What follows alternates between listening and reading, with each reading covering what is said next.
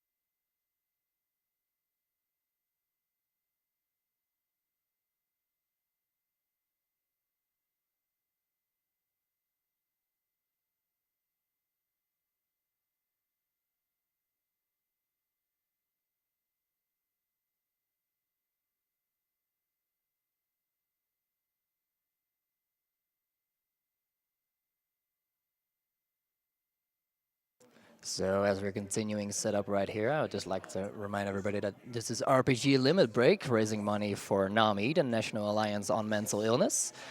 Thank you everyone for your donations so far. We seem to have passed the 41K mark already. That's very, very nice for these past few days. So thank you everyone who has donated thus far, and I hope you enjoy everything going forward. Been having some pretty good speedruns here. In the meantime, we also have a $25 donations from Star Soul KLR saying, "Go Spiky, go! Fantastic Final Fantasy Tactics run." Thank you very much for your donation.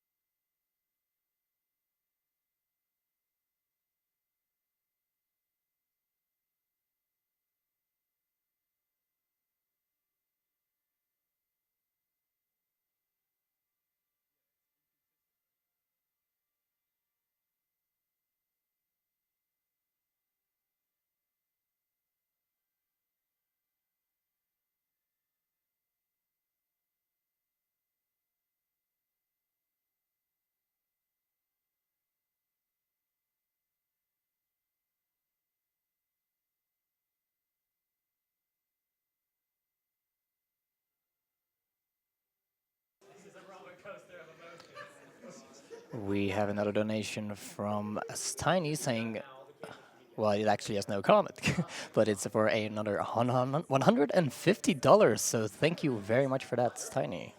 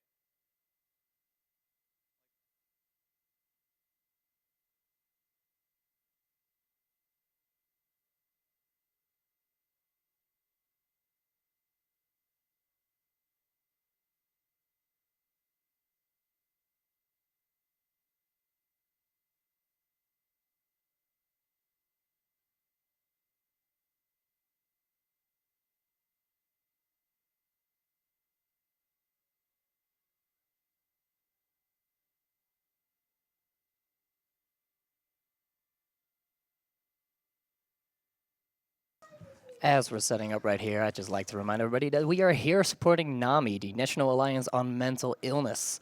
For more information, you can head over to NAMI.org, where you can read how they are striving to raise awareness of the difficulties of those who suffer from mental illnesses. They're a very nice charity, and I'm very glad to be here supporting them.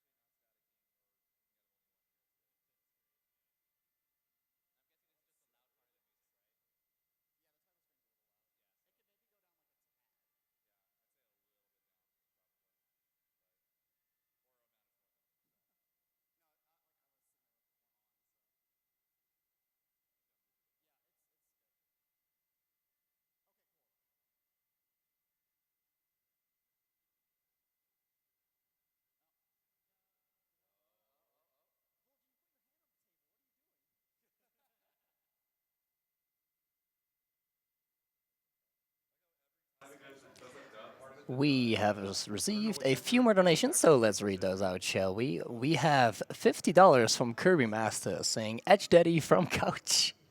Thank you very much for the donation, Kirby Master. And yes, you're technically not even on the couch, Kirby Master. Come on, man. We also have $10 from Chibi Roggy and X saying, Go Oro, go! Also, Edge Daddy has to win. It has to.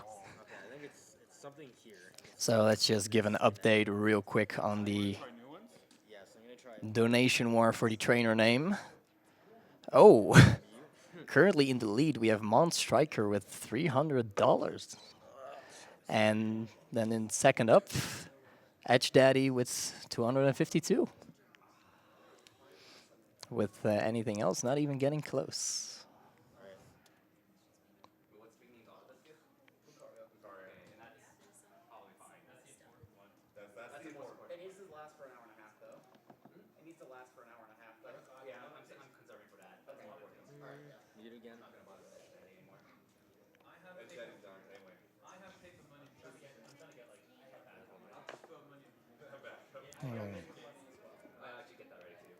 And there we go. There are the donations coming through that are altering the trainer name bidding war. We have another $100 from Tiny with no comment. Thank you very much, Tiny. And we have $10 from Mamgar saying, Knew I was going to have to donate during my good friend Oro's run. I don't have anything else to say. Go memes. Thank you very much, Mamgar.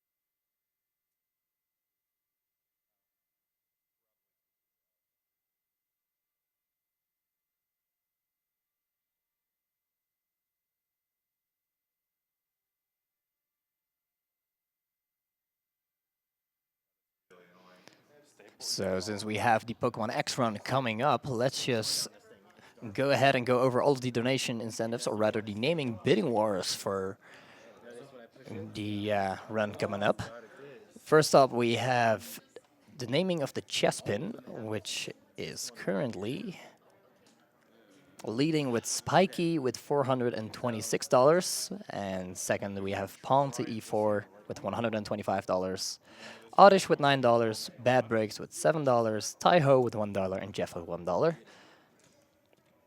We also have the naming of the trainer, which is currently at $465 for Mon Striker, $262 for Edge Daddy, $100 for Replude, $29.25 for Finabella, $25 for Brooke, $2 for the final Pam, and then $1 each for Taiho, Jeff, Gumi, and Alta Biscuit. So if you want to change either of those are going to be named right at the start of the run. So if you still want those to change, you got to get your donations in quick.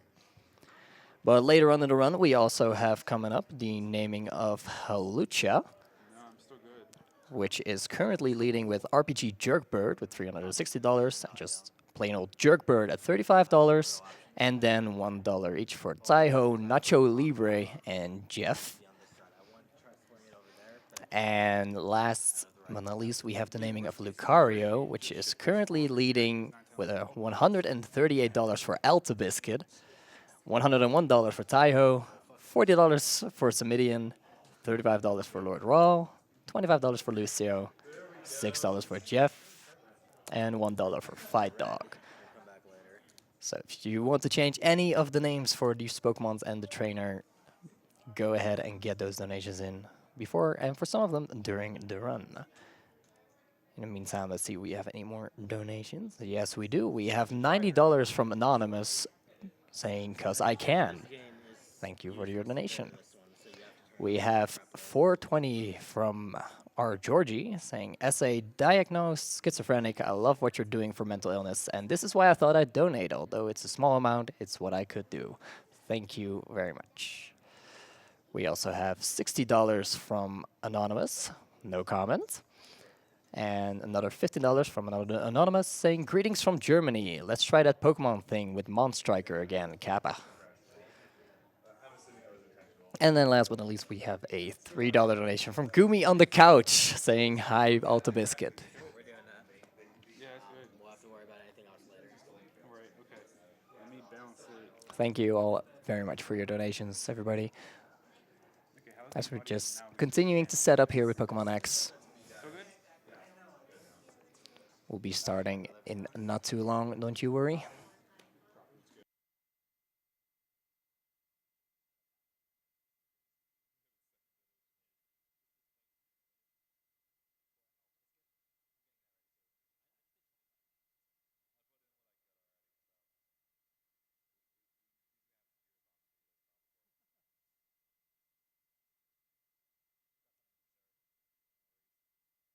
Okay, we seem to be done with setting up, so welcome back to RPG Limit Break 2017, raising money for Nami. Here we are going to get started with Pokemon X Any Percent by Orolin. Take it away. All right, so I'm gonna need the trainer name here really, really quick, because I need to get going as soon as I start. So, All right, let me do one last refresh on that. It is going to be Monstriker. all right, Capital MONDSTRIKER. okay, sounds good. So, hello, I'm Oro, and if my couch wants to introduce themselves, really quick. I'm Kirby Master. I'm Ghoul. I'm Keys. So time is gonna start when I hit begin game here. I have to select the language, and then when I hit begin game, that's when we'll go.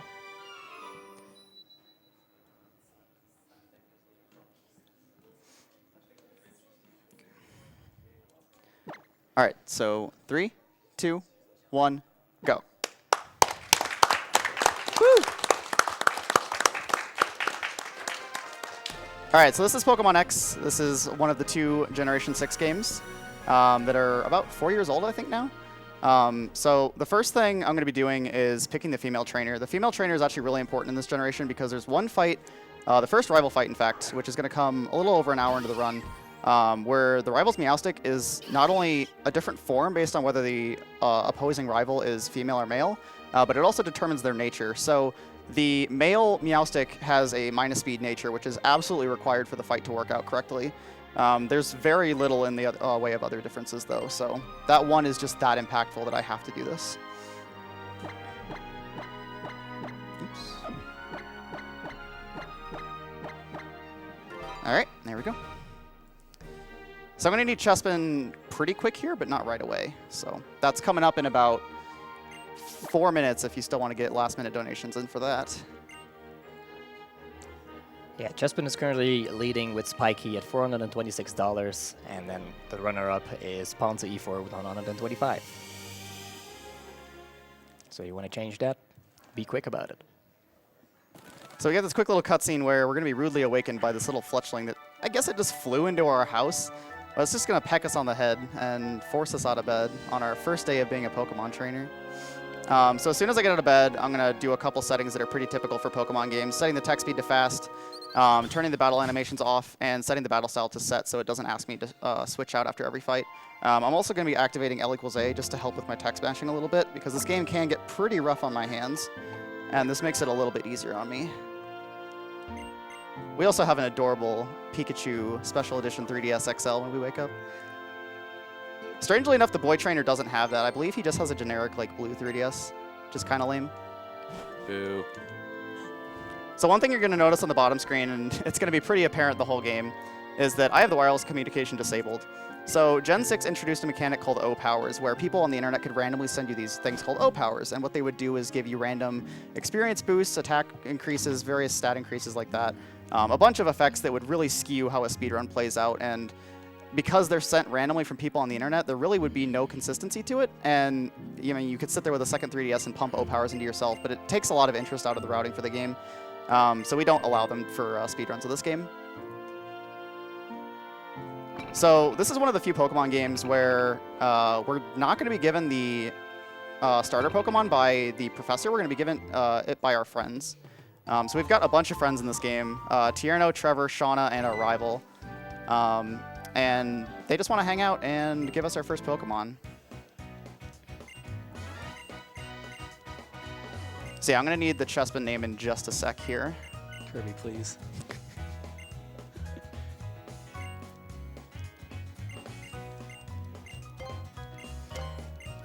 Alright, the Chespin name is currently still at Spiky, so All right, just sounds refresh good. one last time. Yeah, it's gonna be Spiky. All right, cool.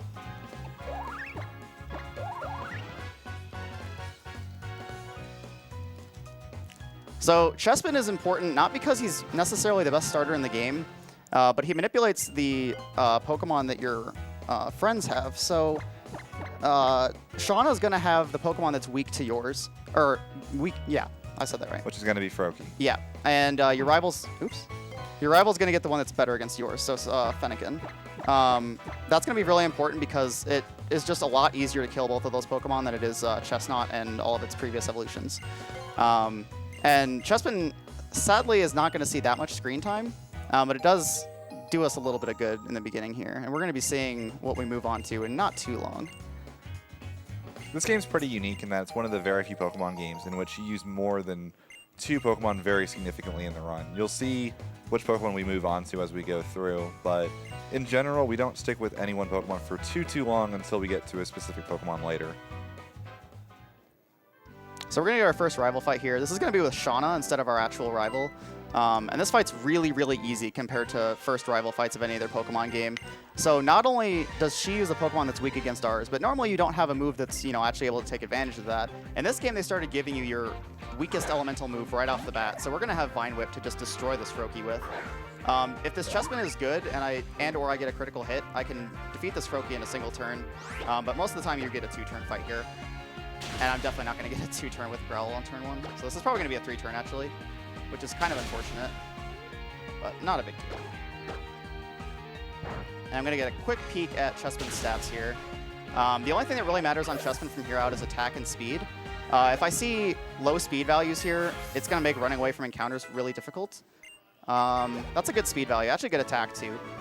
There's a Zigzagoon that I'm going to have to fight pretty soon here as well that is a little bit sketchy. Well, I guess it's not going to kill you or anything, but the fight can slow down a decent amount if your attack is really bad.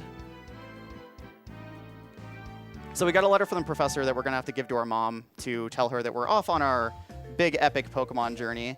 Of course, our mom is really conceited, and the professor of this generation is quite oftenly redeemed as attractive. So your mom's like, ooh, is it a love letter from the professor? And then she's like, oh, it's just, you know, this lame thing for my kid.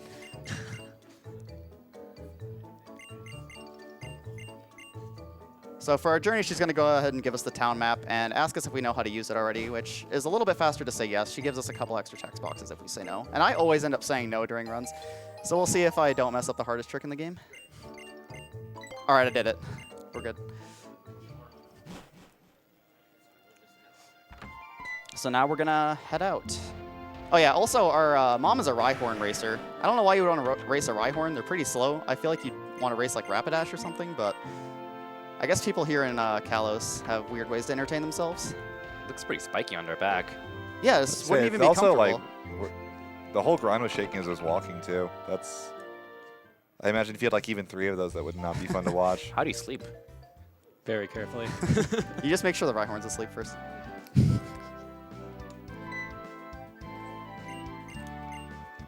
So this guy's warning us about the, the usual, you can't go here unless you have, Pokemon to deal with the wild Pokemon in the tall grass. This encounter is entirely scripted. You will always get this encounter on the exact same tile, and it will always be a Pidgey. And it's kind of unfortunate because this encounter is just straight up no use to us, so we're just going to run away.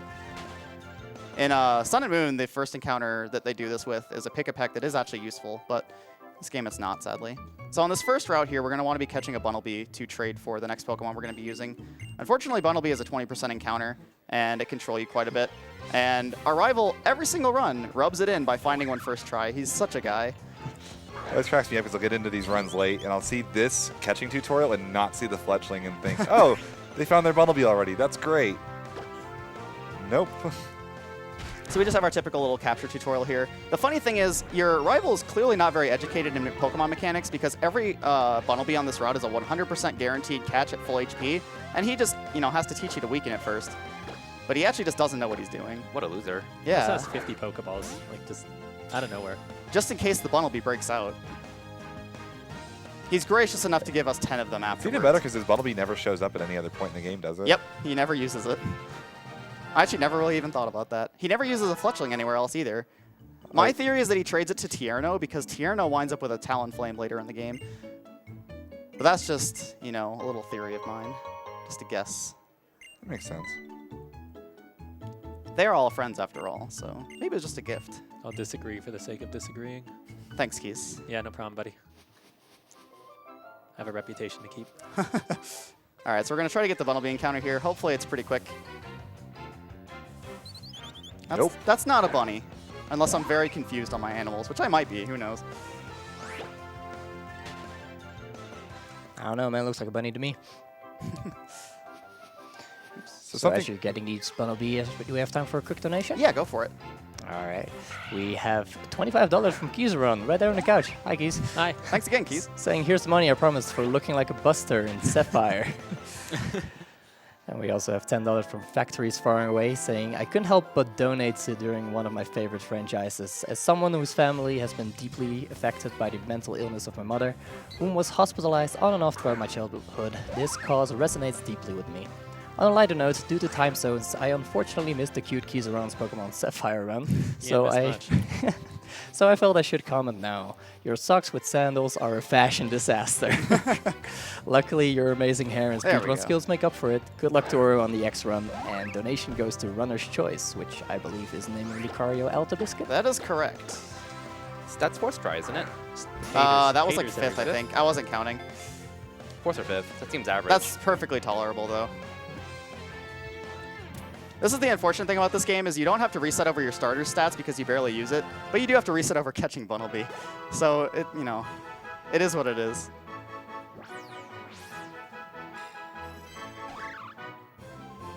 It's apparently a digging Pokemon, so why isn't it a ground type? Its evolution is, so it Yeah, eventually yeah, gets there. Digger's I forgot about that. All right, so we're not going to be using Bunnelby for anything, really. Just quite yet. But we have to fight a couple more trainers before we get to where we can make use of it. So this Zigzagoon, again, can growl and turn this into a really slow fight, but so far he's cooperating. This looks like it's going to be a damage range, and he growled. And I still got it. Cool. Okay, crit. Crit. Nice. That was actually useful. Yeah, that fight can go as high as like 4 turns, but that was 2 is perfectly fine.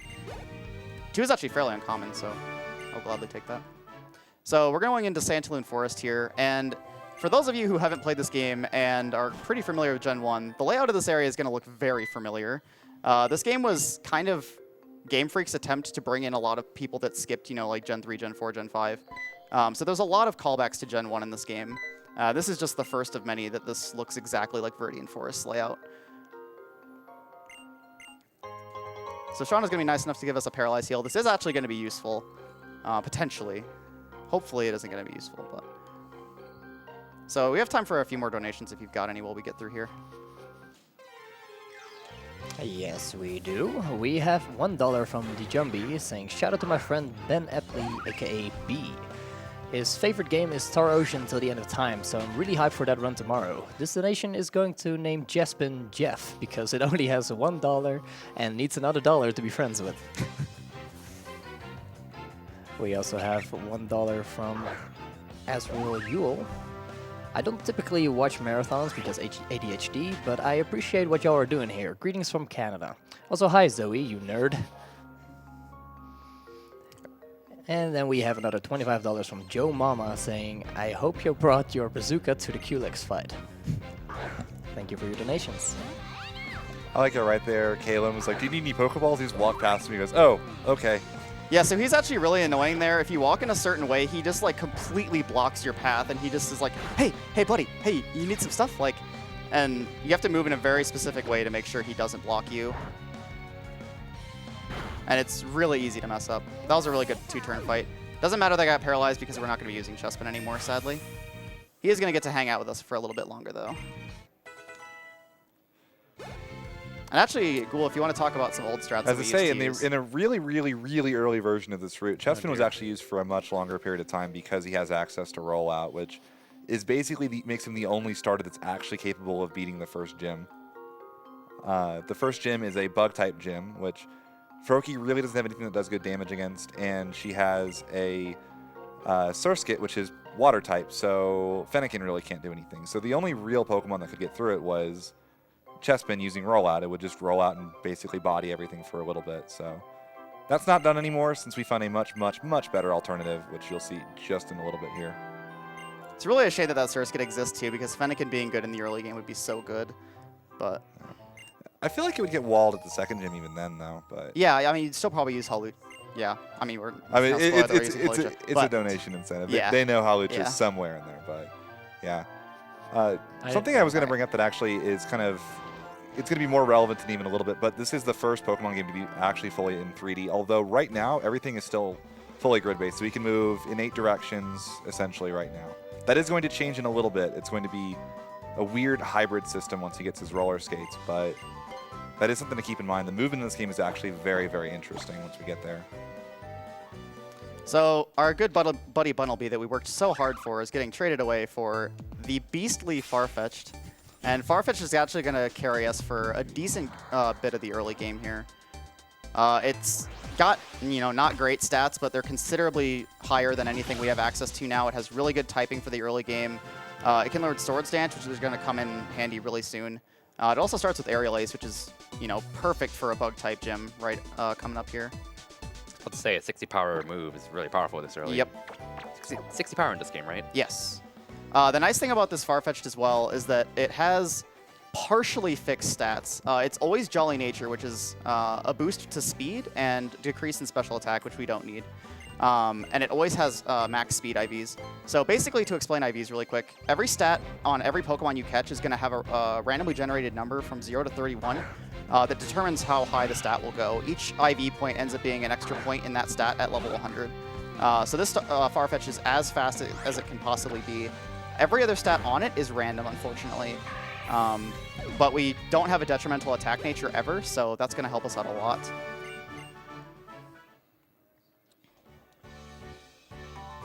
So Rinka here is going to give us the roller skates, which are the unique form of movement that this game has. We're not going to see them quite yet as I'm about to just head inside the gym.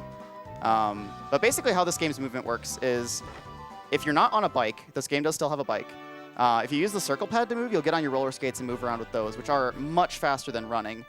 And if you use the D-pad, you are locked to a grid system and you run and walk as you usually would in a Pokemon game. The nice thing about this game is you can use diagonals as well, and that's going to come in handy, right here and much later in the run as well. I'll explain a bit more about the roller skate mechanics as well as soon as we see it for the first time. So I believe you can avoid every trainer in this gym, right? There's one required right at the end here, but she's really nothing. You just aerial ace twice and it's fine.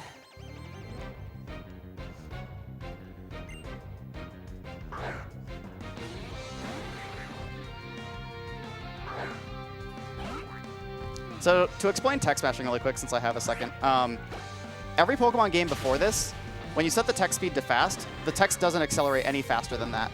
But for some reason, someone at Game Freak thought it would be a good idea to make it so that you could hold a button and also speed the text up even further in Gen 6 onwards. So for every instance of text in this game, I have to hold either L, A, or B and mash one of the other buttons. And it's one of the main reasons this game gets so straining on your hands. But you kind of get used to it. It's just a little unfortunate. So to note, you menu all of your attacks using the touchscreen, correct? Yes. So significantly faster to do it that way. Saves the button press, and also this means you can switch moves without having to, Actually menu it. yeah. So this fight is mostly pretty okay. The Surskit's going to go down. Really, the only thing it can do to us is quick attack, which is fine. Her Vivian is the big pain in this fight, though. Ideally, it goes down in 2 hits, but it likes to use Harden on turn 1, which almost entirely removes your chances to 2-hit it. It also has Infestation, which is much like, Wrap and Fire Spin, moves like that do a small amount of damage initially and then incremental damage over time. It also has Tackle, which is probably the best thing to see. Unfortunately, I got Harden turn 1.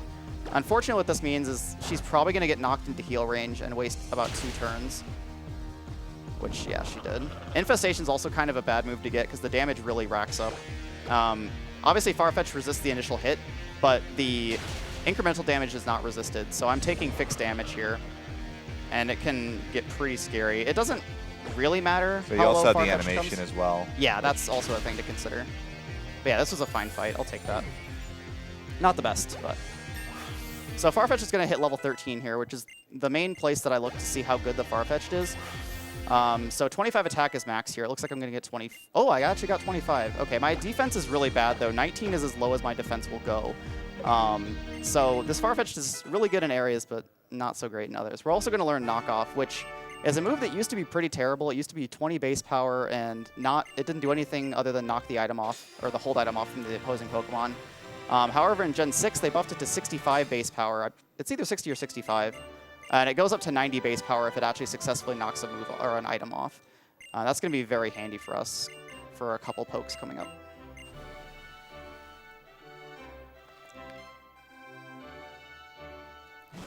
So as we get out of the gym here, I'll explain roller skate mechanics really quickly. So the roller skates, kind of when you use them, they accelerate to a point, and then you kind of just like glide, I guess, is the best way of describing it.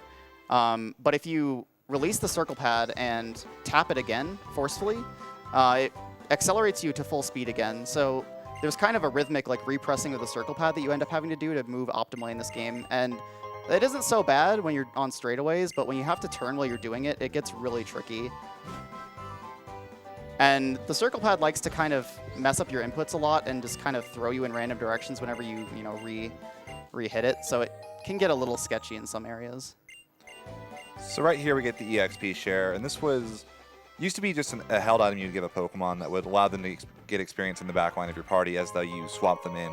However, in this gen, they kind of said, well, let's just have it this always active item that gives all the Pokemon in your party experience. And something that's cool about this run is that we don't use it at all. So any Pokemon that's not in the front line will not be receiving experience at any point during this run. After a certain point, we actually will be using it for a little bit. Oh.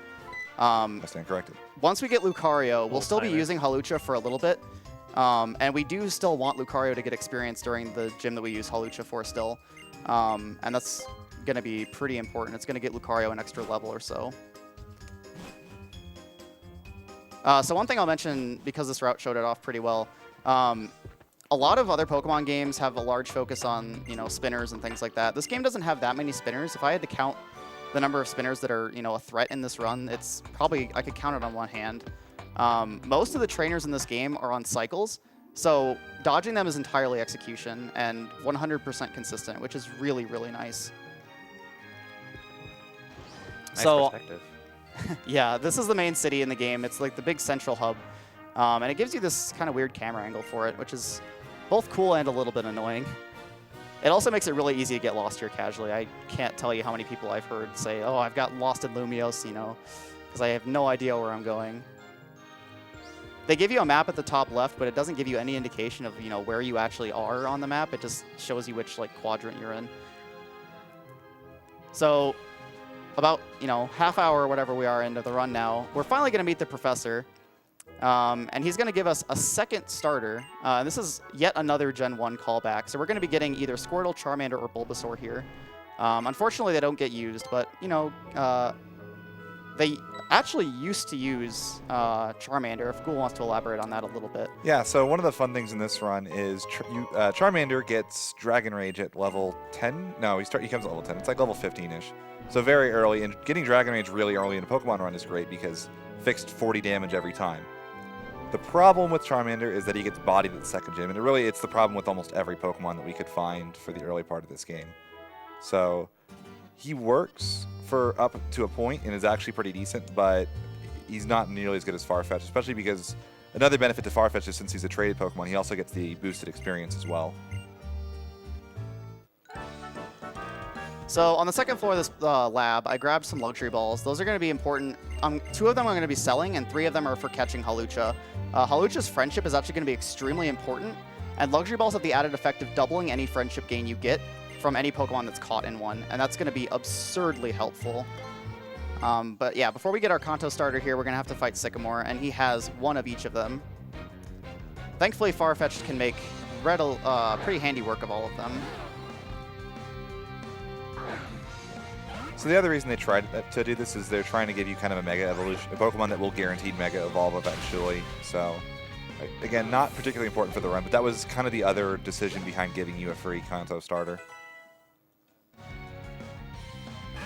we'll see more on Mega Evolution a little bit later.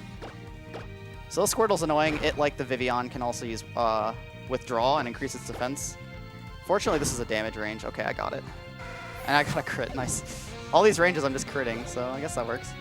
So this Charmander is a threat. At this attack, I'm going to knock it into Blaze range, which is going to increase its Ember power by 50%, and can make it a decent threat, but it just used Growl, so we're fine. Ember can also burn you, which cuts your attack in half and can make this fight a real pain. It hasn't happened to me except for one time, which is during my marathon run for Critical Sid over there, who it was for the marathon to get him here. So I got to get the troll out of the way once, I guess. That's the marathon name that just keeps giving. So do we have time for a quick donation? Yeah, go for it. We have $1,000 from Alta Biscuit. Oh, man. I'm scared. I'm very scared. He says, it's been 3,000 years since I've seen Gumi in the party during a Pokemon X speedrun. My good buddy Ouro, could you help a guy out? Also, I feel I need to make amends for last year, so I'm putting this money to name the Hawlucha RPG Good Taste. It's a shame. No! It's Also, a shame I couldn't why? be there with you guys this year, but I'm there in spirit form of the Gumi on the couch. Good luck on the rest of the marathon, and I hope you guys reach the goal. Thank you very much, Alta Biscuit. Shoutouts to Alta Biscuit. Also, shoutouts to Mamgar. I didn't have an incentive for naming Charmander because you really never use it. But Charmander is one of Mamgar's favorite Pokemon, as many people know. So he should enjoy that a little bit. Speaking of names we know, we also have $10 from Hercules Bench Press. Yo, what's up, Herc? Saying, Ouro, I believe in first try Hawlucha. Don't forget to go into your Z-powered form for the rest of the run to get free world record. Please. Free world record. Also, hi Kurumasa. I don't agree with your head choice, but I guess Eevee is okay. Let's put this to naming Lucario Alta Biscuit. I don't agree with it either. Want me to put this on you during the run? No. I have another thing to put on my head, but that's for later. Let's say, what is your Z form? So that Z-powered form thing is basically just a huge meme, because when I was running Sun and Moon, I really don't like Lilia after she gets into her Z-powered form, where she gets like really happy and overly positive. So Herc just memes me about it. Also, yes, her name is Lilia, not Lily. But that's, you know, for Gen 7.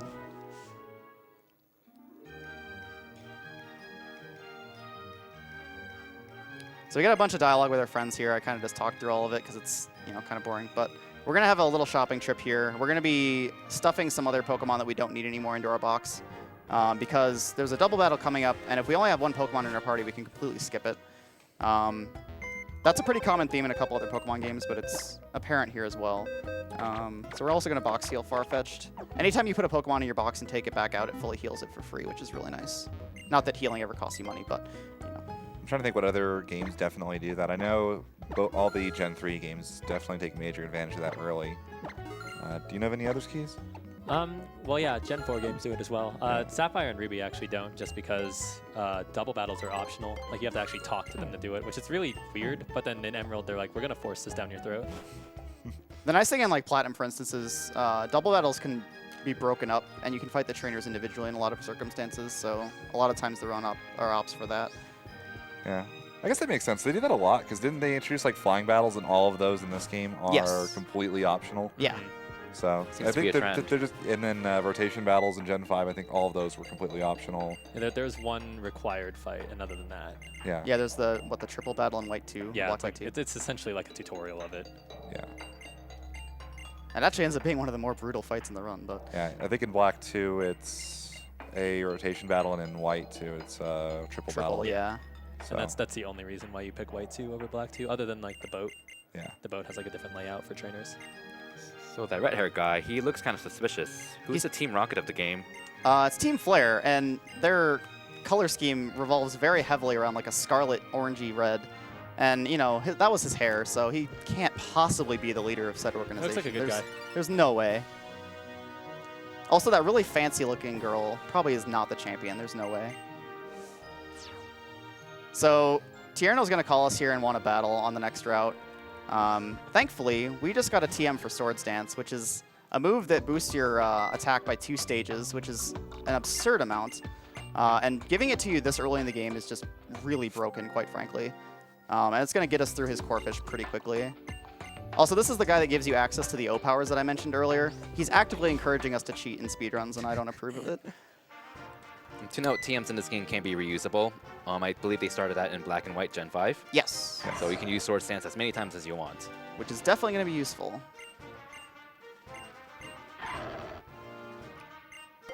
Thankfully, every other Pokemon we use in this run can learn Swords Dance. Lucario starts with it himself, so we don't have to use it for that, but Hawlucha will be making good use of it as well.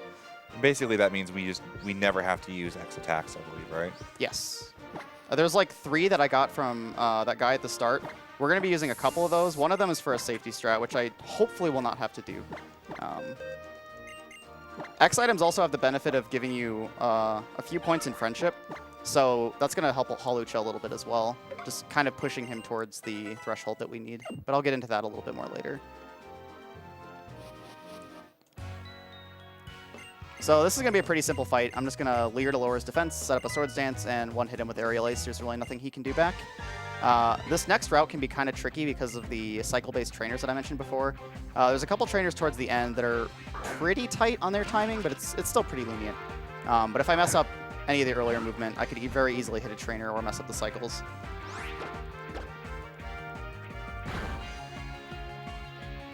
And it actually is interesting in other languages. Since this is the first game that you can just choose to play in other languages, if you play in other languages, because of the text differences on this dialogue before this fight and after, it actually messes up the cycles and it's a little bit different. But thankfully it works out perfectly on English. Yeah, that was one of the coolest things about the worldwide release, was that you can just choose, hey, I want to play this time in, I don't know, Italian. Actually, is Italian even an option? I'm pretty sure it is, yeah. Yeah. I think some of the only major languages that weren't options were like, I believe they added Mandarin Chinese and something Korean. else. Korean. Is it?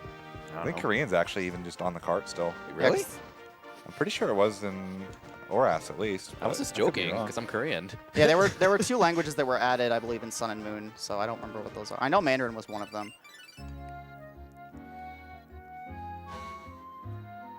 So in Campfire Town here, we're going to be heading down to the south and grabbing a star piece really quick, and we're going to sell that and do another little shopping trip really quickly.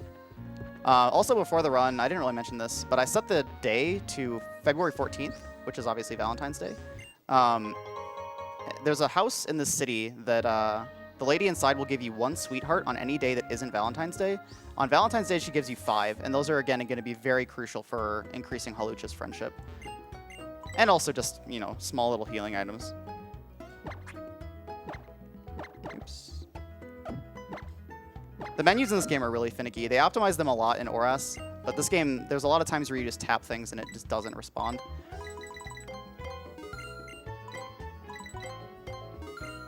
It's kind of a theme that 3DS Pokemon games just don't run well in general, though. Yeah. This game got a lot of flack for its lag. It was actually... That's an I understatement. don't remember in ORAS if they removed the option, but they had to remove the option in Sun and Moon for 3D in its entirety just because the game would not run. It basically barely runs on old 3DS consoles with it off. But in this game, like if you have the 3D on in battles, it just really, really lags. So obviously I'm going to be playing the entire run with 3D off. Friendly reminder, there's a fight in Sun and Moon that you can crash if you use an item while Ledian's still alive. Yep. That was a fun one to find out. And the fun thing is, too, about that fight, you can wait 4 full seconds and avoid that entirely, which is really strange. So could we get a quick roll call from the couch? I'm Curry Master. Yeah, I'm Ghoul02. I'm Keizaron. And I'm Ouro, obviously. Thank you. Nice to meet you. Thanks. Can we get a I've roll heard- call from the donation station? No. Oh, that's Dang. rude. Rude. Crickle said hi. Shut down. My heart. I thought it was Valentine's Day. This is the day for love. Come on. So the other NPC that I talked to in that town gives you a berry juice, which is a hold item. That the Pokemon, it functions much like berries, where if you get below a certain HP threshold, the Pokemon will use it to heal themselves. And that's going to be useful in a double battle that's coming up pretty soon. Yeah, it heals 30 as opposed to an Oran Berry's 10. Is it 30? It's 20. Oh, okay. Citrus Berry's 30. No? Citrus is- berry it used to be 30, and now it's, I believe, half of your HP. Or a third. I don't remember. So many changes. Yeah, they've changed a lot in the past few gens as far as a lot of mechanics. So that route that I just went through is a huge pain, and it's actually going to be a bigger pain on the way back. So there's the trainer on the right at the beginning that I can go behind, but I can't just hug the right the entire time because there's 2 bushes that can randomly have Pokemon in them, so I want to avoid their sight range. And the only way to avoid the trainer on the left at the end of the route is to hug the very right of the brown part of the road. And it's very easy with, the roller skates kind of iffy movement to just accidentally bump into either the bush or the trainer. And either is pretty bad. I'd rather hug the right and get the encounter. But they're both obvious time losses. And it's really annoying on the way back because the camera's going to be facing the same direction it was when I went up. So I'm going to have to be going towards the camera, which is a huge annoyance. So we came to this mansion because we need the Pokeflute to wake up the Snorlax that's in the path. Another Gen 1 callback. Big surprise. But this guy is the owner of the mansion, and he won't give us the Pokeflute until he finds his dog, who he lost in his own backyard, which is I think the guy's just lazy, but that's all right. So we're going to go to the top left of his fancy hedges here and get his Furfrou back. We have a little mini game, which is, I guess this is a bit of a Gen 2 callback with the Farfetch'd in Ilex Forest.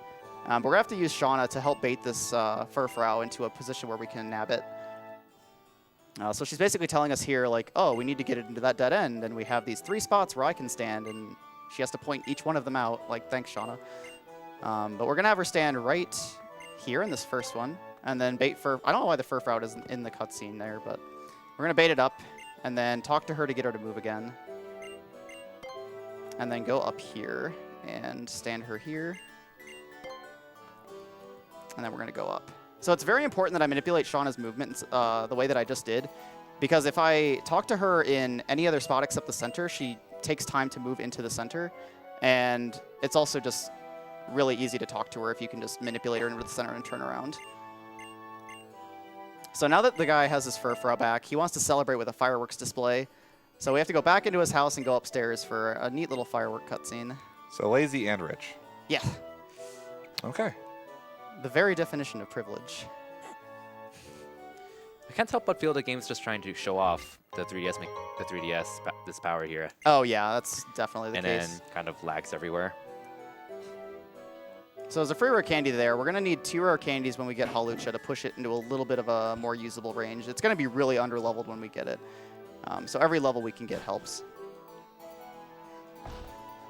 And we actually have time for a few more donations while I go through this cutscene, if you have any. Yes, we do. We have $1 from Mosh saying Keizaron is my waifu. Hi. And we have $3 from NPC saying, NPC here, I haven't played a Pokemon game before, but I do like what I see. I love that duck Pokemon more than Pikachu. Does that seem a bit far-fetched? Don't encourage it, Kirby. I was gonna say, isn't it at least $5 to be a waifu on your stream? It's $4.20. So it didn't even pay enough. She so. gets girlfriend privilege. Unless it's a fake mosh. I don't know. You tell me. I don't know. So what's this about memes on your shirt? Oh, yeah. So I'm wearing a memebig.net shirt. If you've never heard of memebig.net, I recommend going there. That's memebig.net. It's a good place to get some laughs. Meanwhile, fireworks. Damn it, Kirby.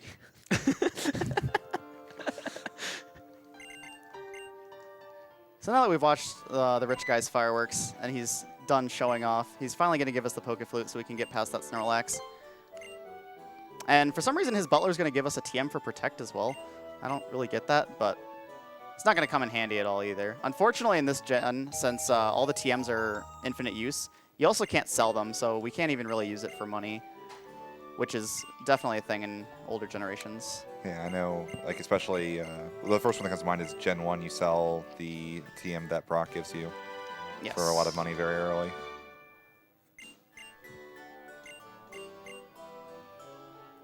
So one annoying thing I didn't mention when I walked into this section is you'll notice the camera's fixed at a weird angle. If you move into these areas holding the direction that you held when you entered the loading zone, you'll continue moving in the direction that would equate to forward. But if you release the D-pad or like circle pad at all and continue to hold the same direction, what that equates to is an entirely different movement. And it really messes me up if I accidentally hold the D-pad too long, but thankfully I didn't do it there. But that's like really the only time where it's a problem. Is it a frame perfect trick?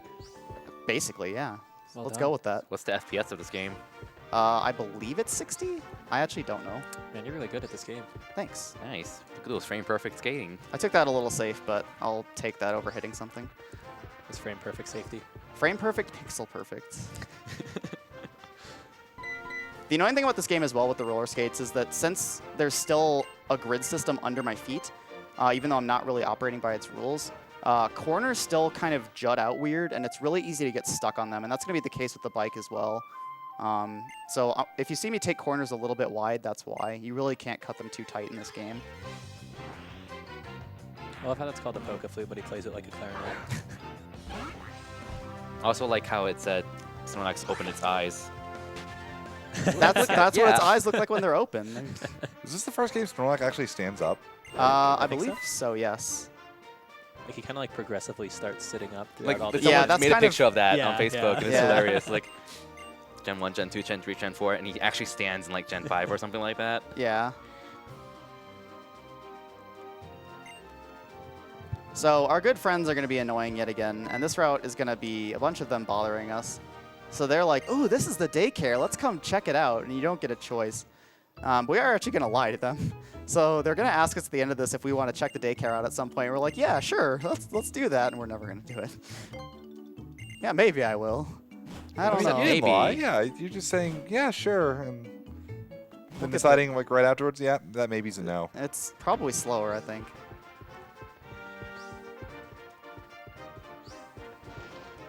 Now we're going to get a little bit of Trevor's dialogue on the Battle Chateau, which is another thing we're never going to be doing. So this is the post-game thing, right? It's one of them, yeah.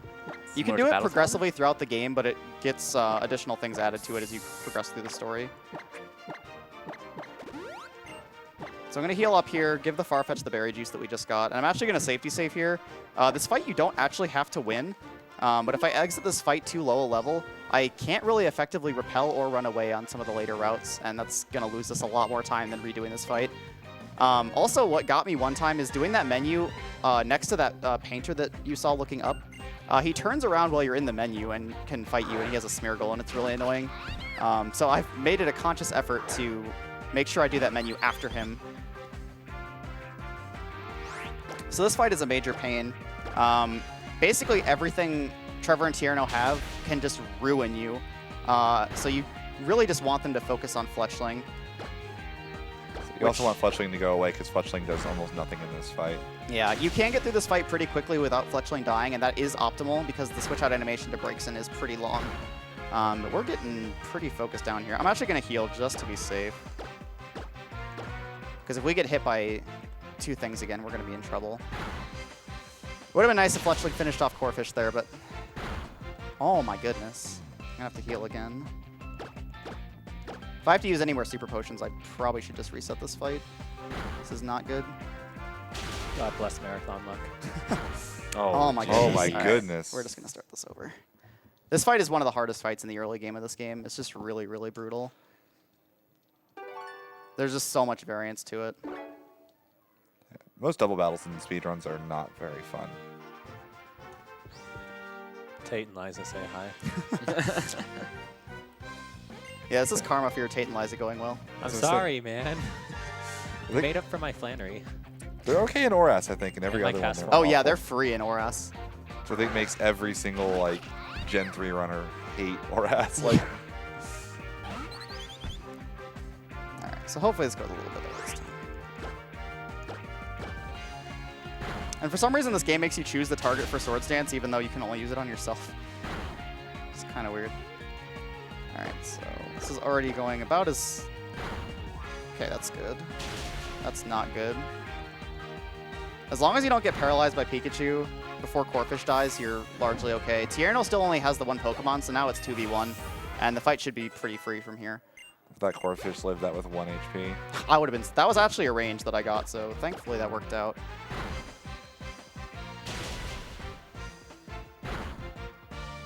Dang.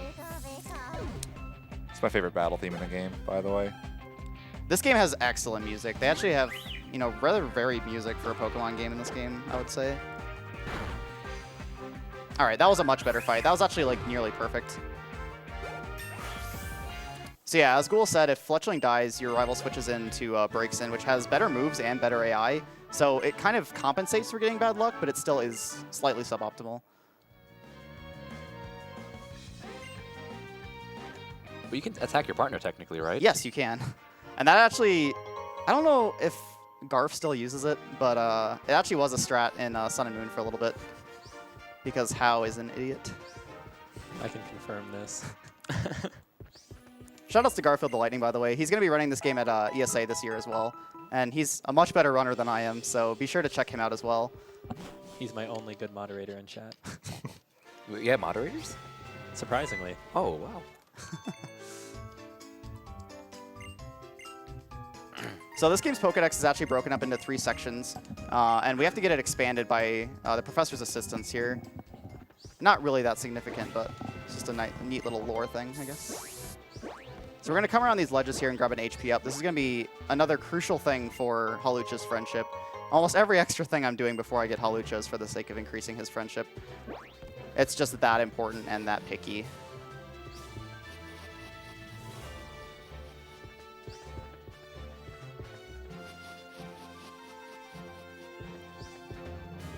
So this is another little thing they added in Gen 6, these little rocks that you can hop over. They're kind of neat, I guess. Copying Golden Sun, I see. I guess, yeah.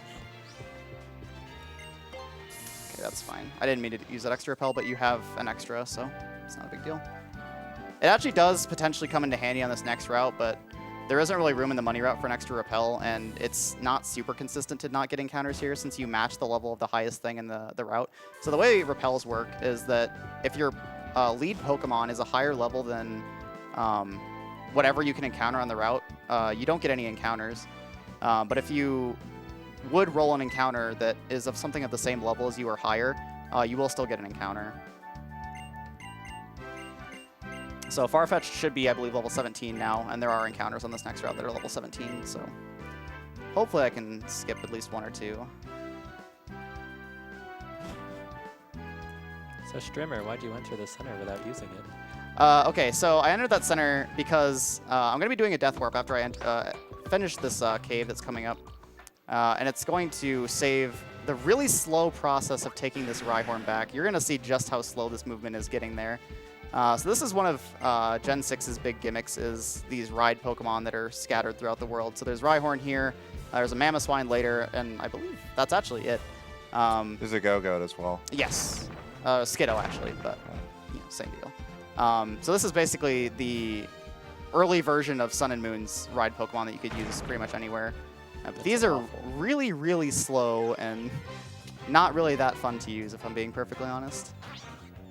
By the way, that Repel did block an encounter on those first couple steps, just in Yeah. case people were wondering. I feel like I would prefer to walk on the rubble than sit on a Rhyhorn. Yeah, this just doesn't, like, I'd rather have, like, I have shoes. I can, you know, walk on rocks. Yeah, I don't understand the actual logic behind it. In Gen 7, you have, like, big fancy armor for all the Pokemon you ride on, but in this game, they're just like, yeah, whatever. And armor's also awful because it means you don't get to wear your dress-up clothes while Yeah. you're in a battle. Well, So- Streamer, I'm already lost. This cave actually, this is bad. Okay, so this cave is kind of annoying. About half the encounters you can get here are bad because you just can't consistently run away from them. Thankfully, that was good. Lunatone can do a lot of damage with Psywave. It can put you to sleep and a bunch of stuff that you just don't want. Not only is everything that you can't consistently run away from here like annoying just because you can't run away right away, but it can, like, every single thing that outspeeds you, and this is also bad. Almost everything can kill you, so hopefully I can just get away from all these. Okay, good. I'm getting pretty lucky, at least in that scenario. Yeah, Farfetch'd does not like rock Pokemon. This is also a lot of encounters. Where these shadows spawn is fixed, but the amount of encounters you get is entirely random. Okay. We're getting really lucky. I mean, we're getting bad encounters, but at least we're getting away, so I can't really complain. Tane Liza really are mad. She's letting her all her Lunatones just run loose. Okay, this is a good encounter. I'll take this. So which one has the Lunatone? I think it is Liza. Okay. Yeah, I actually don't know. That's just kind of my assumption because it says Tate and Liza, so the left, right, and then Solrock's to the left, and Lunatone's to the right. I'm That just would make guessing. sense. Man, this I'm cave probably is having a completely lot of fun with you. Yeah, most of the time you can get through here with like 2 to 4 encounters, and this is already my 5th. Dude, you could catch a Rhyhorn and ride it. I could. Rhyhorn's lonely. Who needs roller skates? Imagine a Rhyhorn with rollers. That'd be great. Shadow Claw. So I just picked up a TM here called Shadow Claw, which is a 70 base power move that basically functions like Slash. It has a high crit rate, but it's also Ghost type, and that's going to be amazing coverage for later in the game. And we're going to be using it a couple times, but not quite yet. So now we're introduced to Team Flare, the enemy team of this generation, who are pretty dang stylin', and they have some really good music, as you're about to hear. So to set up the Death Warp here, I'm going to want to get poisoned on either this fight or the next fight and maintain high HP throughout this cave and keep the poison and then use it to quickly Death Warp. This Houndour can poison me, or the Gulpin on the next fight can poison me. Usually it ends up being the Gulpin. So hopefully that happens. This sounds like another Flannery happening soon. Probably. Let's hope it's not exactly like Flannery. Thankfully the backup for not being able to Death Warp here is relatively quick, at least in comparison to Flannery. Yeah, the backup to Flannery is reset. Say here, you just go find something else that can kill you, right? There's an escape rope, thankfully, right at the end of this cave anyway. So you just escape rope and use the Rhyhorn to get back. Or you can go back to the previous section of the cave and hope to get something to kill you, which is a little bit faster optimally, but it's a little less consistent. So hopefully I don't have to do that. So for the Death Warp as well, okay, there's no shadow there. There's a few spots where there can be shadows from the ceiling where Pokemon will get into encounters with you, and I want to make sure I take note of them whenever I see them so that I can not only avoid them on the way to the end of the cave, but so I can go back to them to Death Warp quickly later. Okay, use Poison Guess. Thanks, man. So that's ideally what happens. The Sculpin has Yawn, Poison Gas, Sludge, and Amnesia. All of those are good except for Sludge. And if you get Yawned, what Yawn does is it puts you to sleep on the following turn, not the turn that it uses it. So a lot of times the Sculpin will use Yawn and then use Poison Gas and poison you and make Yawn do nothing. I was about to say, he just wasted his own yawn by poison gassing right afterwards. Good AI. This game's AI is really weird, as we're actually about to see in the next fight. Unfortunately, the AI in the next fight being bad kind of is to my detriment. So, coming up is another double battle with our good friend Callum. And he has an Esper now, and that Esper is really good if he uses Psybeam on Krogunk because it just one-shots it. But the AI in this game likes to just be set up, so oftentimes he uses Light Screen instead, and just the Meowstic or the Esper just dies. Thankfully, it's another situation where if the Esper dies, he switches into his Braixen, and the Braixen not only has better AI, but better moves. So it's kind of a good compensation for if I get bad luck, but hopefully that does not happen. Say, Light Screen's a good doubles move, isn't it? It is, unless it's against two things that only have physical moves. So Light Screen halves the damage that your team would take from special moves. And Krogunk and Scraggy, as far as I'm aware, I've never seen anything but physical moves from them. Also, Scraggy has Brick Break, which breaks through it. Does that actually make it 2 extra damage too? No, it doesn't, Oh, okay. thankfully. The Scraggy's just really strong. So this is actually really good HP if Krogunk does not hit me. Okay. Did he just cast Light Screen twice? Oh. I believe I've died to this fight before, and I believe you just continue. As long as Esper pulls through, which it did. So the unfortunate thing about this is I'm no longer poisoned, and I'm going to be restored to full HP. So I am going to have to do the slow way of getting out of here. But it is, by all means, not a big deal. I think Esper Light Screen twice even. Did it? Yeah, Sure Light did. Screen the second turn after. Or turn Oh, after yeah, Brick probably Break. because... Oh, my God. Yeah, it got broken with Brick Break, and he immediately Light Screens again, just in case. Yes, AI is good. So there's a Shadow encounter there. Thankfully, or unfortunately, I can't make use of it now because I'm not poisoned. The two encounters you can get here are Woobat and Ferrothorn, or Ferroseed. And both of them are really slow to die to if you don't have poison on. And if you're at full HP. They just have bad AI. They don't really have anything good to hit you with. So as a backup, I'm going to be grabbing this escape rope here and unfortunately just taking Rhyhorn back. So if we have any more donations for the next minute or two, go for it. Yes, we do. We have $4.20 from Picalex ALT saying, "Hey Keys, what do you call the Japanese child of this event's benefactor?" Does he want me to answer that? Konami. Oh, come on. And we have $10 from Garfield the Lightning saying, "Hey Oro, I hope you only lose a few battles this run. Make sure to pick the big nugget instead of the Master Ball. Looking forward to Xerneas sweeping the endgame." Garf, you ruined my joke. I was going to meme about that later, and you just killed it. Spoilers. We also have $5 from Oro's girlfriend saying, "Hi babe, don't beef Halucha, Magoo."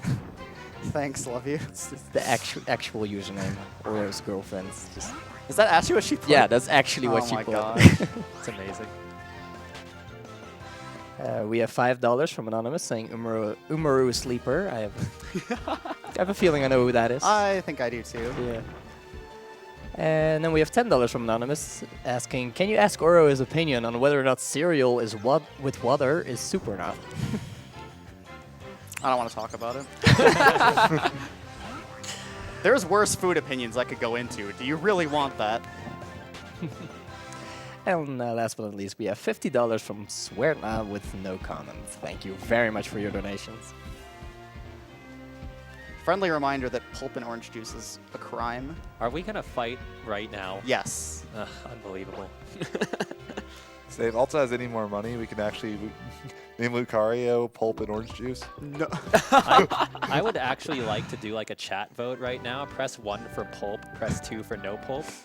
I want to see how this goes. Let us know how to chat goes, Sid. I'll keep you updated. There's more 2s than 1s, and everyone's banned from Pokemon speedrunning. Keys is our Did dictator. they lose so- access to memebig.net as well? Just No, IP no, you're always welcome to memebig.net. Okay. Once again, that's memebig.net. Pretty split opinions here, not gonna lie. Maybe a bit more ones? A bit That's more my ones. chat. That's my chat. Yes. Disgusting. What's wrong with you? You wouldn't put beef in milk. Come on. How's that even the same thing? It just is. Don't question it. So I picked up another rare candy there. That again is going to be for Halucha. I also grabbed Rock Smash in the last town. That is also going to potentially be for Halucha. It is also going to be required in one spot in Victory Road. So we're going to be forced to take the item finder here. It's not useful. We know where all the hidden items are, so we can just pick them up. But thankfully here we're going to be seeing the end of the roller skates and getting the bike. The bike is a lot easier to use than the skates and is always a welcome break for me when I run this game. It's also faster. It's also like really smooth feeling too, IMO. Yeah, the bike in this game is really, really solid. Yeah, it's one of the nicer bikes in the Pokemon series. It's really fast while also feeling like you have a lot of control over it. Oops, I did not mean to do that. That's what I meant to do. So there's a waitress that's running around outside of here, and she's going to sell some soda pops, which are going to be our primary healing item for a while. And thankfully we can buy a dozen just at once from her. I'm also going to be grabbing an X speed here. As I mentioned at the beginning of the game, the fight with Callum in Tower of Mastery is the reason we picked the girl trainer, because the Meowstic has a minus speed nature. Unfortunately, the Meowstic is still fast enough to outspeed Halucha most of the time, so I'm going to be getting that X speed to make sure that I do not get outsped. Also, this is the route where Halucha can start appearing, so, well, this encounter... Okay, well, we didn't get it yet. So we're going to try to manipulate Halucha. It's also really hard to wear over a headset, but it's okay. Shoutouts to Hercules Bench Press for this hat, by the way. You look absolutely beautiful. So I'm going Perfect into this hat. Pokemon Center again to set up a Death Warp. I'm going to be Death Warping after the second gym, and this skips two Team Flare Grunts that appear on this route after I beat the gym. So now I'm going to be going back through this route and hopefully getting Halucha. If I can get Halucha fast enough as well, I'll be able to massage it in the city that I was just in. And if I get it fast enough, I can actually massage it once before the day turns over and then massage it again, which almost guarantees you getting the friendship threshold that we need. Well, that would have worked in an older route. Yeah, I was about to say, I know you want to say something about Yeah, that. I'll get into that a little bit later. But What are the chances? So Halucha, much like Bunnelby, is also a 20% encounter, and everything on this route that is not Golett is rarer than Halucha. So all three of the encounters or two of the three encounters we've gotten so far are just straight up worse luck than Halucha. Including this Pokemon, Eevee? Yes, Eevee's, I believe, a 5 or 10% encounter here. The reason I saved as well before this is not only if Halucha gets away and or kills Farfetch'd, if I take damage here at all, I don't have as good of a chance at catching Halucha if it shows up. Yeah. So I just need to be able to soft reset. I believe this is the fourth encounter now that I've gotten. yeah, that was... Yeah. It was Four. Houndour, Golett, Golett, Emolga, Molga, Sigilyph. Okay. How many different Pokemon can you find on this route? It's a lot. It's like 6 or 7, I want to say. Maybe 8. There's 5. Actually, technically 10, because there's Horde encounters you can get, which is another mechanic that Gen 6 added, where you can get into an encounter with 5 Pokemon. And the 2 Horde encounters here are Yanma and Nosepass. I believe Yanma requires a special event to trigger to have it appear, but we might see Nosepass. There's 6. Eevee. Eevee! Someone bully Kirby for me. Get off the couch. He already is. All right. Damn. That's true. Get off the chair. Sit on the floor. All right, if we have a few more donations, go ahead. This could take a little bit. 7. We currently do not have any donations, so instead I'm going to take this opportunity to plug the people that made these layouts. Namely, that would be Namux and Ouro. Oh wait, that's you. Hi. Hi. Hi. How's it thanks, going? thanks for the layouts, Ouro. You're welcome. Also, this is Nosepass, Yeah. so enjoy lag. Follow them on Twitter at Namux_ and at Ouro. 9. I love how there's the one that's just Wait, was not it 8 or facing the 9? same No, it's 8. direction. I like how they're called kind of like dancing, like robot. This is 9. Watch There it. we go. Oh, there There's we our go. boy. I was hoping for another Eevee. Of course you would. Keys, is it getting in the ball? Is it getting in the ball? Why are you asking me? No. Sorry. There's actually a really bulky Hawlucha, so my odds aren't as good. So Hawlucha here can either be level 19 or 20, and we're going to be approaching how we use it a little bit differently depending on the level. See? Yo, Ooh, nice. first try. Reverse Let's go. psychology. There we go. No faith. The hat pulled through. All right, so what's the name on Hawlucha? Alrighty, name on Hawlucha is still RPG Good Taste, courtesy of Alta Biscuit. Shoutouts to Alta Biscuit. Let's see if I said it was Capital gonna get in, G, it's gonna capital pop T. All right. The reverse psychology. Huh? Exactly. It's a double mind games, man. Wow, it barely fits. Dang. Alta planned this really well. What a jerk. Yeah, Alta Biscuit's a well-known runner and/or memer and cool guy in general. And Gumi is also his favorite Pokemon. And That's an understatement, but yeah, Friendly he donated reminder. $500 during Sapphire, 100 to go for naming. I think it was during Golden Sun, but 100 donated to name each Sapphire incentive Gumi, and they all won. Yeah, they all won. Yes. It was Pokemon Gumi. I made it to the Hall of Gumi. So the annoying thing about level 20 Hawluchas is that they learn Encore at level 20, and that overwrites the move that's in their first slot, which is Karate Chop. We actually need a fighting type move, so we're going to be using Rock Smash in this situation. We're also going to be teaching Swords Dance. We're going to keep Encore, though, because that's actually going to be really useful in a couple of fights. Encore is a move that forces the opponent to repeat their previous move, I think. Yes, for the next 2 turns. Which is obviously nice when you have a move like Swords Dance. Yeah, you can just set up and destroy them. Man, remember those days when Rock Smash was required and it was freaking 20 base power? So bad. All right, so we're going to be getting the first massage here. I believe I am actually going to save again just to check my time. Wow, we just barely missed it. So I'm only going to be getting 1 massage here. If I had gotten like 1 less encounter on Hawlucha or maybe menued a little bit faster, I would have been in time to get 2 massages, but unfortunately we're only going to be getting 1. I mean, I can give you a second one if you want. That'd be great. All right. So there's 3 different massages you can get here. One of them is really bad, but it's a 74% chance to get it, and it's the one I just got, unfortunately. The best one almost guarantees we hit, actually I'd say it pretty entirely guarantees the friendship threshold, but it's only a 6% chance, and I rarely see it. But that is what it is. There's some backups for if I don't hit the friendship threshold, but we'll just see how that goes. Also, I believe I didn't. I'm going to double check. So I'm going to switch Farfetch back to the front here if I didn't already. I'm double checking that right now. Okay, I did. Because this next fight, even though we have Hawlucha now, which we caught pretty much for the sole purpose of dealing with this gym, this gym just otherwise This gym falls is Farfetch'd. awful. So Farfetch is going to basically be Death Fodder and set up a Leer on Grant's first Pokemon, which is an Amora. And that guarantees the one-hit KO from Hawlucha. And then we can set up on his next Pokemon, which is Tyrant.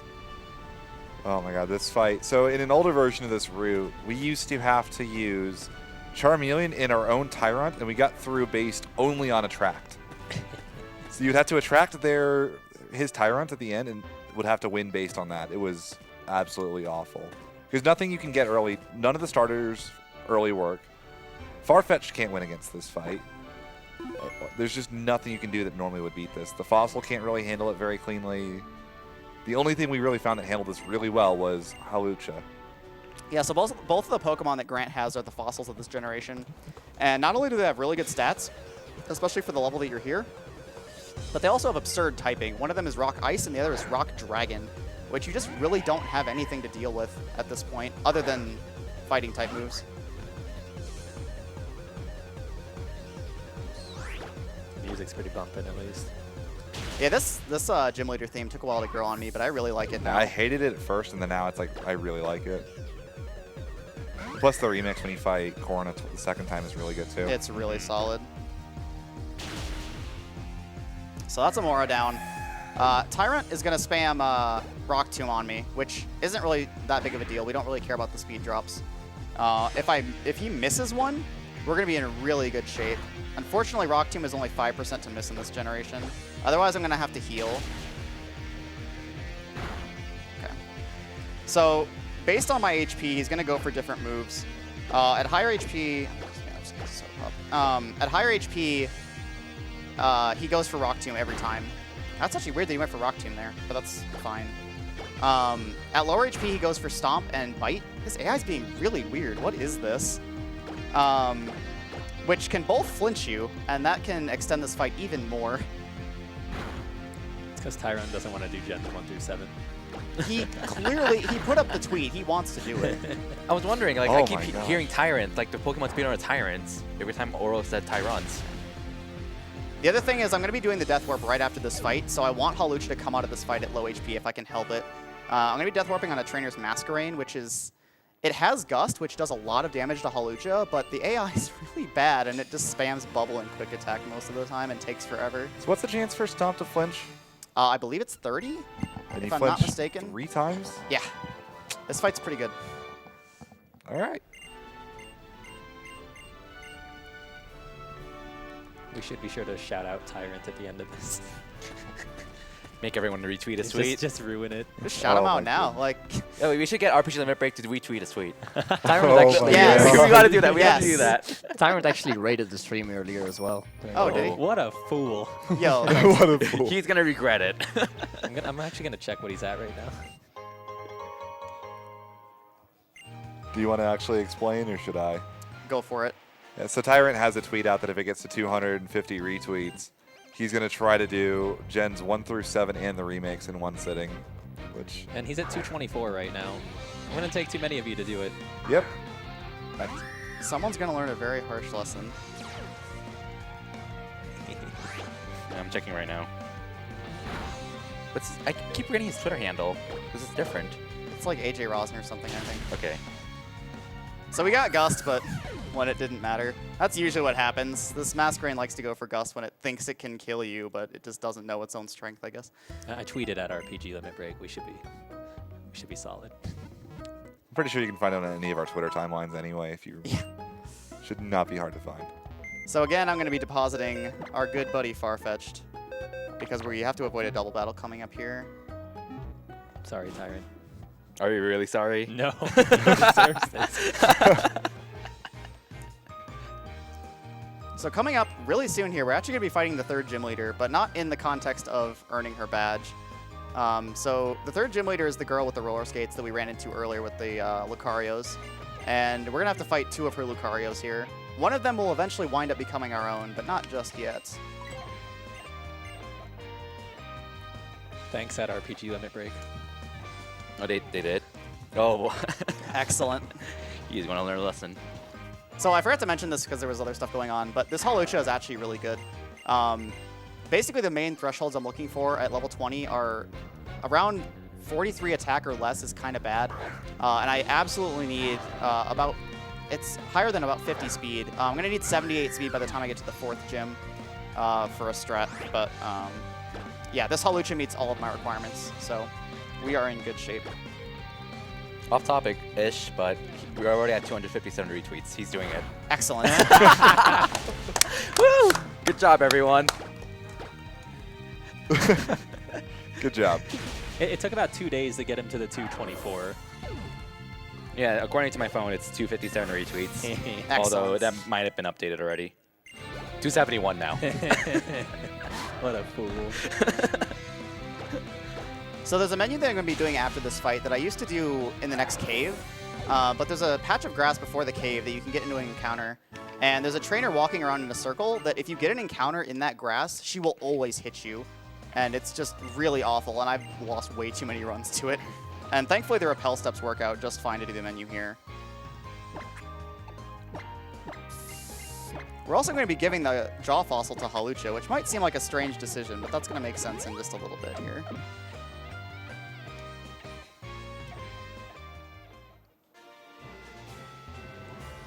So yeah, that girl, if you hit the grass there and get an encounter, she'll just always get you. And most of the time, she'll end up killing you.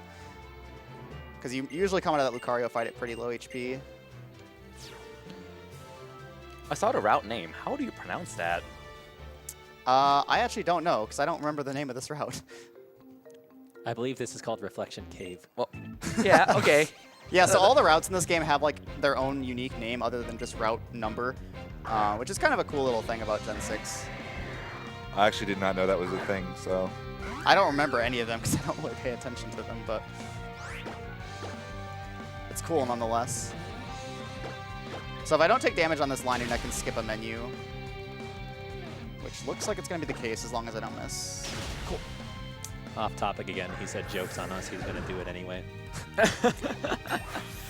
Seeking attention. Come on, Tyrant. Come on. I think his Twitch is Tyrant 13. It's probably 14. Chat 14. Tyrant 14. I believe the other 13 were taken. No. So I taught Fling over Rock Smash there, and that is the sole reason that I gave Hawlucha the Jaw Fossil. Fling is a move that you throw your hold item at the opponent, and it does a different effect and base damage based on which item it is. The fossils are 100 base power dark type moves, and that's going to be very helpful for a couple Pokemon coming up. We're not going to make use of it for too long, but it is very handy for this stretch. It's Such a good generally strat. based on the weight of the item. Yeah. Fossils are considered to be heavy items.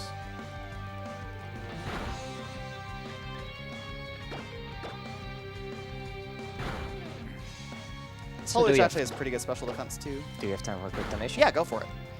All right, we have $30 from SSB SLJ saying Poplar's Juice is about as sad as a stream without donations. $30 to naming Lucario Extra Pulp. Extra Pulp? Sorry, Oh, no. Oro. You're killing me here. We have $100 from Silvergun saying it's awesome to see Ogre Battle getting the love it deserves. It's one of my all-time favorite games. As much as I'd love to see you win the world ending, I'll settle for the good ending instead. Thank you very much for your donation. So that was a misclick, but it's okay. Can I keep going? Or? Yeah, go for it. All right, because we have $40 from Melrose right here behind the couch. Matching Oro's donation of $5 for every non-Hawlucha encounter.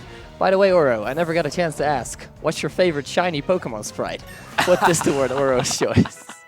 I actually don't know. I'd have to say Serperior. Serperior is like my second favorite Pokemon, and it has a really good shiny. Shame, not an evolution. I did not expect you to answer that seriously. So if someone wants to explain the meme behind shinies in my chat, that'd be great. But Oro is not exactly a fan of shiny Pokemon exactly, and in this chat, a lot of people keep asking who wants a shiny trade or what are you gonna do if a shiny Pokemon, if you encounter a shiny Pokemon, and Oro's answer is usually just to kill it. Have either of you ever seen a shiny Pokemon in the speedrun? I have not. Decent amount of us have. I saw a shiny Sentret before when I didn't have Pokemon. Weirdly enough, I actually have. As dumb as it sounds, I did a 12-hour challenge for Oras, and the Poochyena in the grass for the. No, he didn't have to do the tutorial for Dexnap. Was a shiny, and I was like, "Wait, is that always shiny?" And people are like, "No." I actually remember you that's-" telling me that now. It's like, no, that's not always shiny. It's like, Our oh. boy Tyrant got a shiny Ralts in the tutorial in Emerald. Oh, yeah, that's one of my what is the chance favorites. of that? Like normal shiny chance. It's right? just normal shiny chance, I yeah. think you can also kill the Ralts. Yeah, and can't you? that's Ralts like can actually die. extremely low chance. I remember at TAS manipulating that, and it's like less than 1% or something like I that. think it's rarer than it actually being shiny. Yeah. Because you have to have like really, really high. Because all the stats in that fight are random, and it's a damage range, even if stats are perfect. Yeah. So this Chimecho is a huge jerk, and one of the main reasons we teach Fling. It can confuse you with confusion or crit you, and you're pretty much just dead from that point. Thankfully, this Hawlucha is really bulky and would have still lived a crit. But we got through pretty cleanly, so I'll take that. I've lost a lot of runs to that Chimecho, too. It's not my friend. But yeah, there was one, back on the shiny thing again really quick. There was one instance when I was working on some Oras routing stuff on stream, and I found a shiny Wurmple, and I just went crazy and just gave it what it deserved. I think that's one of your Frank Facey emotes. It is, yeah. Stabbing a shiny Wurmple. It's great.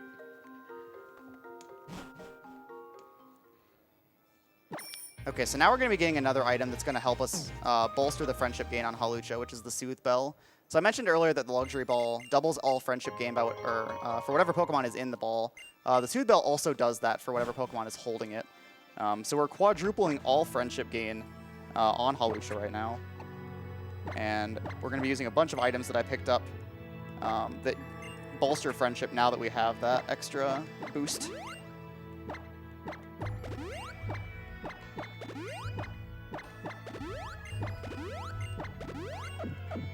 So, to list things that increase your friendship, you get friendship gain from leveling up from combat, using vitamins, which are the protein, the iron, things that I just used there. Sweethearts, there's a random chance every certain amount of steps to gain friendship. Fighting gym leaders and other significant trainers also gives you friendship. And all of this is going to go towards trying to get Hawlucha to the maximum friendship amount, which is 255, by the time we finish the next gym, or 2 gyms from now. Because we need to get an item called the Lucky Egg, which increases the experience of whatever Pokemon is holding it by 50%. And that's going to allow Lucario to just massively overlevel the end of the game.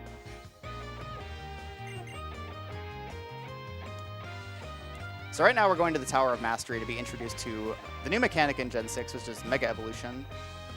We have to go see the Mega Evolution Guru. It's kind of ironic that there's a guru for something that when the entire quote-unquote plotline of this game was the mystery of Mega Evolution. He just has it figured out already. He's way ahead of everyone else.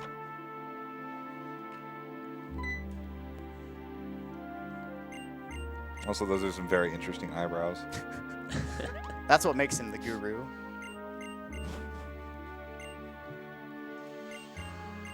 So before we got in here, Tierno gave us an intriguing stone, which turns out to be a keystone for a Mega Bracelet. And we have to be honest and say that Tierno's the one that gave it to us, or he gets really offended and makes us tell the truth. So coming out here, we are going to have a fight with Callum. This is the first time we actually fight him. And this is the fight that I mentioned that is the main reason we picked the girl trainer. And it still can go badly, so I'm going to be saving before it. Ideally what happens is he uses either Fake Out or Light Screen, and I can Encore him into those moves while I set up Swords Dance. He can go for Psybeam, though, and just destroy me. So if I see Psybeam, I'm probably just going to have to reset the fight. It's a very, very small chance, though, but it has happened before. Which means he's going to do it right here. Probably. Absolutely. He knows. It's a marathon, man. Well, he also knows because he double light screened in that double battle too. So he's due for Yeah, due. He already like outused his light screen. Yeah, he's out of light screen PP I now. think He's it's only got a it. 5 use move, right? Or is it 10? I think it's 10. I think it's Oh. 10. Yeah. His is 2 though, Yeah, his is 2. and he didn't center yet. Yeah, and he like just didn't teach him Fake Out this time, so Psybeam's coming right here. Would a critical kill you? Yes. Well, that's Even a the non-crit. person, the person on the hosting station. Hmm? Never mind. The one and Oh, only please. critical Sid. I might. This is also something I do a lot. It's really easy to accidentally say no in this game just because, like, to ease on my hands, I alternate between holding B and mashing L or holding L and mashing B. And on text like this where you have to confirm something, if you're mashing B, you'll just say no. Which is what just happened there. So hopefully this Meowstic cooperates. So we're going to X-Speed turn 1 just in case he goes for Fake Out, which is ideal. Good, he cooperated. So now we win. So now we're just going to Encore him into Fake Out, which he can't use because you can only use Fake Out on the first turn of the battle. And we're just going to set up Swords Dances without him being able to do a thing about it. We should do this like mind game thing more often. It seems to work. Yeah, apparently. He didn't light screen though. He was out of PP. Yeah, apparently. He used it on all the wild Pokemon getting here, I guess. Honestly, it would not surprise me if he actually did that. That's actually really good to see, too, that I one-hit him. That isn't a guaranteed one-shot. Usually you only get it if you get a crit, but I actually didn't know that was a range. I think that's the first time I've hit that without a crit. I actually want to see that now. I want to see a hack where the AI actually chooses your Pokemon moves for you. It's called Twitch Plays Pokemon. Touche. All right, that was a really good fight, actually. That was as good as that fight can possibly go. I'll clap for that. That was really good. Claps for Callum for being a nice guy. What a pal. What a guy. He's making up for the Benelby earlier. The missing Bunnelby. And when it's no longer there. He should just give us the Bunnelby that he catches. Like, Clearly here has you no- go, friend. I'm None not of going the- to use None it. of your other friends have a Bunnelby either, do they? No, they never get one ever. He had like 50 Pokeballs too. Yeah. Like, it's easy for him to catch it, but He's he didn't know it's holding 100% catch rate. What a noob. So we're headed to the next gym now, and this is going to be one of the last times we're going to see the roller skates. This entire gym's gimmick is completely focused around the roller skates, and it's basically just a roller rink, I hate which is it. really neat. The annoying thing about this gym is there's 2 routes you can take. The first 2 trainers in the gym are always going to be in the same order, but based on Hawlucha's attack coming out of the second fight, I may or may not be able to take the optimal route, which is going to the bottom left, fighting a trainer that has a Heracross. That Heracross is a damage range unless I have 62 attack when I fight him. And he has counter and can just kill me. Also, these trainers are really annoying. To get their attention, you don't get in front of them, you get behind them. And a lot of times they can just get away from you. You gotta race them. Come on. So this gym used to be my favorite in the old route. So in the old route, you used to use Tyrant to beat the Grant, and then you get here, and Tyrant really can't do anything here either, and none of your Pokemon really could. So you would actually catch a Golett, which is a Ghost type, and nothing in here has anything that can hit a Ghost type. Except there's a Hariyama that knows Knockoff, but it will not use Knockoff unless it's holding something. So for whatever reason, you just like go through this gym. You can't have a soft sand or anything, and you just would bulldoze, and everything would take chip damage until it died, and nothing would ever touch it. It was actually hilarious. Shoutouts to Extra Tricky. Yeah. So unfortunately, it looks like I'm going to be just under the attack threshold that I need for Heracross, so I'm going to have to take the slow route through this gym.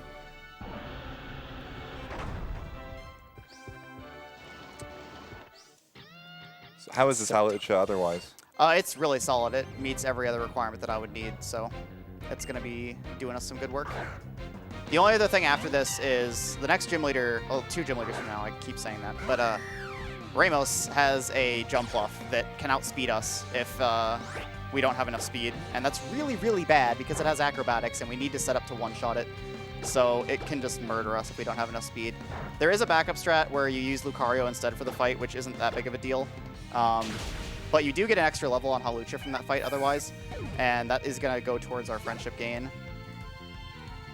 Also, you have to do some switching, which ends up being a little bit slower as well, because you use Hawlucha just for the jump bluff, and then you switch to, use Lucario just for the jump bluff, and then you switch to Hawlucha for the Go-Goat and the Weeping Bell. So most of the fights here are pretty straightforward. It's just set up and wing attack. In a second here, actually I believe the level up is coming now, we're going to be getting a move called Flying Press, which is an extremely unique move that only Hawlucha gets for 1 attack short. That's ridiculous. Alright, so Flying Press is a move that both counts as a fighting type and a flying type. It counts as a fighting type for same type attack bonus as far as boosting it by 50% for Hawlucha being a fighting type, but it hits both fighting and flying weaknesses and takes both into account. It's the only dual type move in the game, or even in Pokemon period, I believe, right? Yes, that is correct. So it's kind of cool.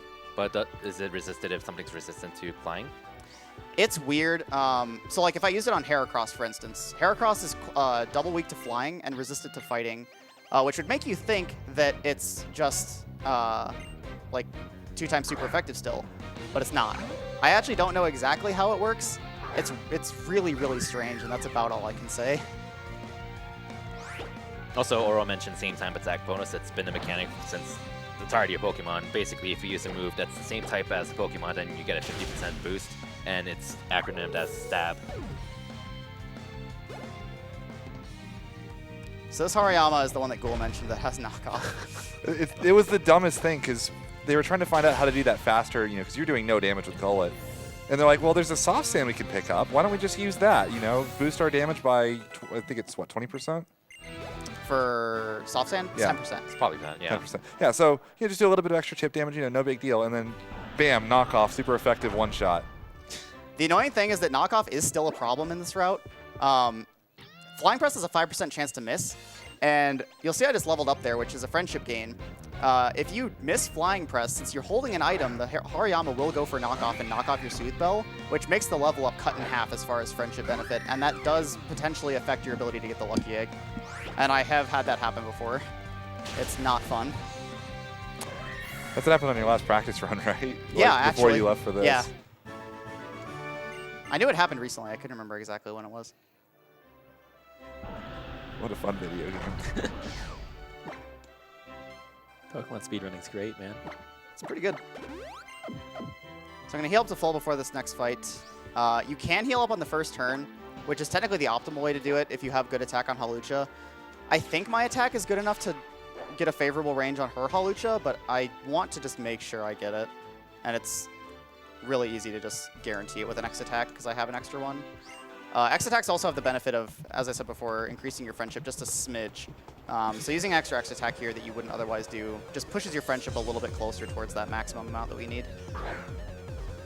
This fight is also pretty straightforward. I'm just going to be setting up an X attack, a swords dance, and wing attacking everything. So if we've got a few more donations, go for it. Yes, we do. We have $10 from RPD234 saying, something dawned on me watching this run. So we catch animals, switch to them, they still function pretty much the same. Is this secretly Animorphs? Oh, come on. P.S. Altabiscuit, since I mostly know you from Mario and Luigi Superstar Saga runs, can I get a Get in the Void Barrel, Goomy? We also have $5 from Anonymous saying, meow. Meow indeed. Yep, meow indeed. Meow. Magoo. Magoo. Magoo. So I put the headset on our analog of Altabiscuit to see if he would say it, but I feel like he's rather quiet today. Yeah, pretty much. We have another $5 from another Anonymous saying, wireless communication is disabled. Please push the wireless switch to enable wireless communication.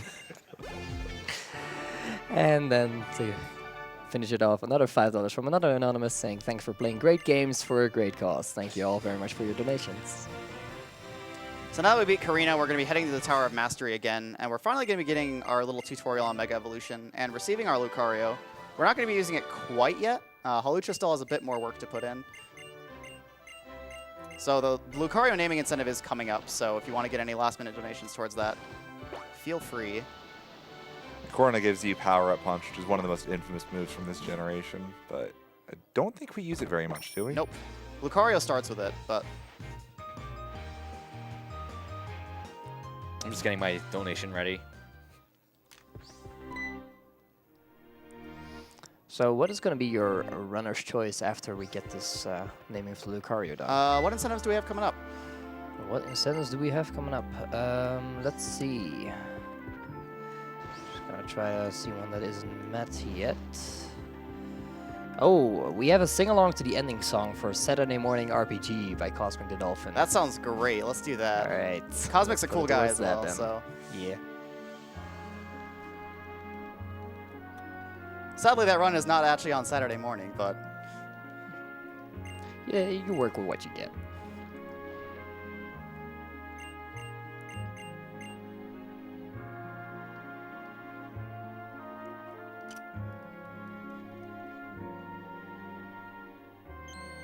So now we get the Mega Bracelet, which is going to allow us to Mega Evolve. Unfortunately, we're not going to be really making too much use of it because there's a huge long animation for it every single time.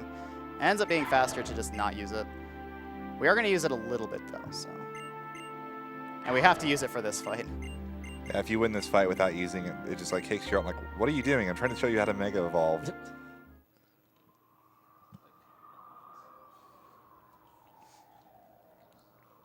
So this fight is a little bit faster to lose than to win.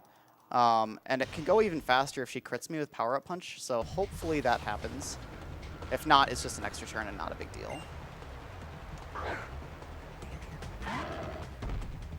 So the interesting thing to note about this Lucario that we're using is that it has partially fixed stats. Every one of its stats has about a 2 to 3 IV range for what it can be. Attack and special attack are in mid-20s. Speed is really like almost max, and all of its defensive stats are pretty garbage. This is pretty much done to guarantee that Lucario is kind of a threat to you, because they want this fight to be sort of scripted. But we're just gonna not care and surrender to her. You're so bad at this game. Yeah, I Mega Evolved and I couldn't even win. Like, Should have used your Z move.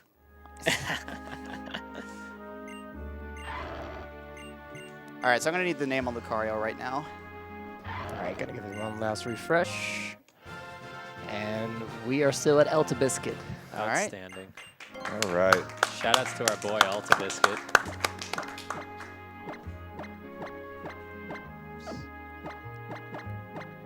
I can't type. So I do all these menus in this game with my finger just because it's more comfortable, and it's really hard to type. So that's the Altabiscuit.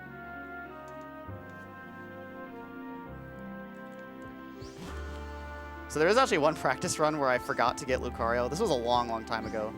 But I forgot to get Lucario and didn't realize it until I got like to the next menu.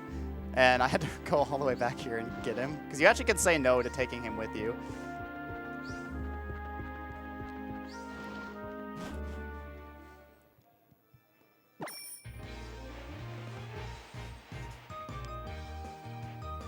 So right here, our rival is going to give us the HM for Surf, which we're going to need right here and in Victory Road. That's pretty much it.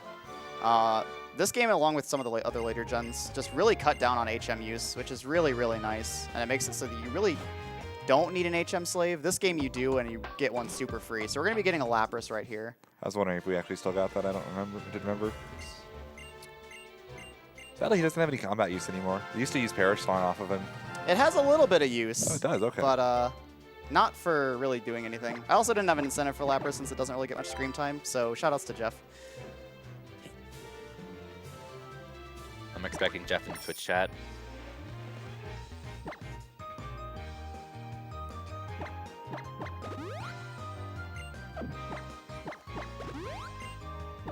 So we're going to be teaching a bunch of HMs and TMs here. We're going to teach Rock Smash, Strength, and Surf to Lapras.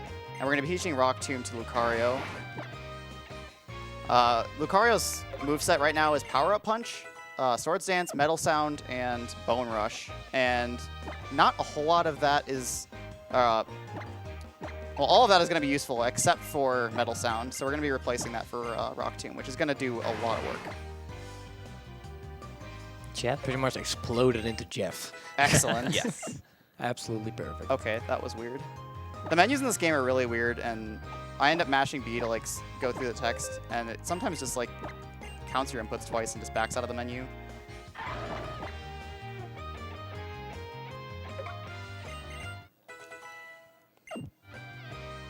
Okay, I don't know what that was. I didn't even press B. That was really, really weird. I just wanted to emphasize your point. The menus in this game are really not great. When I played this casually, I noticed the menus were just really unresponsive. I don't know what they did to it. I just did the them game. manually. Like, I didn't even use the touchscreen. It was so bad. I think the DS menus are pretty solid from what I remember. Mm-hmm. Could be remembering wrong. Auras and Sun and Moon optimize the menus a lot, so they're a lot better in those games. Like, the menus in Gen 5 are pretty smooth. But it So now we had get to that ride like, on really the Skiddo. stupid thing where it's like you could use an X item Hey, on it's the wrong actually Pokemon. fast. And cute. So yeah, this is not only fast, but it's also really nice because you don't get trainer encounters when you're on Skiddo, so you can just skip those two guys right there. So we're getting a call from Callum here. He just got his butt beat, and he just wants seconds, I guess. So he wants to fight us before we go into the next gym, which is going to be in just a sec here. Thankfully, this fight is a bit easier than the last one. We don't have to do quite as much setup since we're a little bit more caught up in levels. You're about to give him an encore. So we're going to get Fly here as well. We can't use it until we beat the next gym. The Fly actually does have a bit of use in this generation, whereas some of the more recent generations, they've cut down on needing to fly around a little bit.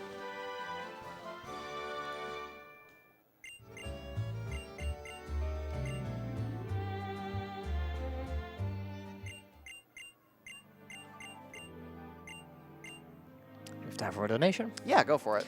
All right, we have $5 from Anonymous with just a heart symbol. Thank you very much. And we have $50 from literally Kirby Master. Kirby Master by Couch here. Name Lucario, Alta Biscuit, nothing else. Thanks, Kirby Master. And then we also have another $55 from Anonymous. Thank you to all staff and volunteers who put on a great event, as well as the runners who run some fantastic games.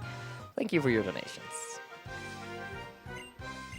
So this fight's going to look pretty similar to the last one. I'm going to be setting up an X attack, and then we're going to encore him into hopefully fake out again, setting up a Swords Dance and sweeping his entire team. I saved again because he does again have a chance to use Psybeam. This time isn't nearly as threatening as the last time, but it has happened to me before, and I've had to do some really silly stuff to back it up. I was just joking when I said an encore. I didn't know you were literally going to use it on him. Yep. All right, so good. We got fake out.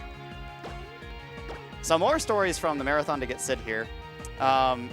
This fight, I died in that marathon, and I had to end up switching to Lapras, using Perish Song to get him to switch Meowstic out, and then I had to use Lucario to finish the fight.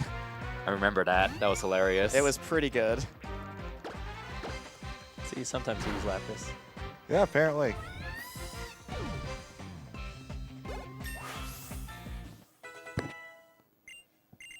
So yeah, we're already way past the speed threshold that I need for Ramos, and I'm going to be getting I believe 1 or 2 more level ups.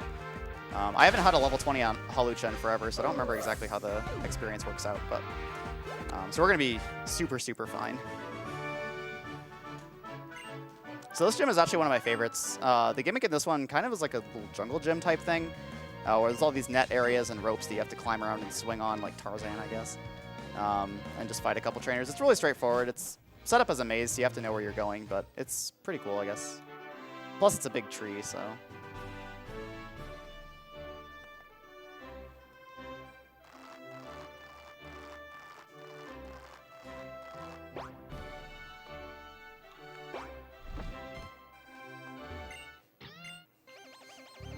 So this guy has nothing but a Sima Sage, and it's going to go down to a simple flying press. As long as I don't miss, which hopefully I won't. Nothing in this gym is really that threatening at all, so if I miss a flying press here and there, it's not going to be the end of the world.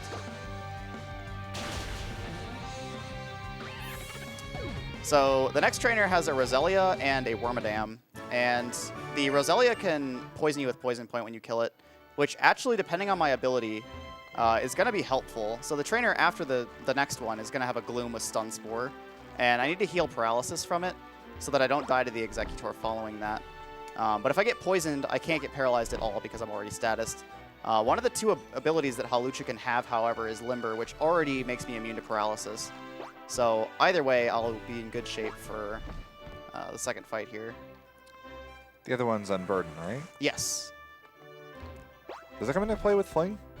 No, not really. You outspeed everything there anyway. So yeah, what Unburden does is if you consume the Pokemon with Unburden's hold item, it doubles your speed for the remainder of when it's out. So that is... Right, her name's Brooke, and she has a Roselia. I actually kind of forgot about I this. hate this game now. Okay, there's Poison Points. So I'm going to leave that unhealed until after the next fight. I kind of forgot her name was Brooke. I'm so salty right now. Yeah, Brooke is a trainer in Sapphire that you have to fight, and she has a Roselia, and it's a 72% win because it's a 95% move you have to use on it, and then it's a 77% range. It's pretty great. I missed it twice. Yeah, I think I remember that. It was great. Yeah, it was great. It was, yeah. No.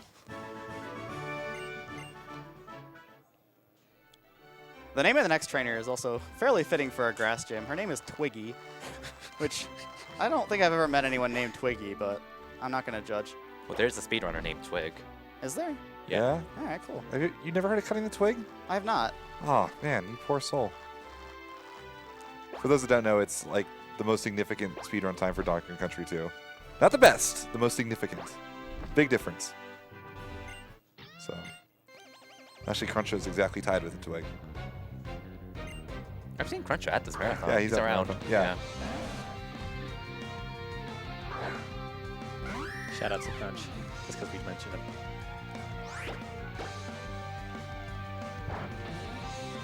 So we have a $10 donation from Anonymous saying Jeff, because why not?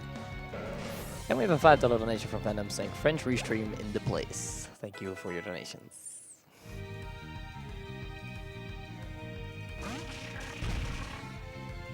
Non-Alolan. Not Mimina. Neck 1, neck 2, neck 3. Neck like this.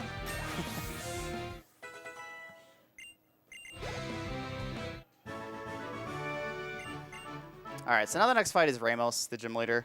As I said, he has a jump fluff that can outspeed you if you have really, really awful speed on a Hawlucha. But thankfully, that's not the case, so we're going to be all good. He also has a Go-Goat, which isn't really much of a threat, but if I miss Flying Press, it can potentially be a problem. And a Weeping Bell, which is entirely free. So this fight is mostly fine. Hopefully it goes all right.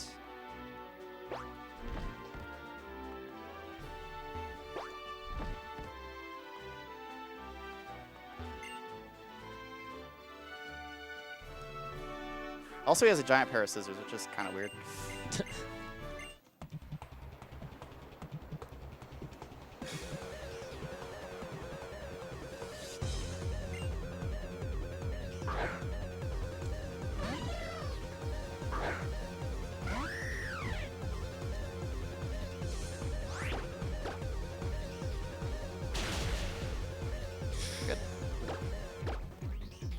scared me. Thankfully, with most defense values that Hawlucha will have, you even live a crit. Barely. Barely, but you do. That looked like a high roll though, so I might have been in trouble with that crit, but we're okay. Thankfully, crits in Gen 6 were nerfed from previous generations. Crits in this game only do 50% extra damage as opposed to 100% extra damage. So a lot of the crits in Gen 6 and 7 games are a lot less threatening than in previous gens. Another thing I actually did not know. Criticals in Gen 1 were also super garbage. Yeah, I knew they were terrible in that one. I mean, They just Gen ignore 1 anything. programming. And then Gen 1 and terrible, and then general is terrible. Gen 1 and terrible is terrible. That's exactly what I meant to say too. So now we're going to do a quick shopping trip, head to the other side of this town on the train again, and we're going to hope that I have enough friendship for Lucky Egg. Unfortunately, there is a little bit of a window if you get the bad massage where you have to hope that you got the random step chance for friendship gain. So we're going to see if that happens. There are some backups that I can do if I don't get it, but hopefully we don't have to do those. That was a fast slide. That'll be a fun gym, just like jungle gym, and then you get to slide out. Like.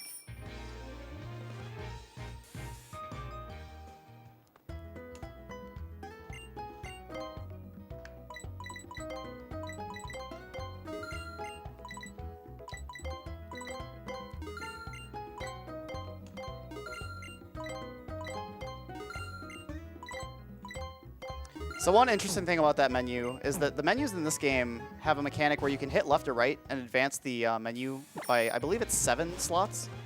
And it makes menuing a lot more fun for those shopping trips. Thankfully, or unfortunately, I guess, there aren't as many of them as I would like, because that menu is probably one of the most fun menus in the entire game. The unfortunate thing about the touchscreen games is that using the touchscreen takes a lot of the kind of satisfaction out of menuing.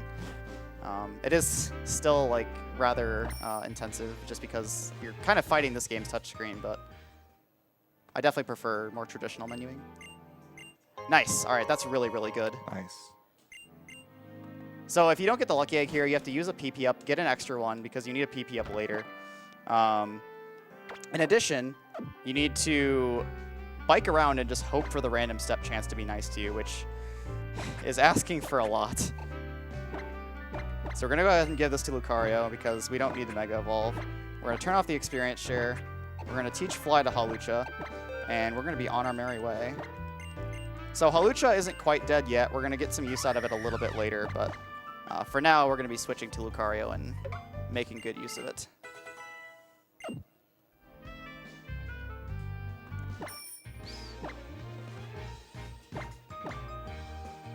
So thankfully with this town, you can just fly to it, and it takes you to the side of the Pokemon Center instead of having to take the train back. So I'm going to take this off now that Hawlucha's gone. Oh. It's getting hot. Hawlucha did his job. He did. Got you his Lucky Egg. He actually did pretty dang well. I'm proud of him. He did indeed have good taste. So this next route has wind on it that pushes you to the right of the screen, which is the opposite direction that we want to be going. And it's on 10-minute intervals. I'm actually not sure which cycle I'm on right now, but I'm going to lose a bit of time here if I hit a bad wind cycle. You set the time for this run in such a way that you can get the double massage for Hawlucha, you get the Sweethearts for Valentine's Day, and you don't hit wind here, but unfortunately I did get wind. If you lose a bunch of time, you can make the next wind cycle because it's every 10 minutes. But unfortunately, that's not the case. So I have to bike against the wind, which is not the most fun thing. Also, there's these little dust clouds that move around at normal speed. And almost every Pokemon here, thankfully this one does not. Almost every wild Pokemon here has Arena Trap, which means you can't run away and you actually have to fight them. What will Alta Biscuit do? Donate $1,000. On top of the 500 he's already done. You're a madman, Alta. So the main story thing we're doing now is, thanks for spawning on top of me, Dust Cloud. The main light source in Lumio City, which is the giant Eiffel Tower looking tower, which is actually the gym. Okay, that one doesn't have Arena Trap, good. They're missing power in Lumio City because Team Flare has taken over the power plant. So we're going to the power plant right now to stop them. And the path to get into it is just hidden on this rock. So if you talk to this guy, he's like, oh, I can't find the pass, and you're supposed to just inspect the rock and find it. But if you know where it is, you can get it beforehand. So this is the start of the first of a couple Team Flare slogs. This one's probably the scariest. The thing about Team Flare Grunts is that all of them have 0 IVs for all of their Pokemon. It's just scripted to they're all terrible. Unfortunately, a lot of them have Scraggies, which Scraggy is a really bulky Pokemon that's also really strong regardless of its stats. And every Scraggy in here has a damage range, and they can kill you if you miss. So hopefully that does not happen, or it happens a relatively low amount of times. I bought some revives at the last shop to mitigate this a little bit, and usually 3 is enough. 3 is what we've routed in, and it's usually enough for most runs, but if I have to use them, I will buy more. That shopping trip that I just did is the last one in the route. So all the money I get from this point on is purely safety if I need it, which is really, really nice. So I do need to heal here because I got hit by Fire Fang, which is unfortunate, but it's just an extra menu, not a big deal. Also, the power plant has really, really good music. It's probably one of the best songs in this game. So does I'm wind help honest. you on the way back, by the way? Yes, it does help you slightly if you hit a wind cycle on the way back. Hopefully with this I will. Usually, it's hard to say how it usually happens just because this area is so random. There's a couple minutes of really easy variance in this area that can really throw off your 10-minute cycles. What is their pose? It's like this? Yeah, I was thinking, like, should I just do the Team Flare pose in the background once and see what happens? It's not as good as the Team Skull one. Oh, that one's good. Okay. Okay, he used a good move. Thankfully, all the Scraggies have moves that you don't mind getting hit by. They also have high jump kick, which just kills you. So if you miss the range, you kind of just have to hope that they're nice from there on out. But that one was. Have you ever missed the range and then they use high jump kick and miss? Yes, like 1 or 2 times, actually. It's happened a lot less than you would think, given that high jump kick is 90% accurate. And it requires you missing a range and them using a high jump kick and then missing. Yeah. So it's Pretty sounds unlikely. pretty rare, Yeah. unfortunately. So most of the optimization that comes from this area as far as luck goes is just avoiding heals. There's a lot of fights where you have to be above a certain threshold to not die to things that aren't Scraggy.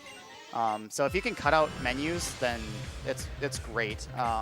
You can have to do like up to like 4 or 5 menus here if you get really bad luck. If you get really good luck, you can get away with none or 1, 2 if you're like kind of still on the luckier end. Actually, okay, that's fine.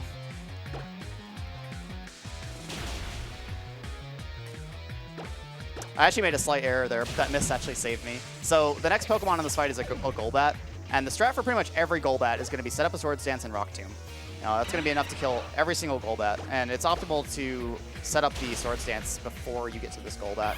And I guess giving Krogunk more time to hit me is about equivalent, but Krogunk's a little bit safer as well. Krogunk can use Swagger and confuse you and increase your attack by 2 stages, which is nice because then you don't have to go for Bone Rush and risk missing, but that's still on the unluckier side of things. So this next trainer has a Mightyena that has Roar, and it really likes to use it. So I needed to use Power Up Punch twice to win this fight. And thankfully, everything that it can roar me into can finish the fight for me, and Lucario will still get full experience. It just wastes a little bit of time because of the animation.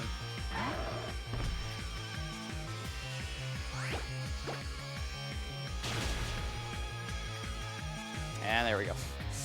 Thanks, buddy.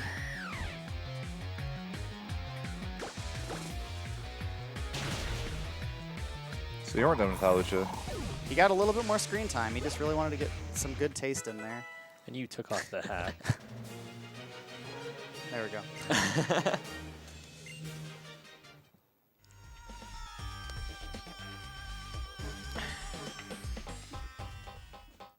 So the next few fights are a lot less interesting. So if there's a few more donations, go ahead and go for it. Yes, there are. We have $25 from Suzushiro, saying in all caps, "Let me show you my Pokemans."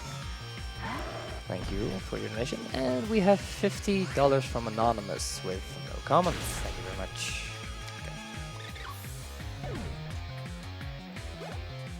Oh, and we just got one coming in right now. $25 from Mr. Shasta. Saying hi Sid, hi Kirby, hi Cool, hi Keys, hi Autobiscuit, hi Terriermon, hi Litten, hi audience, hi chat, and lastly, hi Oro. Good luck and put your dang hat back on. Shoot. Hi, Shasta. Hi Shasta. Hi, Shasta. Thanks Shasta. Let's just go ahead and say right now, if we get $100 more of donations in the next, like by the time I get out of here, I'll put the hat back on. Get to it. Sounds good.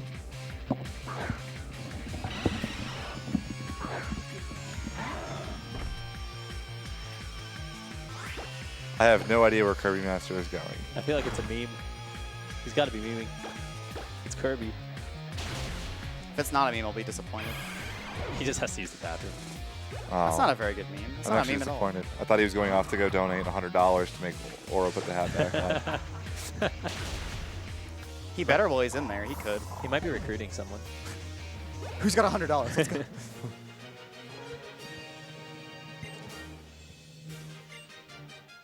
So the next fight is going to be with a Swalot, and this is going to be the beginning of praying that Bone Rush hits a certain amount of times. So Bone Rush is a move that hits 2 to 5 times, and it's completely random.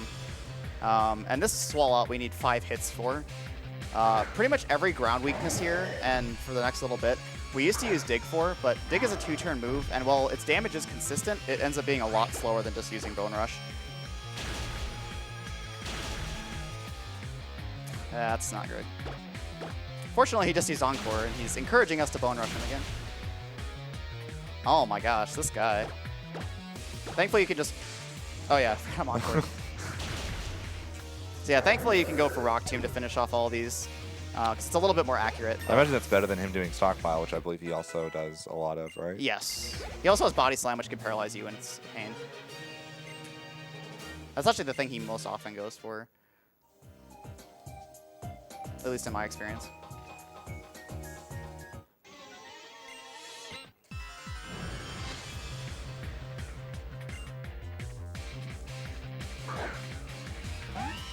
So thankfully these last few fights are a little bit more lenient than the first few.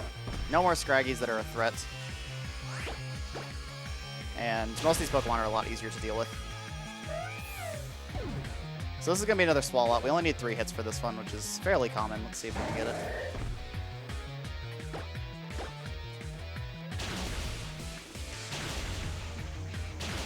And there we go. Cool.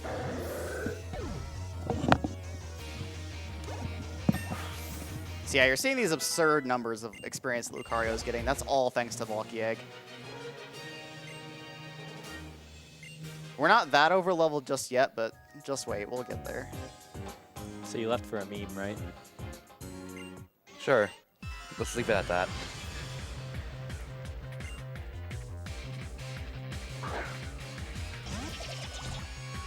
So Sid, any progress on the $100? From what I can tell, not yet.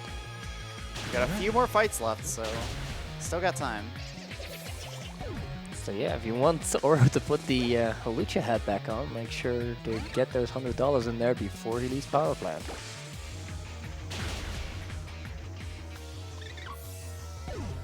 Thankfully, that Scraggy is not a range. You always kill it. It's really nice. It's kind of a breath of fresh air after the first 2 in here. Probably just in part because you're actually starting to level up a lot now. We've halved the $100. Nice. That is going back on. All right, there we go. If I die of heat exhaustion, it's on you guys. So that's actually a pretty comfy hat, though, so I'm not complaining.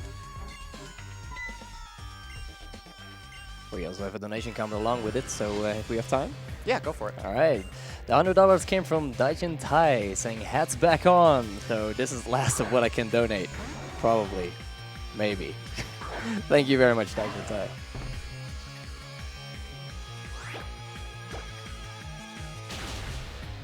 And major thank you to everybody that's been donating over the course of this marathon. This is really awesome. Ooh. That was actually my fault. I'm below the threshold that I should have healed, but this is actually fine. Get him, Jeff. This is fine. Yeah. Parish song time? Let's go. Thankfully, I have Surf. All I need to do is revive Lucario to make sure he gets experience and then finish it off. Jeff, I thanks. almost clicked Parish Song, though. There we go. Jeff's getting a little screen time. There we go. Good job, Jeff. Thanks, Jeff. Thanks, Jeff. Never lost a fight.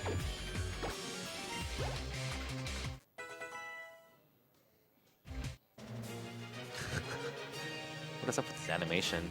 It's like this or something. He's beating himself up because he lost, I guess.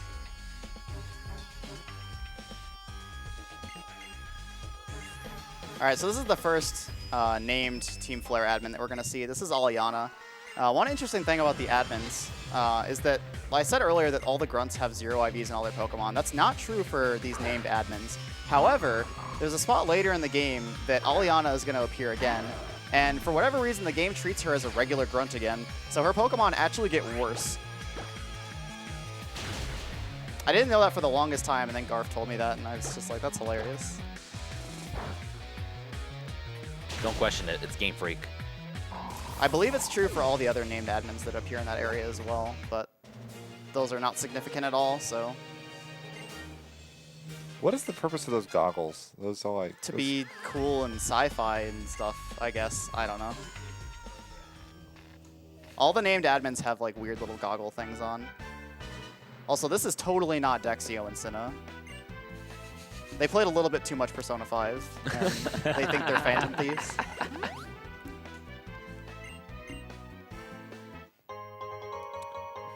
I do like how they make a cameo in Sun and Moon. Yeah, so in Sun and Moon, you fight Dexio or Sinnoh fairly early in the game, and it's version exclusive. And then you fight Dexio a little bit later, and he's the one who gives you the, I believe it's the Mega Stone for Alakazam.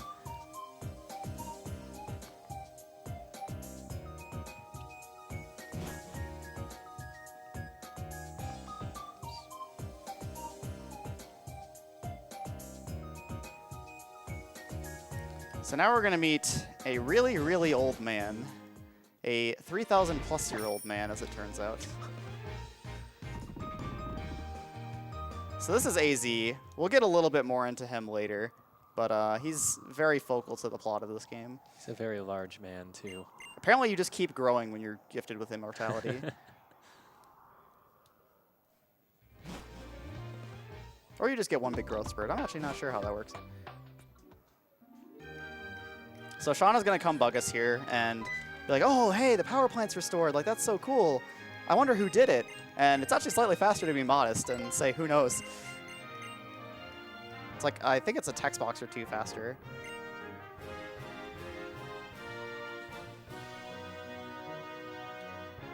So now we're going to head to the 5th gym, which is Clement.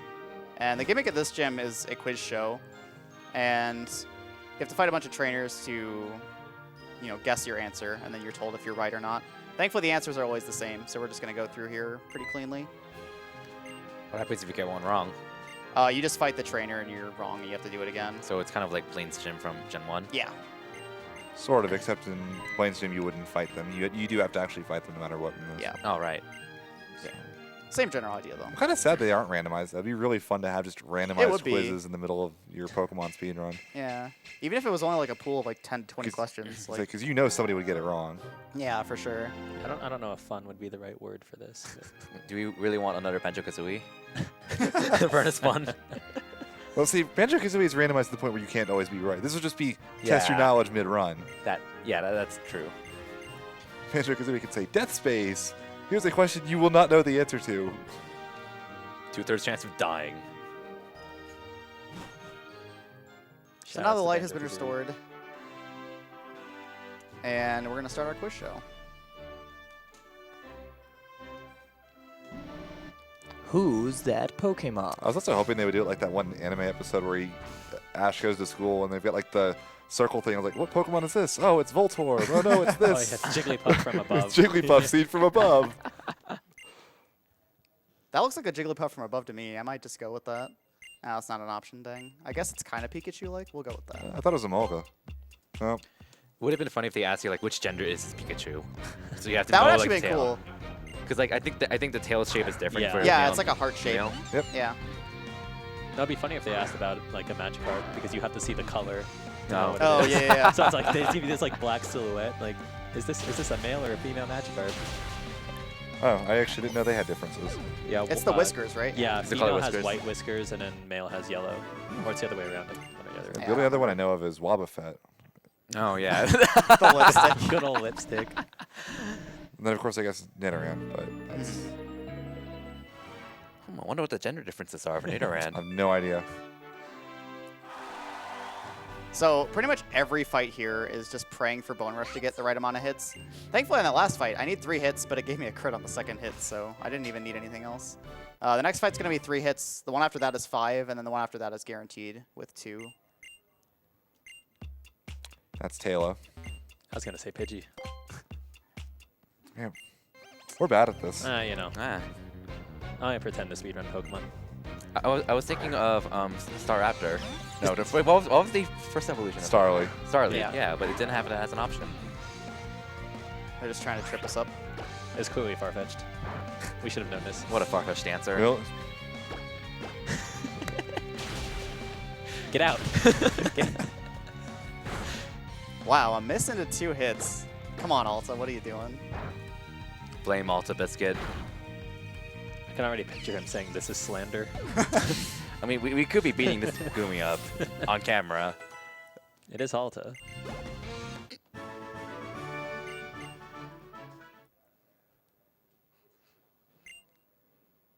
So yeah, we've got some more donations while I finish up these quiz questions. Feel free. Yes, we do. We have $25 from Anonymous saying, I need that hat back in my life. Well, there you go. It is back in your life. And we have $60 from another Anonymous with no comments, but thank you very much for your donations. This one is actually pretty tricky. So they give you one of the 3 elemental monkeys from Gen 5 and ask you to identify it. And the only real identifier for them is the little like funny stuff on their head. And I guarantee you a lot of people aren't going to know that off the top of their head. So I actually admire this question a lot. That is a good question. Yeah, Admit. that's pretty clever. By the way, Oro, fix your beak. There we go. There we Got go. it. That was bothering me. I'm sorry. Wait, so you're looking at the projector but not the screen here? I like the right side's blocked for me, so Dang. I'm watching around on the projector. No, yeah, makes sense. 1 hit shy of what I needed. So that's why I'm looking slightly in a different direction from everyone else. Yeah, like in this direction we see the projector, what you guys see on stream. Yeah. And in this direction in front of Ouro is the monitor with the 3DS capture. No, if he goes over estimate by 4 seconds, we're holding that on you. That would have bothered me too if I could have seen it, so I feel like at that point we can just blame Alta Biscuit. I'm okay with that. We already can. It'll have to have been his fault if we don't. We could blame the people who donated for the hat. That too. Oh, it was Mr. Shasta's idea. I say we blame Mr. Shasta. Okay, it's all your That's- fault, Yeah, there we Shasta. go. That's we good. Blame him. Shasta, Shasta. Freaking Shasta. Thanks for being a buster.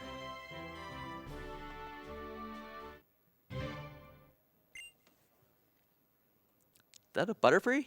Yes. So this question actu- shows you a Butterfree, a Vivian, and a Mothim, and asks you which one is the second one. Or which one the Vivian is, excuse me. So it was number 2. I was just joking, but wow.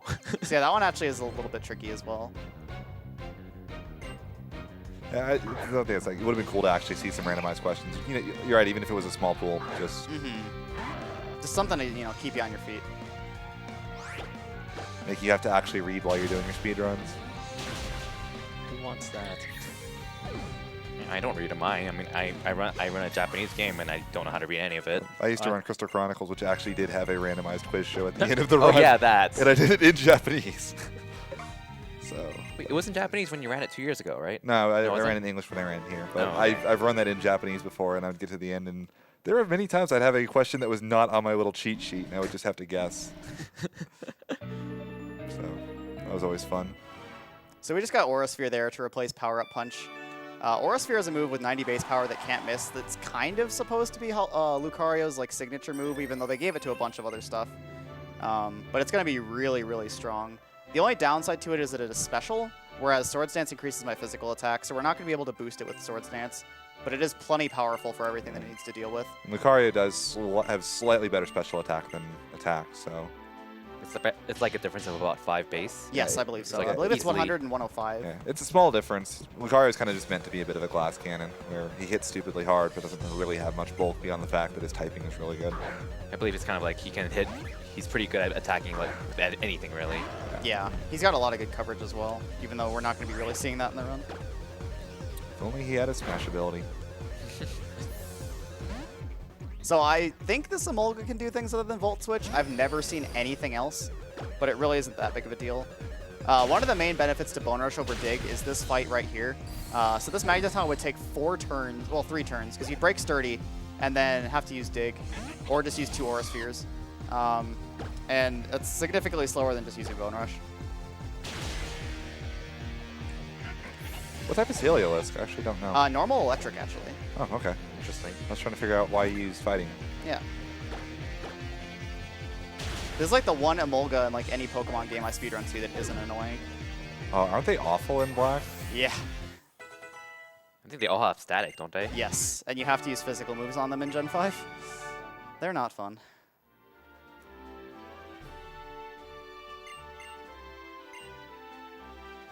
Time for some more donations? Yeah.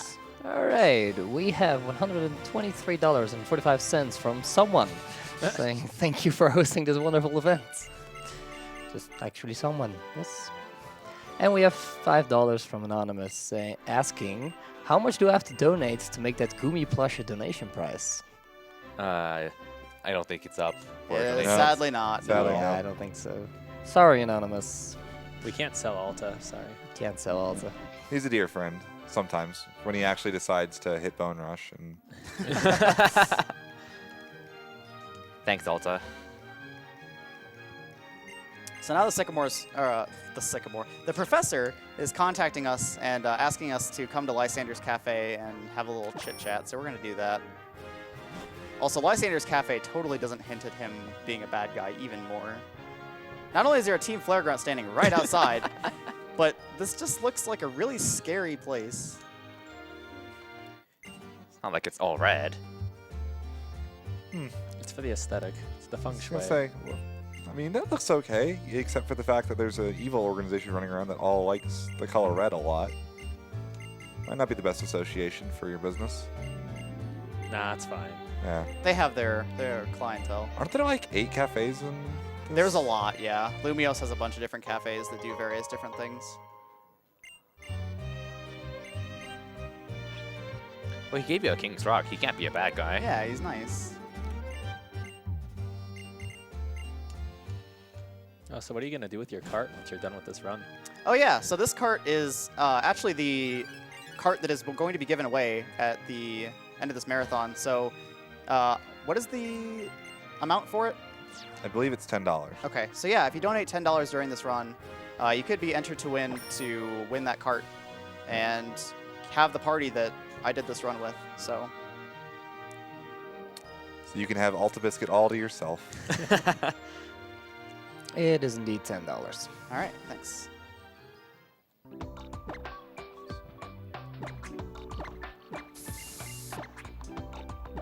We have a couple other donation prizes during this, don't we? I believe we do. There's also a Pokemon 3DS Yes. case, I believe. We do have one other Pokemon donation prize with an entry of $5 for a Pokemon 3DS hard pouch. Which was donated by Puexel, I believe. Donated by Puexel, Yes. indeed. And then there's also the grand prize, right? And of course, the grand prize, yes, of the Nintendo Switch with Zelda, provided by Procentia with a minimum donation of $25. That one's going throughout the entire event. So if you want to qualify for any of these prizes, be sure to donate. Wait, how much was it? 25? 25 over the course of the That's event. right. Yeah. kill me. All right. Might be able to play myself in Mario Kart. Can do some auto accelerate, smart steering, no controller races. Oh, baby. Actually sounds amazing. Do like 2 games, 1 controller Zelda runs. That'd be So a treat. thankfully, this fight is the most straightforward rival fight that we have yet. Now that we have Lucario, we can just kind of use an X attack and sweep. And the Meowstic is not a threat at all. Unfortunately, it did use Light Screen, which it does most of the time, and that's going to make the Absol a 2-hit KO. If it doesn't use Light Screen, it uses anything else. You end up saving a turn on this fight, but it rarely ever does. So he finally went to Pokemon Center then to restore that PP, huh? Yep. Darn. Unlucky. You just barely don't kill it, too. It's always super close. It's unfortunately not even a range that's really hard to hit. You just can't kill it. Yeah, so saying this Lucario has fixed stats for Yep. that, right? So Yep. clearly you just need to hit an optional trainer to get an extra level up before Yep. that, and that would have fixed your problem.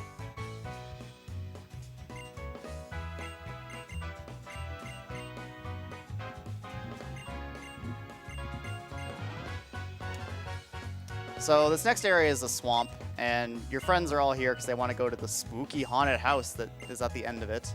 So they're going to all bug you to go get spooked. And there's a playground nearby too. Yeah. Right. Not dangerous at all. Sometimes kids want to get spooked. So have you gone to the daycare yet? No, I haven't still. No. Surprised Trevor and Tierno didn't call me out on it just then. You said maybe.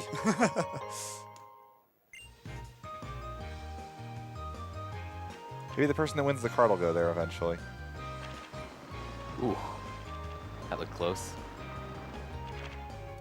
Oh no, I hit a Oh, no. spinner. So this spinner has a Goomy, and we just so happen to have a Lucario named Alta Biscuit. Alta, why are you killing your own kind? It's not right. Come on, man. Oh my god, he actually paralyzed me. He's fighting back. Oh, I would have it's laughed dead. if you got paralyzed, like you're stuck in paralysis like 3 times and the Goomy actually won. That would have been great. What a So- guy. Beat it up. Good catch. Bye, Alta. Bye, Alta.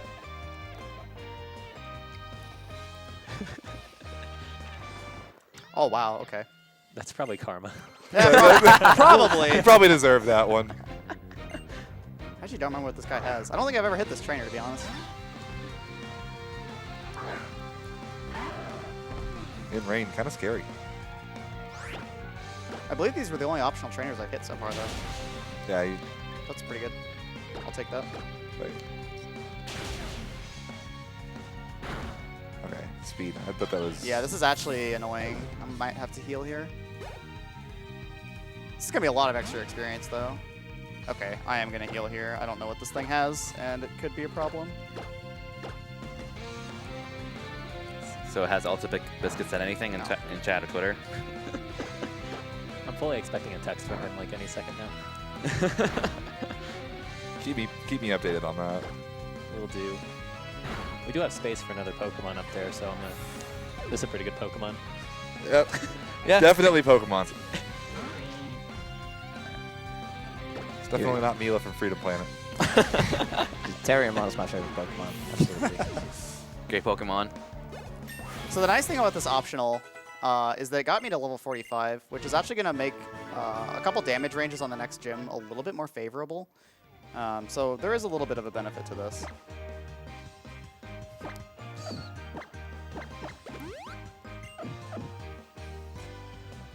All right, so now we got to meet up with our friends at the spooky haunted house.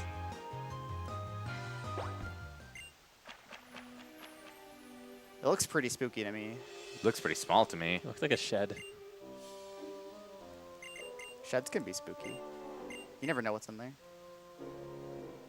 All the tools are haunted. And I bet what's there's a inside Mimikyu. is another Goomy. So I bet there's a Mimikyu hiding in the corner somewhere. Oh, please. So this guy tells you this story about this house on a stormy night and how there was a man that wanted to stay until morning, and it was a horde of faceless men.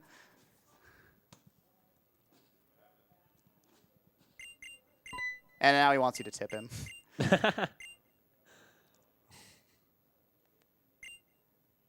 I wasn't spooked at all. 0 out of 4 nobles were impressed. I'm guessing that was just a story trigger you have to hit. Yeah. I was scared at how bad the story was. All right, so this next gym is yet another Gen 1 callback. So the solution to this gym is the exact same as Sabrina's gym in the Gen 1 games. There are a couple extra teleporters, but the first few solutions are top left, bottom left, bottom right, which are the exact same as her gym. It's actually something I didn't pick up on until a couple months ago. There's also a lot of spinners in here. This is like the highest concentration of spinners in the entire game. It's like the only place I know of that there actually are spinners in this. Yeah, like, I think like about 80% of the spinners in the run that are threatening are in this gym. Just gonna wait on her. Unfortunately, this game, there's really nothing you can do to manipulate the spinners. You're kind of just at their mercy. And they can turn 180 degrees too, which is also kind of a pain. Generally, they don't tend to quick spin in this game, at least. Which is Yeah. nice. Sometimes they... Ooh, she tried. I saw that. Imagine if that repel went off in the middle. I've actually really often had the repel wear off in front of them, like when they're turned away. And you still have enough time to get away, but it is still scary nonetheless. So what is with her eyes? I've never figured that out. I don't know either. She's All I very- remember is that she has a huge crush on Ash in the anime. Oh. So this fight's pretty annoying, but it's mostly annoying just because of time loss. So this Mawile has Iron Defense. If it never uses it, I can use Shadow Claw instead of Aura Sphere, and it's not a damage range. If I have to use Aura Sphere, okay. So this is going to be a 6 and 16 damage range, and I usually miss it. Well, you also did get the extra level up, actually. Yes, so it should be slightly more favorable. I don't remember exactly what the rules look like with an extra level here, but I believe it is slightly more favorable. The Sylveon here is also normally a 15 and 16 range, and I believe that's guaranteed as well with an extra level. I might be wrong. I haven't done the calcs on this in a while.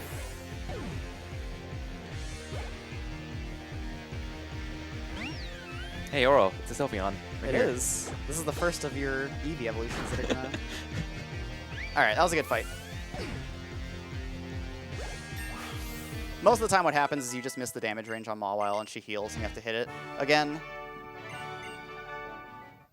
But that was really, really good.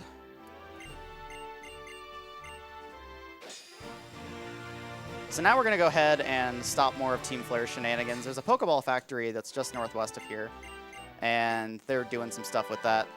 So we got to go stop them again. There's also going to be the return to the power plant music if you were a fan of that, which I certainly am.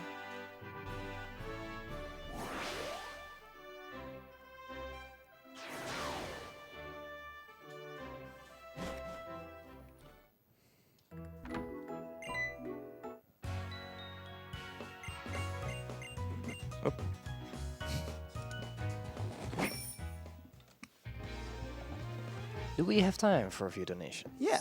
All right, we have $5 from I Am Squirrel saying blue, blue, blue, blue, blue, blue, blue, blue, blue, blue, blue, blue, blue, blue. I'm not sure how many blue that was. I hope that was enough. Shout outs to Jinx. Yeah. Oh. Actually, we need keys for this one. No. That's a shame. Oh. Is it normal or is it mega? It's It's all caps. I don't know.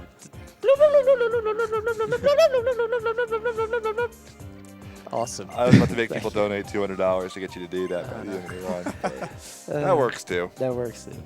We also have $30 from Dimentos saying, you guys are doing good work here, and I think raising money for mental health is a great thing. And then we also have $100 from Mr. MV. Mr. MV says, hi, I hope you do even better than last year. Great marathon. Thank you all very, very much. So our friends had to distract the Team Flare grunt that was standing outside, and that's going to be a pretty common theme with these Team Flare sections, is that our friends need to distract them, and that's about all the help they're really going to give us. So the main gimmick of this place is we need to go on these conveyor belts, hit a button which reverses them, and then we can reach the end.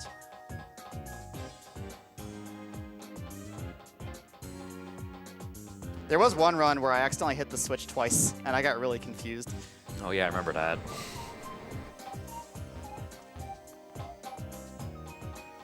I like how they all turn their heads to look at you and they don't actually do anything. They're just like, eh, it's fine. No, you have to watch this line exactly. So now we got some Team Flare admins that are bullying the president of the Pokeball factory here, so we got to deal with them. This is the first time we're introduced to Slogia and Brienne as well, and this is unfortunately the only time we're going to see them. These are probably my favorite designs of the named Team Flare admins.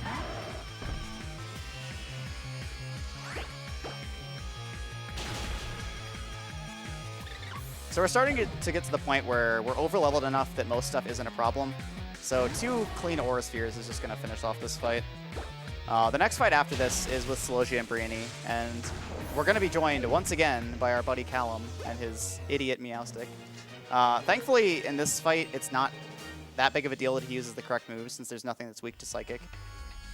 So they're going to have, I believe it's a Liepard and a Manectric.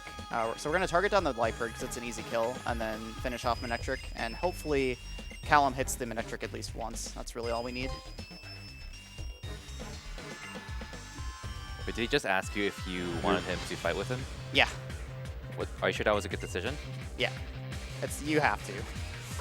Even though, yeah. Just Best say part no is and peace out. The best part is he calls you neighbor. He doesn't even refer to you by name. Yeah. He's channeling his inner Mr. Rogers.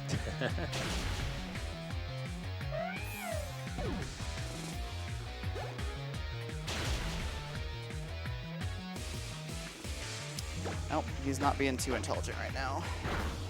Come on, finish off, buddy. Don't die. Okay. All right. Whoa. Ooh. Wait, is that damage from Meowstic? Yeah. Has he done that So- the entire time? It's Manectric Once? using Bite on him.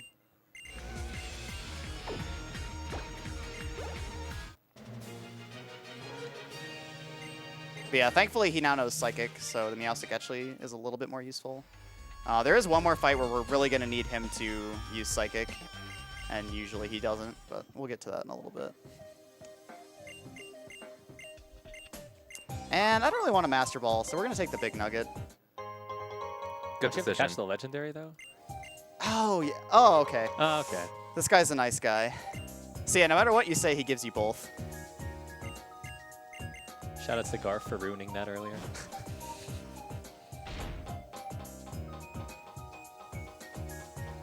So now that that's taken care of, we're going to head on to the next gym.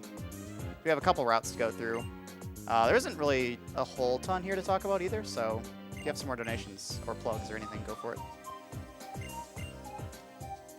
Alright, no donations to read out at the moment, but we do have a couple of donation incentives coming up, because for the next run, Breath of Fire, Dragon Quarter, any percent, you have the ability to name Ryu. And currently that one is leading with Bowie with $35, followed by Boxay with $20, Flower with $10, and then Taiho and Jeff each with $1. And the run after that, Ogre Battle, the March of the Black Queen, there is a category bid war for the good path versus the evil path. And currently the good path is winning with $65.12 versus the evil path with $45. So if you want to see a difference in categories for that run, be sure to get your donations in before the run starts. Other than that, that game also has the option to pick between the gender of the opinion leader, so either male or female, with female currently leading by $26 to males 0. And you can also name the opinion leader, where currently T260 is leading by $4 versus Jeff with $1. So yeah, that's some stuff coming up. So did somebody just donate $1 for every possible donation? Yes. Since it was So- Jeff? Yes. Okay. That happened with Jeff and Taiho, I believe. Pretty much, yes. So coming up here is one of my favorite areas in this speedrun, and it really shows off the ability to use diagonal movement in this game. So we're going to have an ice cavern that, as Pokemon tradition dictates, is going to have some slidey ice puzzles. But we can kind of break them just because we can move in diagonals.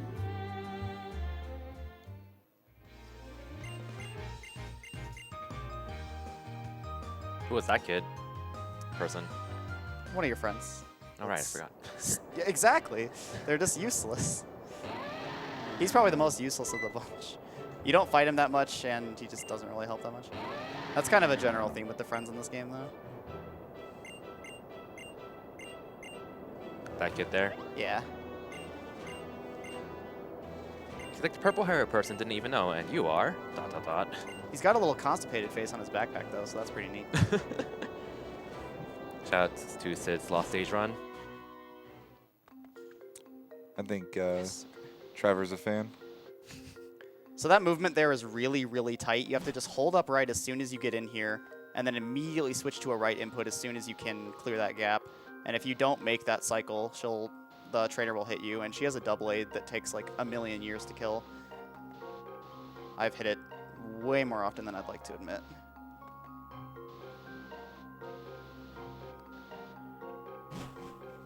That movement looks really cool. Agree.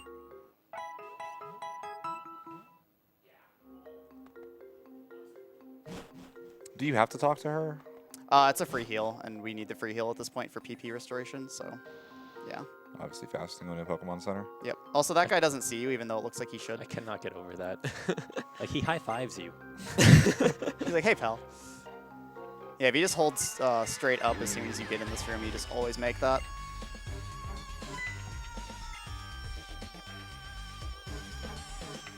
So now we gotta stop more Team Flare grunts, and the last of the named admins, of the girls with the funny hair anyway. So this is Mabel, and she's pretty cool too. But yeah, they're sitting here bullying in Obama Snow for some reason. I don't remember exactly why. Does Mabel blink? She's got like a weird little like visor thing that I think like flashes or something. I don't know. Huh. They've all got their weird little headset things that don't really make much sense.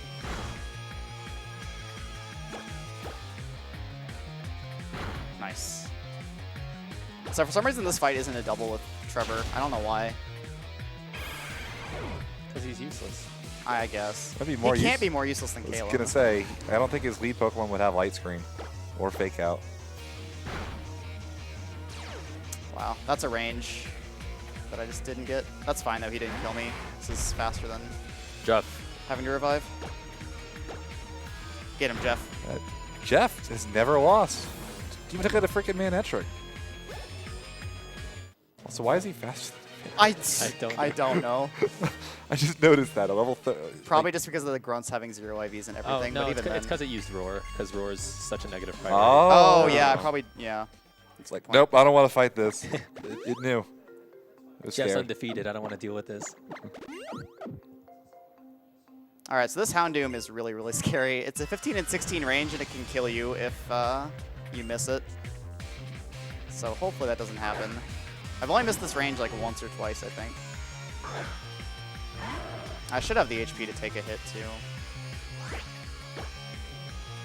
Usually you come into this fight with lower HP, and I got the range anyway, so. And if I had to use the PP up earlier for Hawlucha Friendship, there is the backup here, because I do need to have 6 close combat PP once we get that. But yeah, I don't need to grab it, so we'll save a little bit of time there. She is not happy.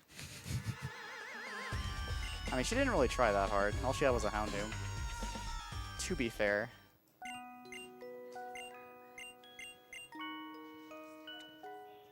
I feel bad for some of these Pokemon that get typecast into being the bad guys. Pokemon. Yeah, Golbat, Mightyena. they just can't catch a break. Rattata. Rattata.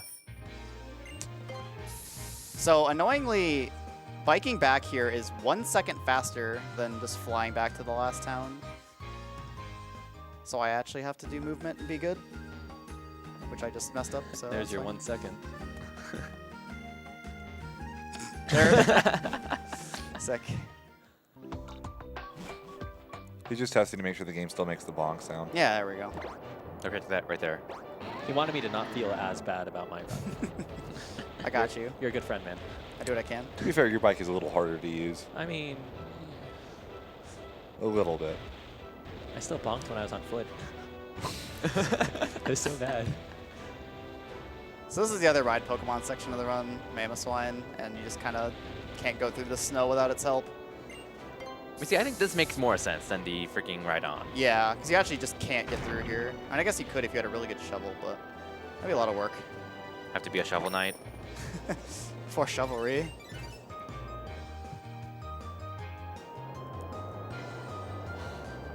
So now Callum, once again, wants to challenge us to a battle, so we're going to have to fight him again. And in this next town, there is also another cycle to make. So depending on the time that I get here, there's going to be hail, which isn't really that big of a deal, but it slows down this fight considerably. So we'll see where I'm at. I'm, again, not really sure where my cycles are set right now. I set my time at a... Okay, we didn't get it. So I set my time at a slightly different spot for this run, just because, you know, it's a marathon, anything can happen. During good attempts, you would set the timer much, much later so that the cycles are a little bit tighter. And you'd be more often than not resetting over Halucha. And Halucha is kind of one of the big determining factors for if you make some of the other cycles. Because Halucha can just take like 10, 15 minutes if it wants to.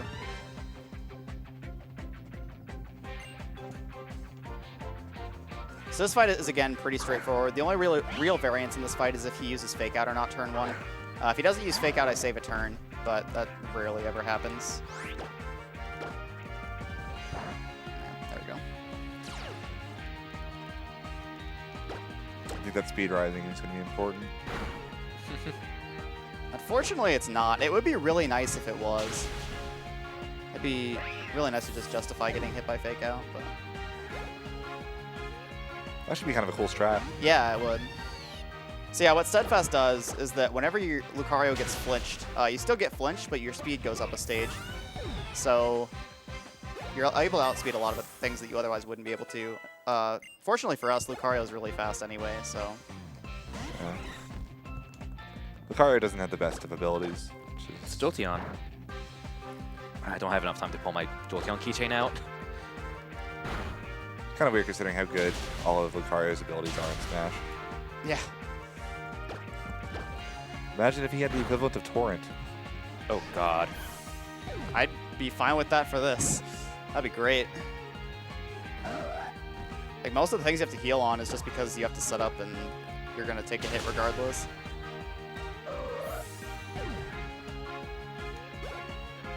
Alright, so he's going to be finally nice and heal us after a fight with him. It's like the only time he's ever going to do that. So it doesn't even heal you after some double battles he does with you. Nope. He's just really selfish. Literally the worst neighbor. So this is the 7th gym. This gym's gimmick is pretty neat. There's a bunch of teleporters you have to go on, and it's this big space maze. Thankfully, though, if you know where you're going, you only have to fight one trainer in this gym, which is this guy. Is this the distortion world? Looks pretty close. Oh, God, do not remind me of that. I was so excited as a kid when I saw it, and it was just a puzzle. When I played Platinum, I could not finish the game. It's actually on the box, like advertised, like, oh, we added the distortion world. It's just a puzzle. Yeah. I should have had like wild Pokemon in there or something. That would have been cool. Just something else. I prefer if they didn't because I would have rather wanted to get out as soon as possible. Fair enough. Fair enough.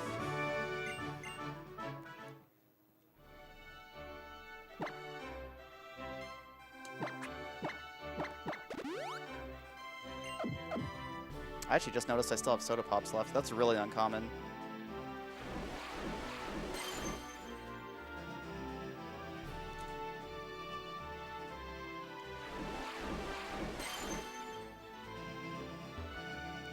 Oh yeah, this is giving me bad memories. Thanks, school. So that it's Rainbow Road with a little star over there. That I don't mind. That reference. Debatable which one's better. Oh, Oro fell off Rainbow Road twice, Again, 3 times. 3 times, Oh 4, my god, 5. dude.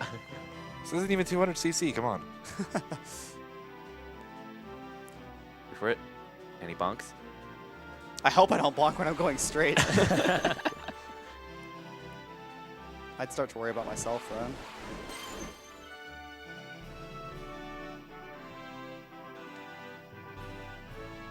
Ooh, no bunks there. That's actually probably the hardest room too, so it's pretty cool. Now you're really nervous about every ball. Alright, so now we have the gym leader. This fight's also pretty consistent. Really the only worry here is if her Sigilyph uses Reflect instead of Light Screen, I have to set up 2 more Swords Dances. Her Meowstic can also use Fake Out and lose a turn, but that happens most of the time, so I don't really count on it.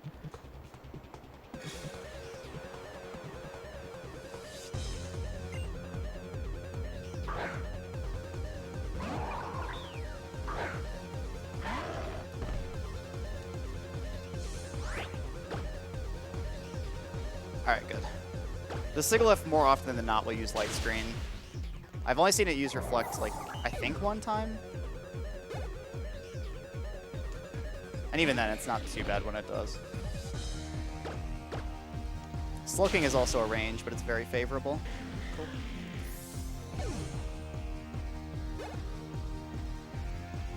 And let's see if we get Fake Out or not. Oh, wow. Okay, that was absolutely perfect. I like that Meowstic a lot more. I Yeah, feel that's Meowstic's the super cute. female variant. Yeah.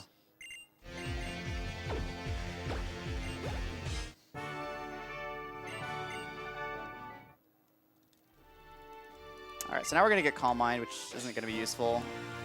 They like to give like every Psychic Gym Leader Calm Mind as their TM for some reason. They really should get a little bit more creative with that. I mean, it is a good move, to be fair. Oh yeah, it is super good. Trying to think which one doesn't. Sabrina doesn't, but it wasn't a move back then. Sabrina does in the remakes. Like they gave her it in Oh, Fire really? and Leaf Green, yeah. Because she gives you, I believe, Psywave in the originals. Such a good move. And then Tate and Liza give you Calm Mind, and Olympia gives you Calm Mind. Like Psywave can actually roll 0 damage. It's ridiculous. Yeah, it's a really solid move. Wait. So now we're getting a call from Lysander, and he's like, I'm the bad guy. I'm threatening with this ultimate weapon to destroy all of Kalos. And it's like, this came out of nowhere. I thought you were a nice guy. You gave me a rock. Does Sidewave just say it misses, or will it No, hit? it'll hit and do nothing. Yep. Actually It's hilarious. like random it can damage, also right? miss too. The yeah, the it's- damage is variable. More so than like just damage ranges. So now we got to go figure out what Lysander's up to. We're going to go to his cafe again and find out that it's hiding a little bit of a nasty secret. Is it behind a poster? It's pretty close. It's behind something. One Sidewave only randomizer. Oh my god, no. Please no. Didn't we talk about like randomizers where all you did was metronome or something? Yeah. I've done That those. sounds fun. I've done those with our boy Alta Biscuit. Shoutouts to Alta Biscuit. So yeah, this Scrafty is back to the trend of this is a range, and if I miss it, he can use high jump kick and kill me. Cool. Nice. That one's actually really not favorable. It's like a 5 and 16. Good job, Alta. So yeah, both of these trainers are actually Team Flare Grunts, and you need passwords from them to open up this bookcase in the back of the cafe. I don't know how that works. I don't really know. I think I've ever seen a bookcase in any piece of media that you needed passwords for, but usually you just like pull on a book or something. But, What's the password? I actually don't remember. I haven't read this text in a long time. So it's Demon Choco. I guess this isn't even a bookcase. It has dishes on it. My bad. Did it just say open sesame? I think Yes. it's Yes. Open Sesame. Outstanding. And that's like something that someone would randomly say, I think. I would. I could have figured that out without fighting him. Yeah. So now we're going to switch the battle style back from shift, or set that it's been on this entire run, to switch. And this is going to come into play on this first Lysander fight here. So Lysander has a Gyarados that has Earthquake, and Earthquake will just absolutely destroy Lucario. So we need to bait it into using a different move first. Thankfully, the Gyarados has Outrage. And if we switch into Lapras, it'll use Outrage, which locks it in for 2 to 3 turns of doing that exact same move. So we can relatively safely set up and kill it. Unfortunately, the Gyarados is still a damage range, so we're going to have to hit that as well.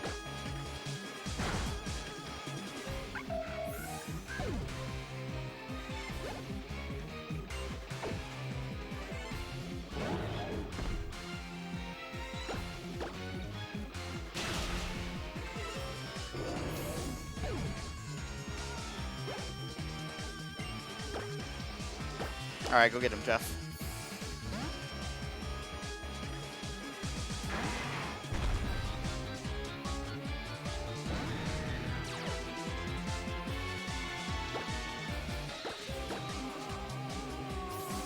Does Jeff eating the Intimidate do anything for you as well? It technically makes the one-hit kill on Gyarados possible. I don't remember if it's not possible or if it's just a really bad range. But it does help that your attack doesn't get lowered. All right, cool, we got it. It's like a 3 and 4 to hit that, roughly. So it's largely favorable, but I still miss it more times than I would like. The Gyarados is, funnily enough, probably the scariest Pokemon for Lucario over the course of the run. And there just so happens to be 3 of them that are threatening. There's a 4th one, but it isn't threatening for reasons that we'll see in a bit.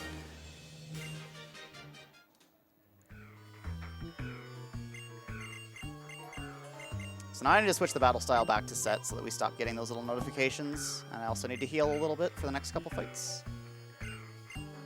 So I guess this, you could argue, is yet another Gen 1 callback with the game corner, with the little rotator spinny things. Are you as slow as Whatever a you Gen wanna 1? call them. Roughly, yeah. It's Oh pretty god.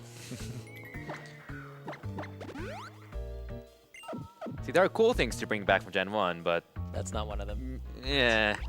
They are a little bit faster. that's they're a not little as bad. They're not That one is also anywhere near really as bad. short.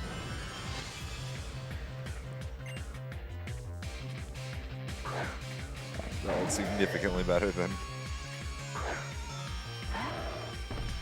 So this Swalot is kind of annoying. It likes to just sit here and set up Stockpile. And Stockpile increases both of its defensive stats. I can save a turn on this fight if it uses Swallow or Spit Up on this turn, which it did not. So now I need to set up another Swords Dance. And it usually uses Swallow or Spit Up on turn 3. If I have to set up an extra one. The AI in Pokemon games has no idea how to use healing moves, does it? Not really. They give a lot of things Stockpile, especially in this game, and they just don't really know how to use it. I was like right there, Swallow. Your HP is Yeah. full. There There are goes all the- Pokemon that spam Mud Sport all the time. So this is the how do Aliana you- fight that I mentioned before, where her Pokemon actually get weaker because in this area she counts as a Team Flare Grunt, and all her Pokemon have 0 IVs. Such a weird little change, but I was gonna say, Keith, how do you feel about healing moves in Pokemon games? Oh, they're great. let me tell you about the mighty Roost. Shout outs to Faulkner.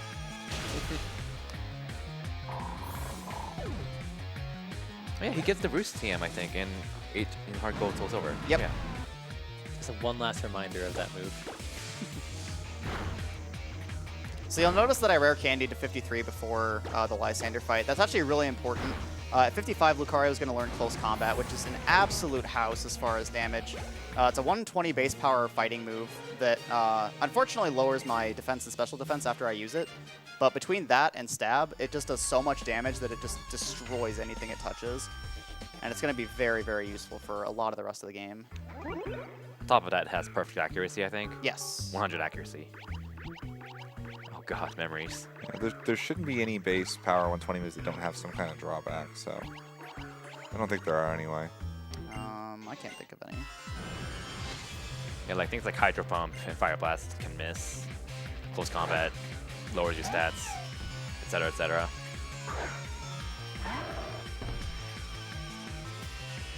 Explosion never misses. Yeah, there totally isn't a drawback with that. No. Unless your opponent uses Minimize or Double Team. It's always my favorite. That's true.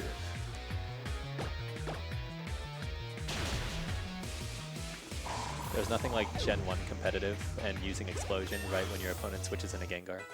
So that was great. Gen 1 miss on Explosion. I've had the wheezing and coughing in Koga's gym. Gen 1 missed self-destruct on me before. And we need to die. That's there. actually bad. It's terrible. Like, it's absolutely horrendous. Gen 1 is a well-programmed game. It is.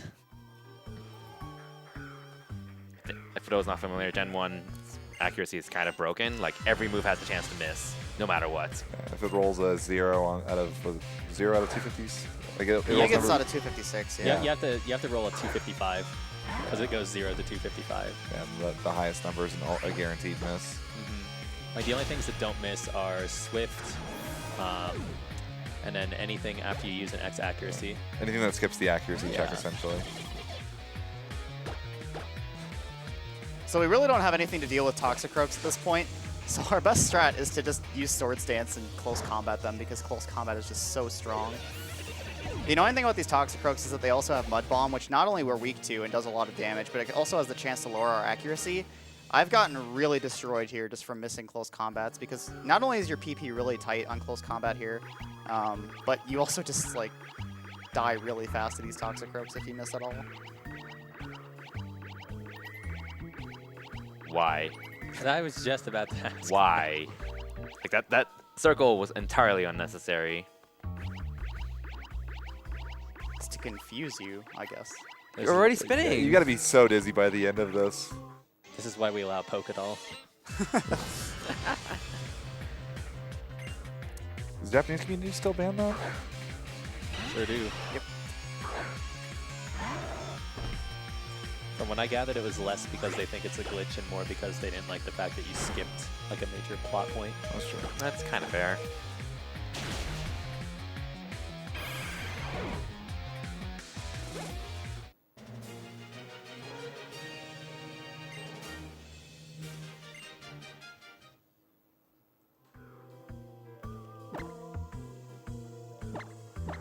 So we got a couple more Team Flare Grunt fights here, and then we're going to get one of my favorite cutscenes in this game for reasons that have nothing to do with the actual cutscene content itself. So yeah, one more fight here, and then we're going to fight Mabel again. This would be another good time for donations if you have any, by the way. Yes, we do. We have $15 from Lionheart Studios saying, I have family with a history of mental illness, so here is my donation. Thank you very much. Then we have $10 from Mon Striker saying, thanks to the German community to get my name as the trainer name. I knew all along that I would be a pretty girl. Shout outs to my guys from the Pokemon Speedrun community, and good luck, Ouro, for the rest of the run. Thank you. And we also have a $100 donation from Reign of Sodden with no comments. Thank you all very much for your donations. Thank you, Rain.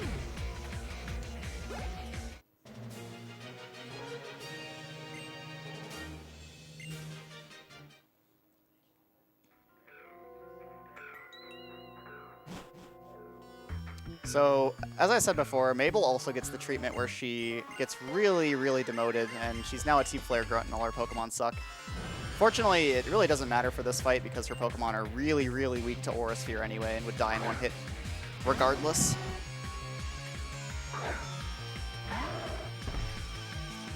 You can also fight Slowgia and Brionne in here as well, but it's completely optional, so we don't even see him again at all.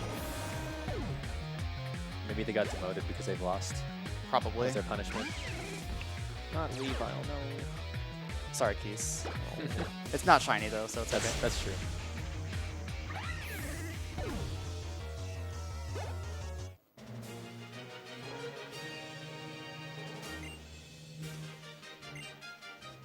It's like how her visor lights just like spaz out when she gets mad. Alright, so now we have the elevator key that we can use to go deeper into the labs here. And we're going to get a little bit of a story exposition here.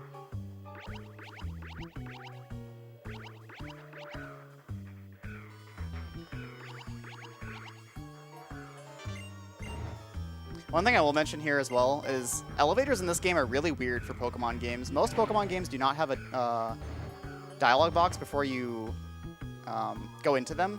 This game you do. So it really throws me off if I play this game and then like other generations of Pokemon because I like keep mashing for the elevator and just accidentally selected the wrong floor.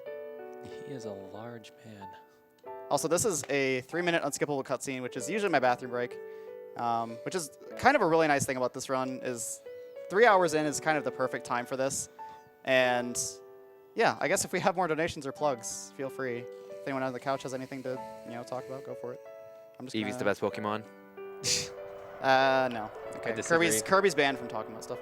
You can't stop me. We do not have any donations to read out at the moment, but I would like to plug something else because, of course, donating is not the only way you can contribute to this marathon because we have the Yeti with a whole bunch of awesome t-shirts. That is YETEE. And you can find those on theyeti.com/RPG Limit Break. $3 of every shirt sold from there will go towards Nami as well. And they tend to donate that over the course of the marathon in big chunks. taking out a bunch of donation incentives along with it usually. So yeah, if you want to support the cause as well as get an awesome shirt, be sure to check out the Yeti.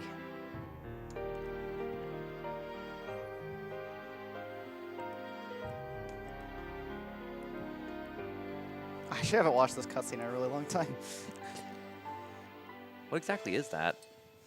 So the whole thing that's going on right now is the guy that we ran into earlier, AZ, is the man they're talking about in this cutscene, and he had a Floette, and it looked kind of funny for a Floette for some reason, but he lost his Pokemon in a war and got really pissed off, and he's like, I'm gonna destroy the world, and as you can see there, he wants to hurt the world that hurt the Pokemon he loved, and so he creates this giant death laser, and yeah, basically uses it for things, but it's been a long time since that happened, and for some reason, doing all this gave him a really long life or immortality. It's not really made clear, and he grew really, really tall, and now Lysander is trying to use this laser for evil things. Did they ever release AZ's Floette? I don't believe so, no. 'Cause I know they had. It's like in the files for like a specific Floette to have like the like a special move and everything. But, But yeah, it just never happened. It's a really good move, too. It was like a 110 base power fairy move that had some other effect, I think. Plus, it's just a really cool design. Mhm.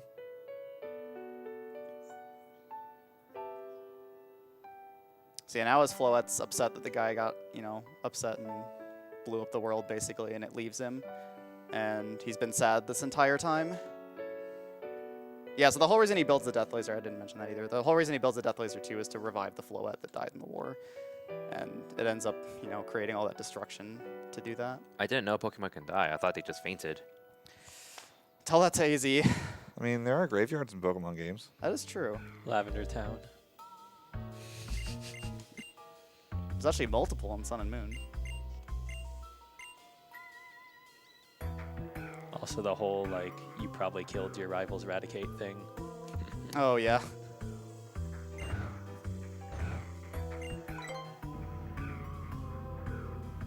So now we're going to fight another named admin that we have not seen before and we will never see again. His name is Xerosic. He's kind of a weird-looking guy. This is another pretty straightforward fight. He's got a Crobat and a Malamar, and we're pretty much just going to set up and kill everything. I was gonna say it's that male pattern baldness, but it doesn't seem like it is. It's just like some weird shave pattern, I guess. He's also got a glove on only one hand. I don't get that either. Michael Jackson. He's They got the both gloves in did. his pocket, but I don't know why he's not wearing it. That is triggering me. I can't unsee it. I actually forgot the other glove was in his pocket. He looks like he'd be a sushi chef. That's his day job. Fair enough.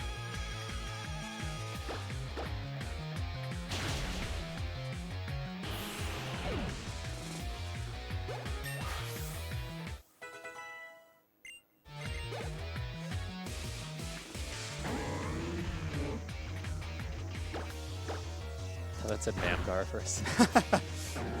Reminder that I named the Charmander Mamgar. Shoutouts to Mamgar.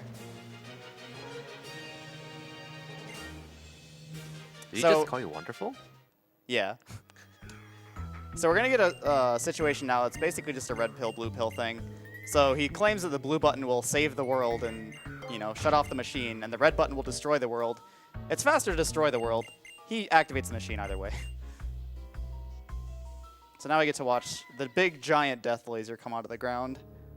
And these houses are about to meet a very unfortunate tipping over.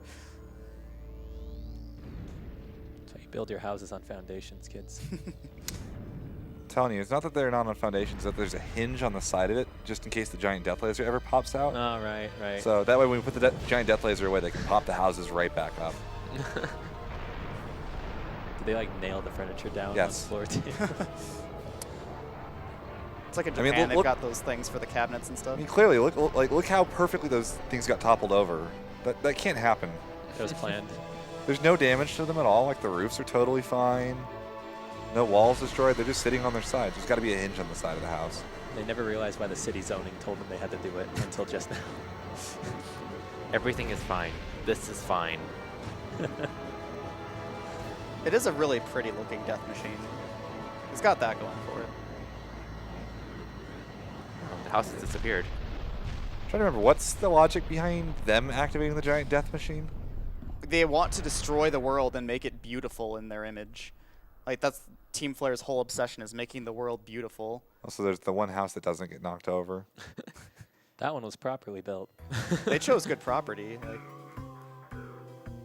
Just think those guys are like, ha ha ha. Like that one property cost a premium because it was just out of range. it's going to appreciate really well.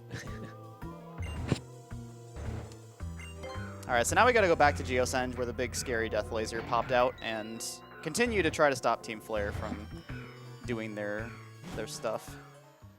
Could you imagine them trying to sell that house? They just built a ton of equity just from that alone. Will survive giant death laser if it ever comes back. $500,000. If I had to buy a house in Geosens, that would be the one I would buy. So. Exactly. Very competitive market for that house. So I'm going to box heal Lucario here and actually withdraw every other Pokemon that we've deposited up until this point. There is one benefit to filling our party here, and up until a month ago, we really didn't think about doing this. So previously, the version that you played on, either X or Y, actually made a difference, and X ended up being slightly faster by about 6 seconds or so. Because if you caught Yveltal or Xerneas, they get forced into your party in the first slot, and Yveltal made Lysander send out a different Pokemon second, and that Pokemon did not let you safely switch into Lucario, so you had to switch the battle style from set to switch again, like we did on the last fight, and I'm going to have to do for this next fight as well, which cost a little bit of time. Yveltal and Xerneas could both deal with his Mienfoo his Mienshao really easily, but it's the switch that ended up costing you time. Thankfully, now that we fill our party, we can just shove Xerneas into the box, and Lucario can deal with the fight just fine. That is the reason we need that 6th close combat PP, though, as I mentioned before, so we're going to be using that PP up pretty soon here.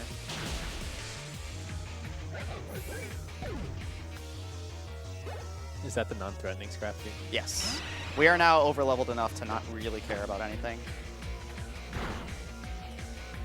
We still have to set up for these Golbats, though, because they're strangely bulky.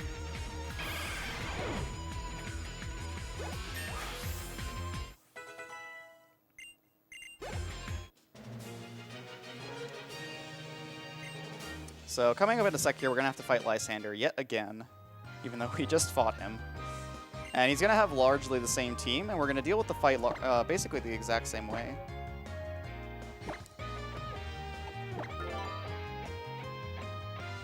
The only difference here is that his Mienfoo and his Murkrow are now evolved, but they still go down just as easily as they did before.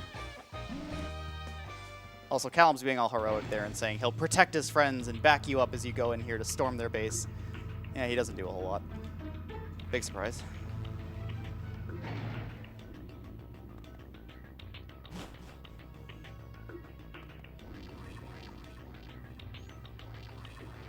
He'll watch from the outside, apparently.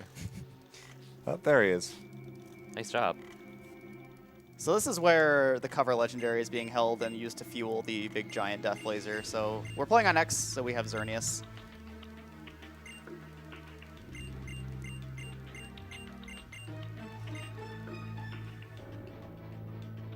And also Lysander's crying sparkly tears. And he's going on about how I've worked so hard for this and I've, you know, all this yada yada monologuing stuff. But we're just going to kick his butt.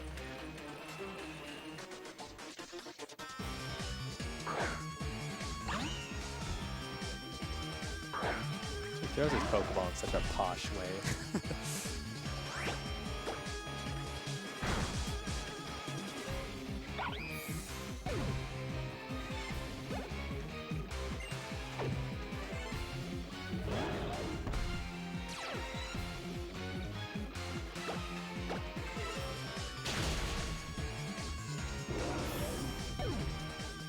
Alright, now we're going to switch to our good buddy Jeff again.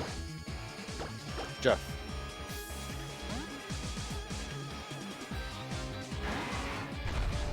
And just like last time, Gyarados is going to get locked into using Outrage because it deems that's the best thing to hit Lapras with. And we're going to be able to switch in Lucario safely and set up. This Gyarados is also a damage range, so hopefully we hit this one as well.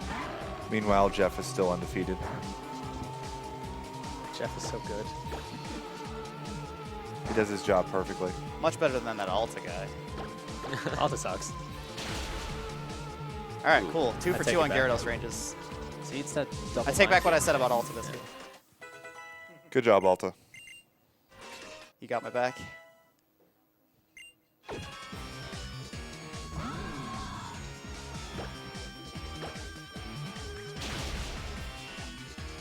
All right, and that's Lysander 2. So, sorry, go. I was gonna say, is that Honchkrow dangerous if you miss Rock Tomb there, or is That that? was actually a misclick, I'm going to be honest. Oh. Okay. Cool. But it works out just fine, so. No one saw that. It's all calculated. That was RNG manipulation. The only form of it that we have in this run. So coming up here, Callum's going to help us defeat a bunch of admins in double battles. And when I say help, I mean he's going to use the wrong move every single time and then not heal me after every single fight. What a surprise. He heals his Pokemon after every single fight, but not yours.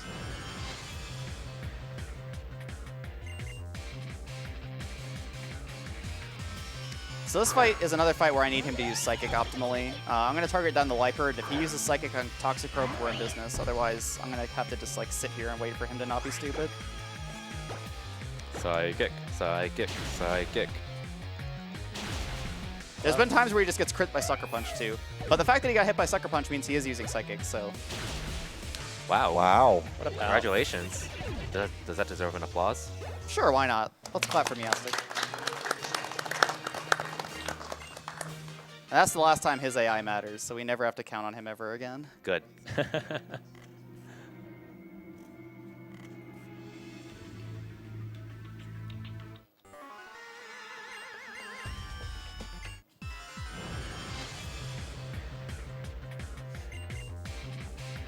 It's actually pretty solid pace too. I haven't really looked at the timer too much until now. That much has gone wrong, knock on wood. Yeah. If stuff does start going wrong, I can blame Alta Biscuit. So this is a fight where I also need Meowstic to hit Manectric with either Fake Out, which it didn't do, or Psychic, because Aura Sphere is a damage range. So hopefully it will do that. Okay, Disarming Voice is fine. What's the fourth move it has? It's Light Screen, Light Screen? Fake Out, Oh. Psychic, Disarming Voice. Of course it's still light screen. Of course, it's light screen. Why Yep. wouldn't it be? All right, so I need to heal to full on this next fight. It is imperative that I am at full for this next fight because if Meowstic does not use Fake Out on the Houndoom, it does about 151 damage to me, and I have 158 HP at the moment. So it will just barely not kill me.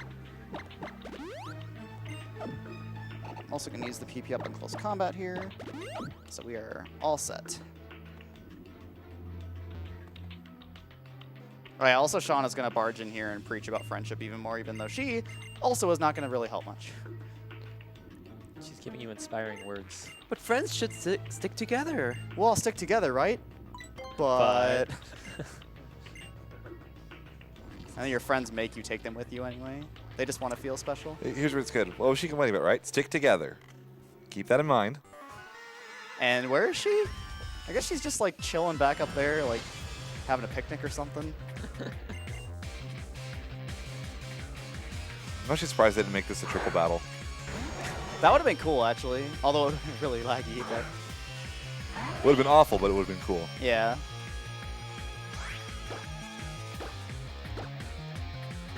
Nice. For whatever reason, Meowstic's AI, if it ever goes for Fake Out, it goes for Houndoom. I'm not sure if it like reads your move or how that works, but I won't complain. Maybe it just targets it because it sees Houndoom's dark type and doesn't want to get hit by it.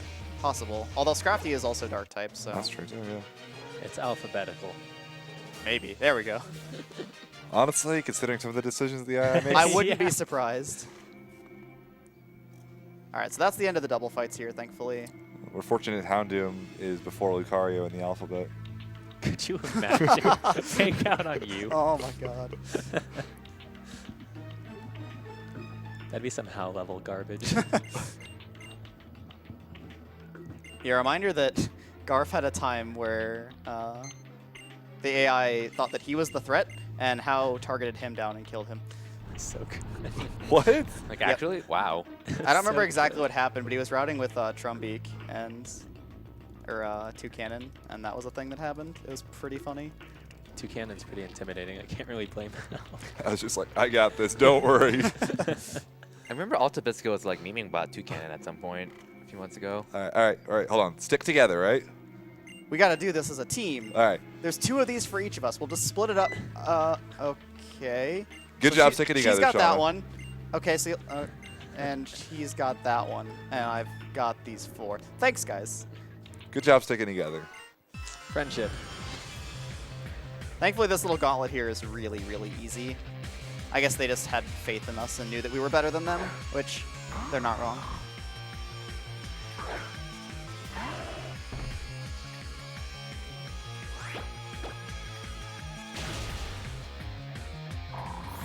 I just can't get over the idea of how attacking these teammates. It's so good. Like, how's an idiot? Apparently.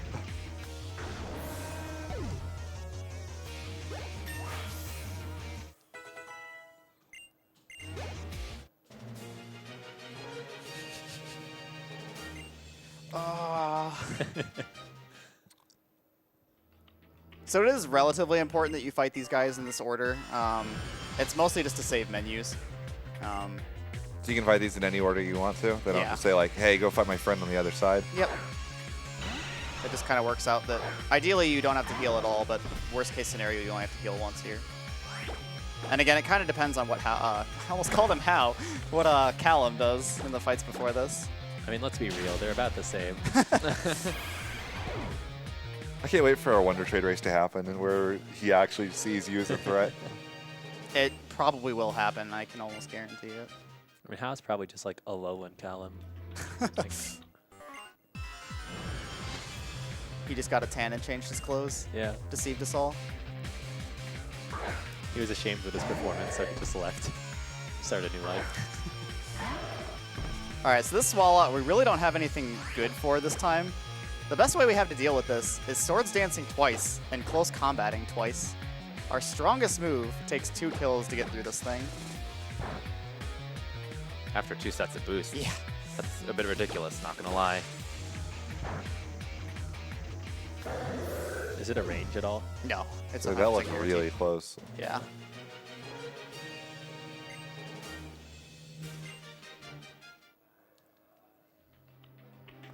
All right, so this is the one fight that really is important as far as the order. The other thing with this fight is that it ends with a Manectric with static, and the best way to kill it is with close combat. And because of the way the next part is going to go, we get a free heal, and if we get static, it's not going to be the end of the world. Whereas otherwise, we would have to heal it off. I'm guessing it's not your rival that heals you. No. Why would he? You just kind of get healed. I also just realized I totally forgot to turn the battle style back. It's fine, I can do it. Like, mentioned ranges a lot during this run. Have we actually explained what we mean by that? I don't think so. I don't think we explained it during your run either. No, I you think did. I think we tried to. I gave like Yeah, a really maybe. basic explanation. Yeah. Go ahead and explain it again if you want to. Oh, well, I'll go back to the basic explanation. So there's no set damage done other than moves like Sonic Boom or, you know, Dragon Rage or stuff that's based on your level, like Nightshade. Yeah, Seismic Toss. But when we say ranges, we're talking about how the game calculates the damage output, and it's never exactly the same. In Generations 1 and 2, it was always out of 39. So if there is some high roll or low roll, then you'd hear us say it was a 1 in 39 chance. Gen 3 and on, it was 1 in 16. So like a lot of times, a Gyarados is a good example. So out of those 16 possible damage rolls you could get, all of them die on 12 of them, I think it is.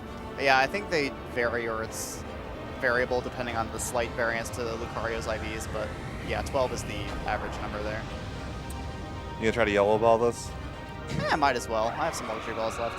So the legendaries in this game are actually required to catch. If you kill them or run away from them, it just starts the fight over. So they had to make the catch rates ridiculously easy to get just because, you know, you have to get them, and you can come in here with like basically no Pokeballs. You can leave here and get Pokeballs and come back. If you run away, you're just like set in this room and having to come back. I'll donate $5 if it gets caught by yellow ball. Everybody in chat, y'all need to do the same. All right, cool. I'll match that. Match the $5 or match the chat? Both. Why not? No, 5. I'll do the 5. Go, Alta Biscuit.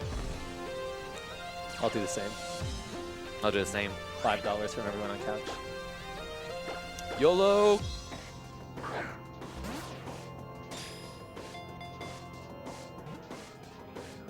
Huh?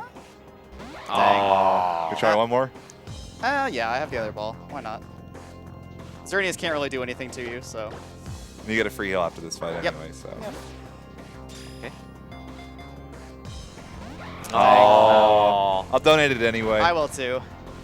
I'll donate it after this. Wait, what? Wait, how did you die? It used Moonblast. It like never uses Moonblast.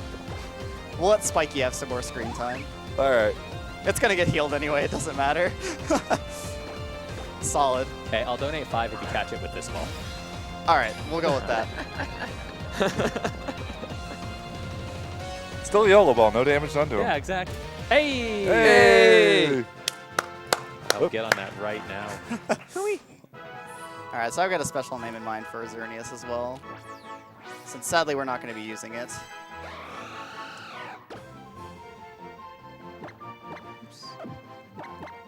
Oh, by the way, Alta says, where's the Goomy he was supposed to catch? I even called him my good buddy. Breaking his heart. Woo! RPG Limit Break 2017. So now it's going to ask us if we want to put Xerneas in our party. We don't want that. It's just going to sit in the box and look pretty. So now we're going to get interrupted by Lysander, who gets this weird thing. I don't really know. It's never explained. He just has little flying bug machine things. Yeah, random robotic attachments that do nothing. You might even think like, oh, maybe they'll throw the Pokeball for him. Nope. We're also going to fight him on the sun, because I guess we're on the sun. So this fight also has a Gyarados, but it's the easiest Gyarados in the game because he actually learns how to Mega Evolve here. And Gyarados loses its flying typing when it Mega Evolves and turns into a Dark type. We just so happen to have a bunch of fighting moves. It's going to get destroyed.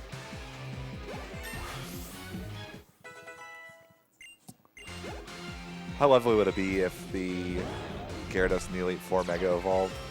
I would lose a lot less runs. So there's one more Gyarados that's going to be coming up in the Elite Four in a little bit, and it's the same range as every other Gyarados in the game, and it pretty much just kills every run it touches. It's pretty awful. The thing that's worth mentioning, too, is you Mega Evolve in that fight, and if you have to reload a save file, you have to watch the long version of the Mega Evolution animation again, whereas you get the short one if you don't have to reload. So you lose time from dying, and then you lose time to that as well, and it's just like insult to injury at that point.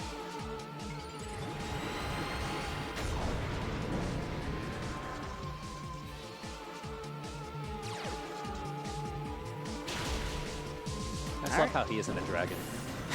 He's just a big shrimp.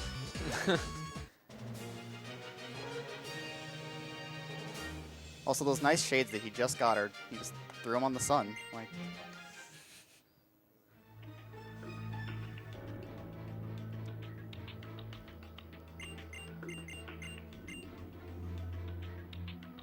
alright, so now Team Flare is defeated, and we can get on with our gym collecting journey, or gym badge collecting journey.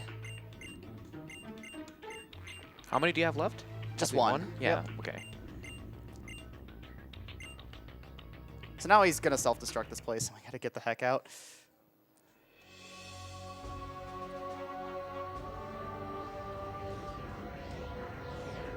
There's Shout outs still to that one one house.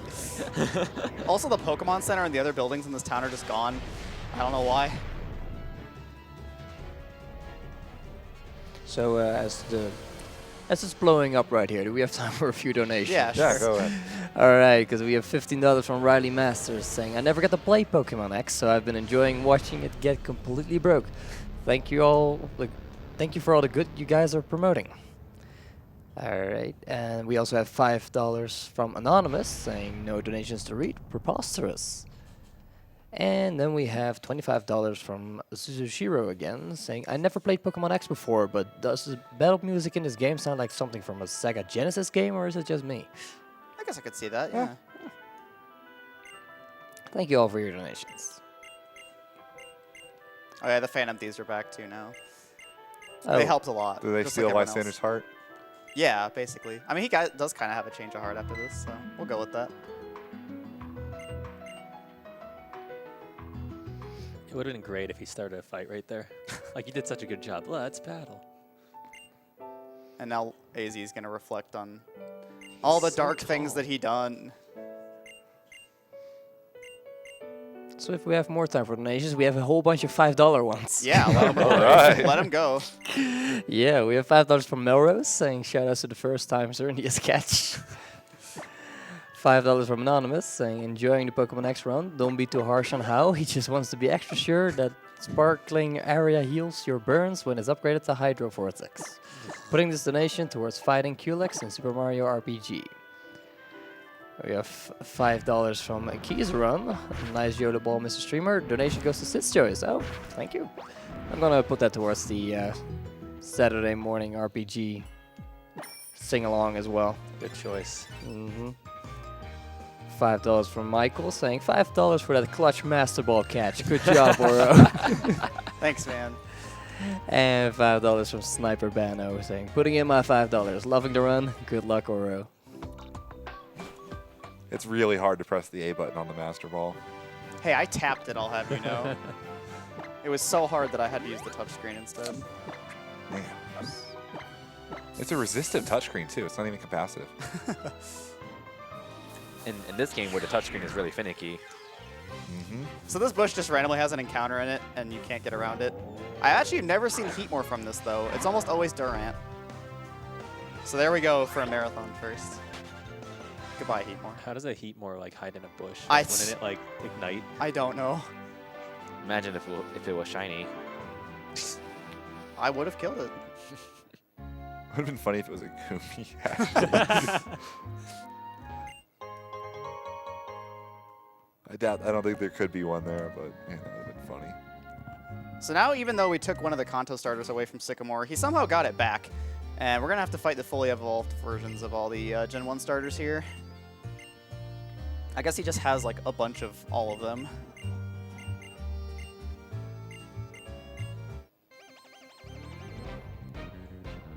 So this fight's pretty straightforward. I can go for a 3 and 16 damage range on Venusaur here, which I probably will based on what he does in his first turn. That's really the only variance in this fight, so you really only lose a turn if you miss it, and it's not a big deal.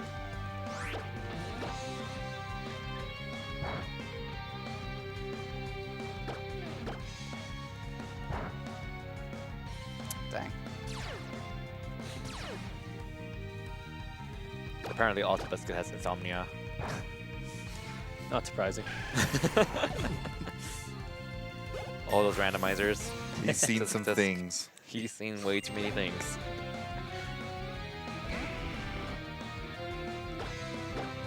Dude, the lag. Yeah, there's a lot of Pokemon with like, you know, fiery effects on them that just bring the performance of this game down. It Like, does not take much for this game to start chugging. Yeah, so one of the things people like to do with this game was get in triple battles with 3 Moltres on both sides. And my- the game just crawls. And that's even Wait. overestimating it a little bit. So if you have 6 Moltres, 3D on, and Rain. Unfortunately, 3D on doesn't actually do anything. They knew it lagged so much in this game that anything more than just a single Alright. battle, it shuts off. Aw. That's boring. That would have been so good, though, if you could I do wanted to that. see it run at the frame rate of Donkey Kong 64. Did they straight remove triple battles in Sun and Moon, or are they still I, in there? That makes me sad that's now. a good question. I don't think I've ever seen one. Yeah, that makes me sad to think about, because that can't happen in that. And that would be like 4 frames per second. Yeah. That would be a crash. It's like, what? No. It can't even handle double battles, so yeah. There's only one Moltres ever. Alright, so now we get to fight all of our friends again and see all the Pokemon that they just magically wound up with. She would have a Delcatty. And thankfully I'm a good HP range here, so if I'm above HP or 100 HP going into the next fight, I can set up Swords Dance on Crawdaunt, and it's a little bit safer. If I'm under 100, I have to set it up on Roselia, Look, Alta evolved. or Roserade, excuse me. So a lot of these fights are pretty straightforward. Also, more of your friends being rude. You don't get healed after this fight. Tierno just bursts in and is like, I want to fight you, and I don't care about the status of your Pokemon. But after the Tierno fight, Trevor heals you because he's a good guy.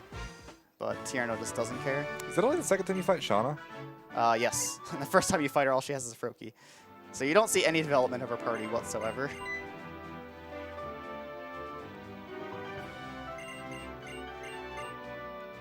And I mean, Trevor and Tierno we haven't seen for Wait, like he's- 3 hours anyway. He said sorry to throw that at you without healing you. Yep. I hate his He's- shirt. I hate his facial I like how they expression. just zoom in on it too. It's like Vanillite.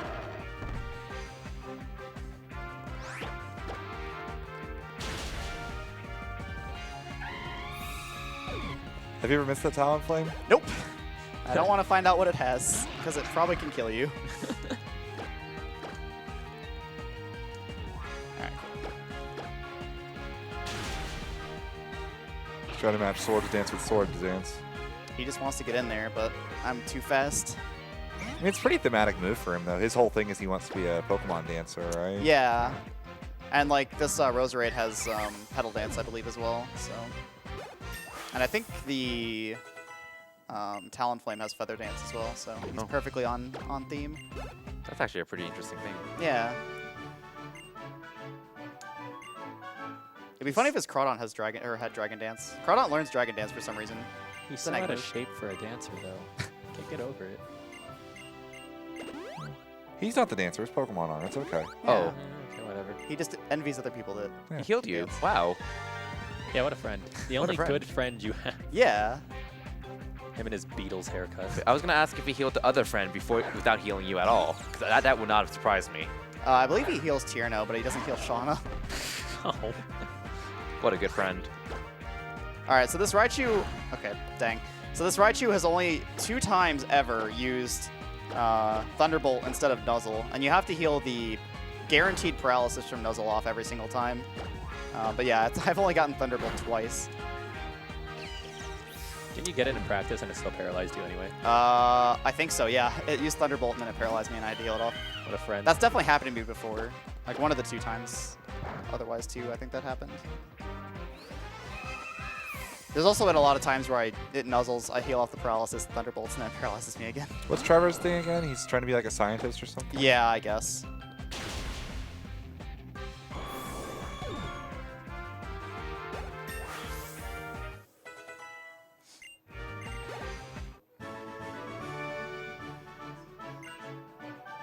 And he has a stopwatch on his neck for some reason.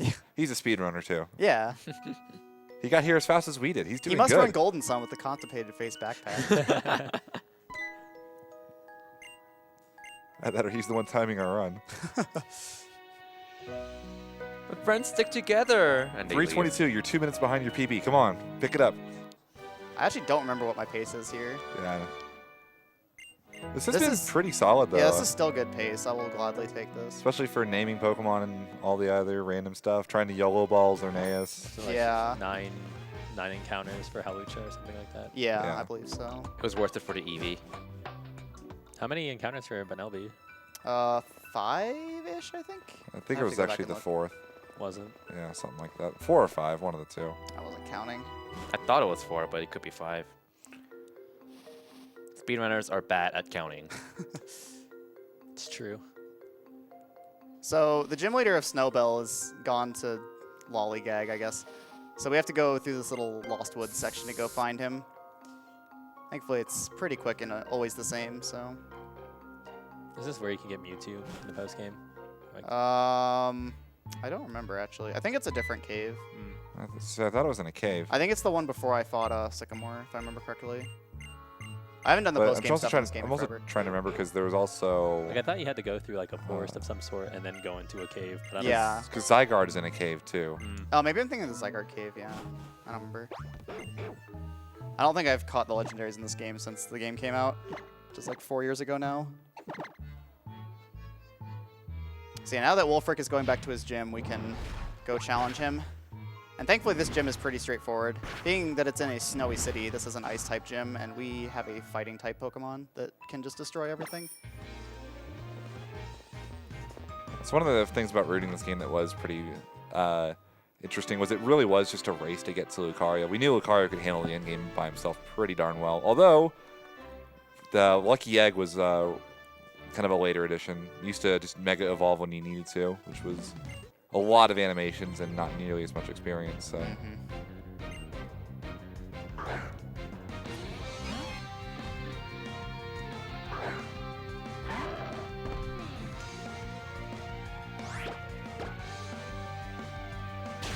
What level does Sneasel? How does Sneasel evolve into Weevil? You need the Razor Claw, and then it needs to level up during the night. Okay. So it's somewhat understandable that's not evolved.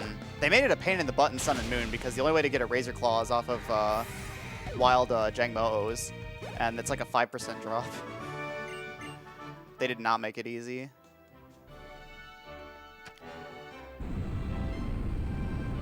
I kind of wonder how they expect you to be able to find out how to evolve these Pokemon ever since like even Gen 2. There's like, well, there's a few hints here and there, but I'm sure some random person in town will say, "Hey, try doing this." Yeah. But You have to call the Nintendo hotline. Gen 4 added a lot of very weird evolution methods that didn't really make a whole lot of sense. this game probably added one of the like coolest. Oh, 8K? Yeah. Yeah. Flip the console upside down. I did that one on accident because I dropped my teeth.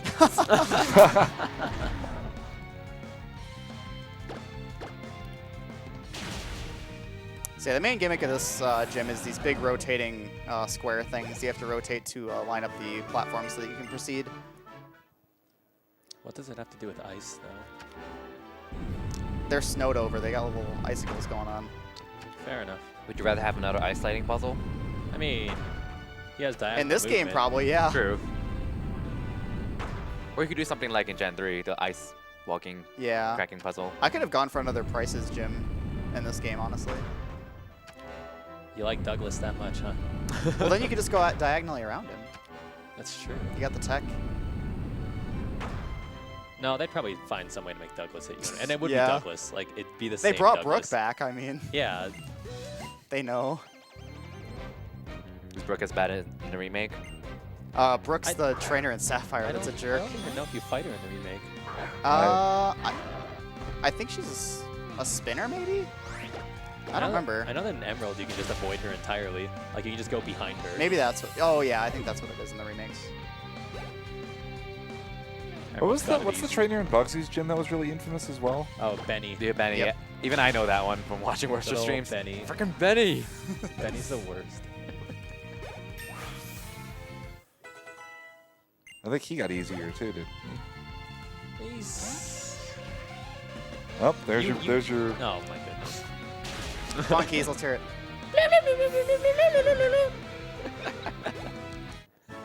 No, Benny was required in the remakes, so like you didn't have to worry about dodging him. And since you're using a Quilava at that point in time, he's just Yeah. easy peasy. That's true. Also, yeah, it's 12 instead of. I believe in Gen 2, the speedrun uses Totodile, but Yep. in the remakes you use Cyndaquil, which is Yeah. kind of a pretty interesting difference there. Yeah. It's because you blitz the Raikou, right? Raikou. Yeah, but even before that, you used it too. There's just every difference that happened between Gen 2 and Gen 4 favored using Cyndaquil over Totodile. So, like, it also lost Rage, which was a big deal in Like Rage works completely differently in Gen 2 than in every other gen. Do you want to get some And ice cream Gen after 1. this run?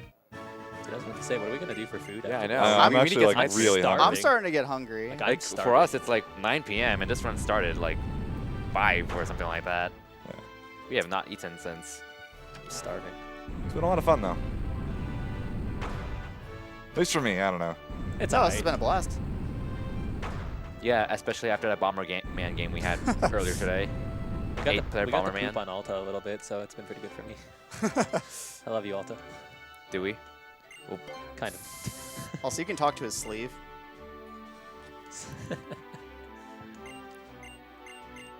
It sucks that they like auto center you though, because you Yeah. have to walk an extra tile now.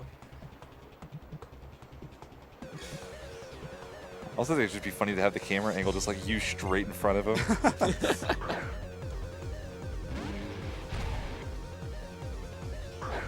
Someone needs to just like Photoshop a picture of just like the trader like bending down and like, "Hi, Wolfric." I believe in you, chat. You guys did the Goomy for Sapphire. Yep, that was so good. So good.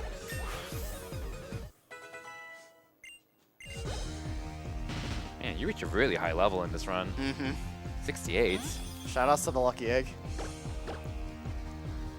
Also, unfortunately, I can't use Aura Spheres on these Cryogonals because their special defense is absurd and they just do not die.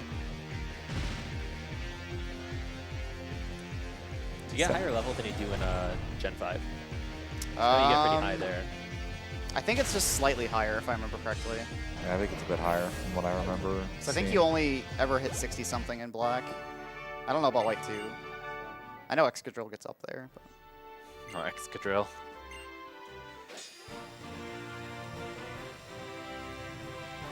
Excadrill's so good. It looks like a Kyrogonal, or however you pronounce it. Yeah. That might have been intended. They really should theme more badges off of like the Pokemon they use. That'd be pretty neat. Also, we conveniently get a way out of here now that, for some reason, traps the trainers in this gym. Now that things are at diagonals and they can't get out. Sorry, guys. A nice little ice slide, too. So you Yeah. can't even head back there. What if you want to talk to Wolfric Sleeve again? Everyone's just trapped in here. You're the real villain.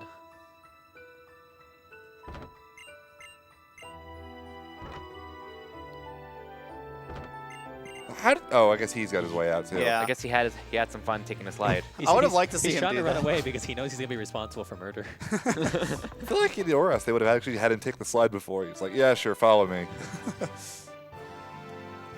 This is nice. safe, I promise.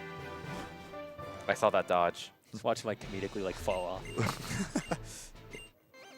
So whereas most of the other Pokemon games have really drawn out badge checks to get you into the victory road, this game is just a fight and then one door that just checks all your badges at once. It's really nice.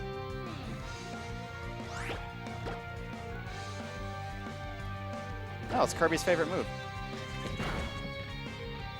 My favorite move. Shoutouts to Gen 1 where you have to get checked 8 times on your way through. Yep, you got the first badge. Thank you. You got the second badge. Wouldn't be here otherwise. Gen 5s are pretty painful. What happens to Gen 5 again? It's been a while. There's like a big door and then like a little themed area for the gym, and you walk through that area and then there's a badge check, and then the door takes like forever to open. It's really slow. See, Gen 3 only checks badge 2 and badge 6. And then Gen 4 just doesn't check. At least Heart Gold, Soul Silver, they don't check. They just assume that since you need the badges to use the HMs to get there, that you have the badges. You need the badges. Need. I mean, it's not like there's a glitch to skip after game or whatever. Oh, no. No way. No. You're not going to see that at Summer Games done by me at all. No. Nope. Not Nope. at all. Not at all. Nope. Summer STDQ.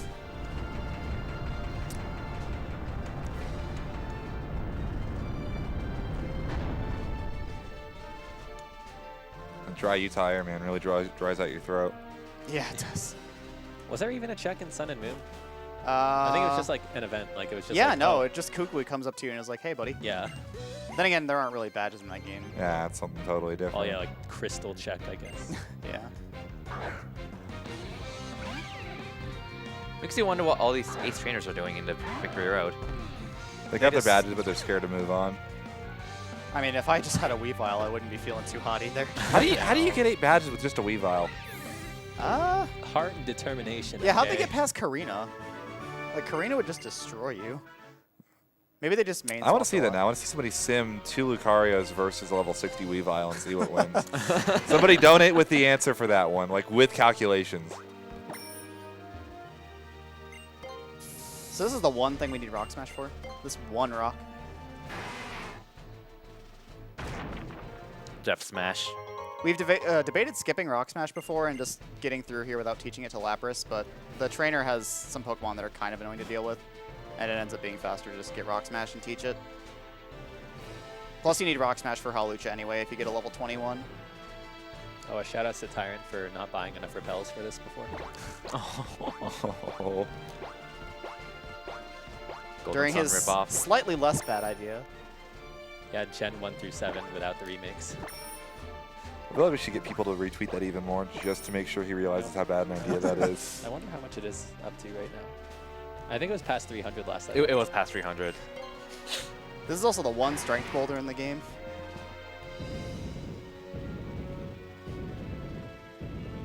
You gets strength really early, from what I remember. Mm-hmm. Yeah, Grant gives it to you before his gym. Yeah, he's at 307.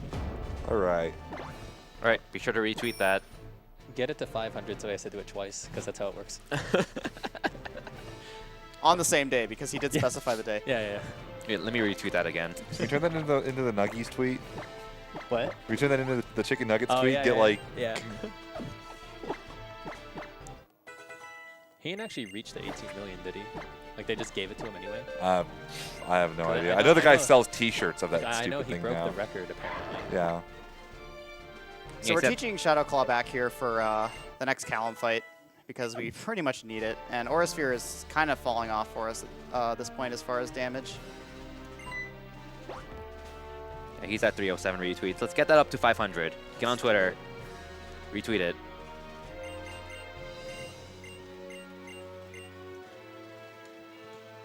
So do we have time for some donations? We're making our way through Victory Road. Yeah, go for it. All right, we have $50 from Anonymous saying 5 times 10 for YOLO Yellow Ball Strats. Keep up the good work. We have $5 from Samidian saying had to donate for that YOLO Ball kinda sorta backfired. Putting this money towards naming Lucario Samit. Oh wait, a bit late for that.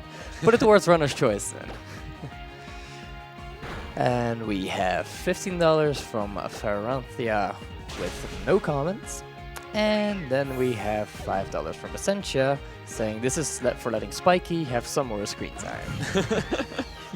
Essentially, is covered. at the donation station right now, going through Yeah. the donations. So, Thank you all very much for the donations. It is very much appreciated, and it will go towards helping NAMI, the National Alliance on Mental Illness. okay, Jolteon. Got him here. Too late. And It's it's dead. Why? You're How going could to you get a kill bunch it? more EV evolutions here in a sec. It's fine. Yeah, like Altaria. That's clearly the Dragon EV evolution that we never got.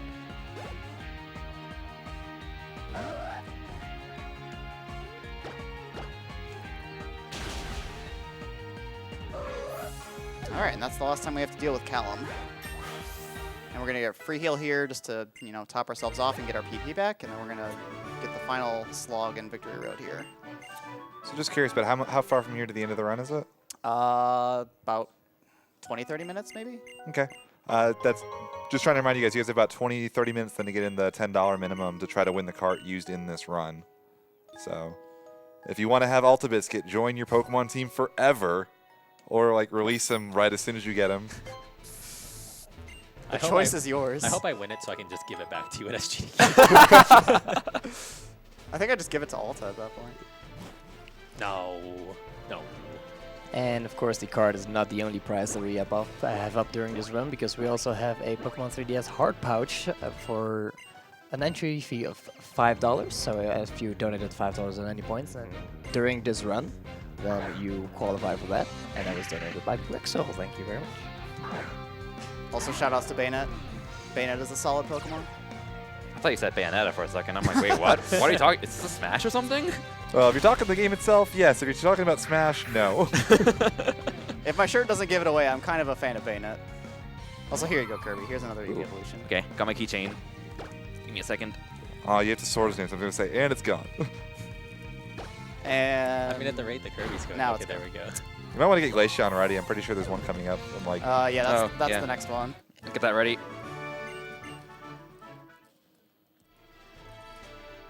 This is it. You'll need Umbreon too, just as a heads up. Oh, thanks. Thanks for the heads up. I got you. What a good friend. I sort know. of Glaceon because Glaceon's one of my favorite Pokemon. Friends stick together, right? Even though none of them are with me right now. Team Player's not a threat anymore. They don't care. Like Glaceon and Espeon like trade back and forth between my favorites. But still, I like Sylveon a lot too, though. Like, Sylveon's probably solid. my favorite. Umbreon and Espeon would be mine. I don't know. But I like all of Umbreon's them. still like good too. I don't know. A lot of them are pretty solid, and then some of them are just terrible. Umbreon's like the only I like this shiny one. of the group that I like too. I like that like blue ring Oh, instead yeah. of the yellow ring. It's really good. All right, so we're going to get some more screen time for Hawlucha here. Unless I crit Trevenant, it ends up almost always using Curse and fainting itself. So we have to deal with this Gigalith now that will just absolutely destroy Lucario. So it's going to try to go for Earthquake here, and we just cannot take that at all. So we're going to switch into Hawlucha, which will take no damage from this. Also has the nice side effect of getting rid of Curse. Yes. So Curse is a damage over time status ability that will do a quarter of your HP every single turn after the Pokemon that used Curse, uses it on you. In addition, this Gigalith has Sturdy, which you'll notice I just wing attacked it. If Lucario has to be in for 2 turns against this Gigalith, it is just going to die. So we need to break the Sturdy with Hawlucha, and thankfully Hawlucha outspeeds Gigalith. Nice Protect. So because of this Protect, I'm going to have to do a slightly different thing on the Glaceon, which is going to lose me a turn, but that's totally okay. Ideally, it just doesn't use Protect, and you get to save a close combat PP for it, but that was not the case. It's really interesting how often you see poke switches in this, because a lot of the Pokemon runs don't really have that to like the newer generations.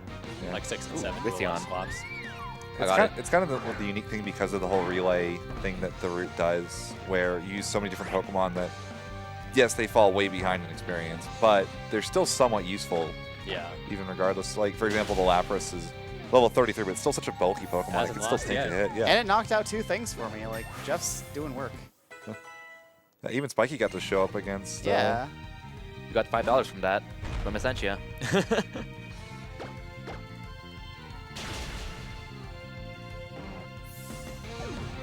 He just stood up too. Oh, rude. That's okay. He's just going back to sleep. It's like, okay, I did my job.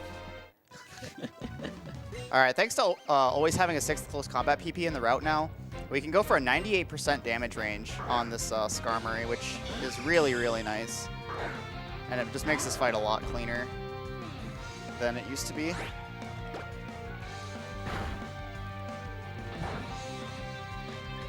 Unless I miss it, of course. But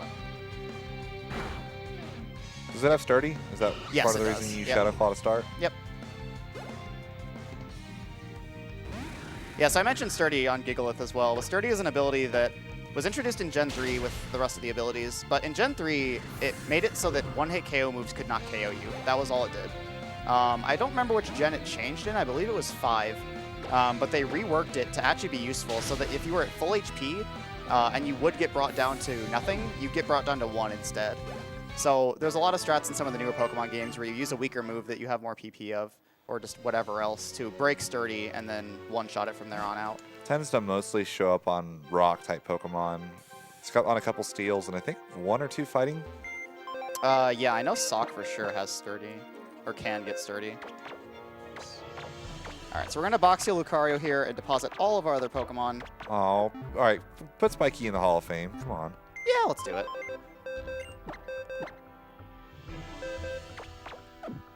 Oops. Not Mamgar? How could you? It's all right. Spiky's the only one that really deserves it. I approve Mamgar's runs. That's all he gets. Oh my god. So the reason I deposit all my Pokemon there is it's slightly faster on the Hall of Fame to only have 1 Pokemon with us, but it's not a huge time loss to have additional Pokemon with you. Unfortunately, having extra Pokemon with you doesn't even really help either, because most of the fights, if Lucario dies, you really just can't recover. Like, need to I set still up. have revives left, but I'd have to set up on things that will just kill me, and it's not going to end well. So almost all of these Elite Four fights I'm going to be saving before because of that. They can all be very scary, depending on what happens. I think like the only thing I can think of that would be potentially working is if Lapras could take a hit and get a Perish Song off. Mm-hmm. Which that'd have to be against like the last Pokemon. Yeah. And you and Perish Song. Dude, Perish Song is amazing. It used to be used at some point. I could have sworn against like a Gyarados or something. You just like go Lapras, Perish Song, and then like would kill it that way. But I know Emerald runners would disagree with you. Winona can lead Perish Song, and it's really annoying because you use that turn to set up. I actually didn't know that. I didn't either, so. All right, so the first Elite Four member we're going to fight here is Malva, who actually works for Team Flare, believe it or not. And the nice thing about the Elite Fours from Gen 5 onwards is that they only have 4 Pokemon, so there isn't that much to deal with. You can also fight these in any order you want Yeah. as well. Which is That was kinda another nice. Gen 5 change. Makes routing them really, really interesting. So I'm going to set up a Swords Dance here. Ideally, I don't get hit, and I can go for a second one. And then ideally, I don't get hit again. Okay. If I don't get hit at all here, I save a turn. Or I save healing after this fight. So it looks like we're going to get to do that. That actually doesn't happen, like, ever. Usually it just flamethrowers you right away, and then probably burns you and you're just dead. Oh, Pyro is another one of those Pokemon's different male and female. Mm-hmm. Yeah, so the main reason for setting up again... Thanks, Talonflame. Did I just say, I asked that if you'd ever missed a Talonflame? The Talonflame on the bridge, I guess I never missed. Yeah. Have you This missed one I don't think I've ever missed either, actually. So this is actually a fight where I can revive and probably recover, so we're going to do that. That's actually really unfortunate. This would have been a really good fight otherwise. So Spiky saving the run. Ooh, Spiky. God bless Spiky. Thanks, buddy.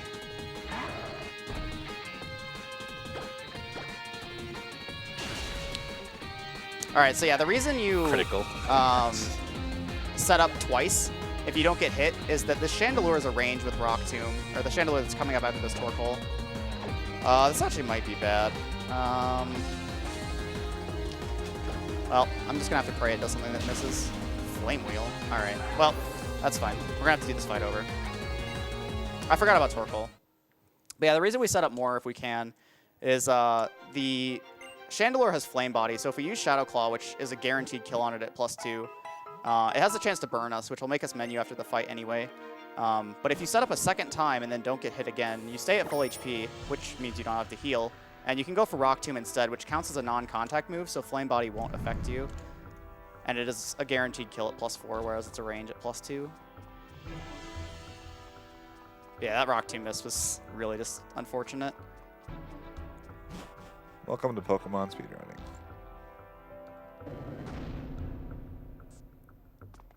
You did it because I wiped without saving before. You were just trying to make me feel better. Yeah, there you go. We'll go with that. I don't think I've seen any opponent actually crit you this entire run. Yeah, I don't think so. Yeah, that's actually Not significantly, anyway. that's pretty lucky. That's pretty insane. I think they have like a 1 out of 16 chance to crit. Yes. Most moves. So the fact that we haven't seen any significant ones at all, it's actually a pretty rare. All right, I'm just gonna save here this time, so we don't have to walk all the way back if that happens again. Gotta save that money just in case. It definitely matters from here. I don't know. I might die again and decide to shop. In which case, that wouldn't help. So never mind. I'll donate $20 if you miss again. All right. Does Lucario get another level from the Pyroar? I actually don't know. The unfortunate thing is, if you have an extra level for the one fight that really matters, it doesn't affect the range at all. It's still just as favorable, so it doesn't really help. There were times where I was tempted to route in a second rare candy to use on Lucario before that last rival fight. But I did the calcs and it just doesn't work out, unfortunately. Because making that Gyarados not a range would be really, really nice, but unfortunately it's just something we got to deal with. All right, come on, Alta. Thank you. Thanks, Alta Biscuit. I ain't thinking him. He didn't do his job the first time. Blame Alta Biscuit.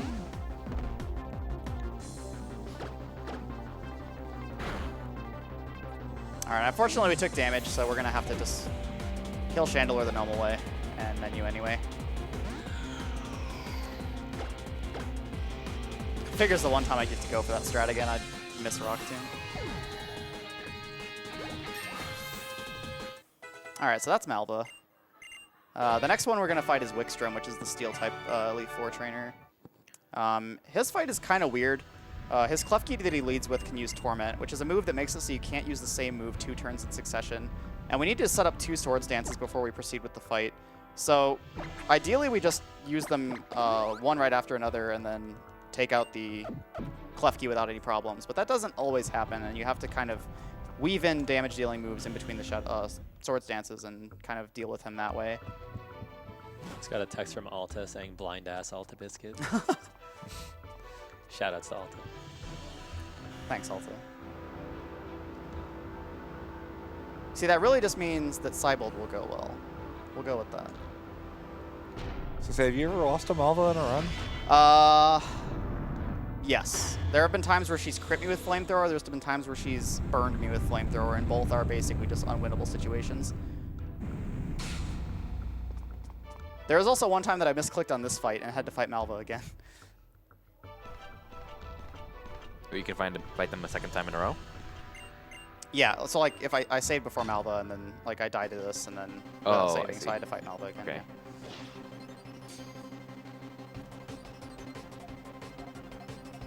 Look at this guy is so committed to the steel types, he wears a full suit of armor. I don't understand his hair though. He's got like a weird little like, star thing going on. Looks like a Fire Emblem villain.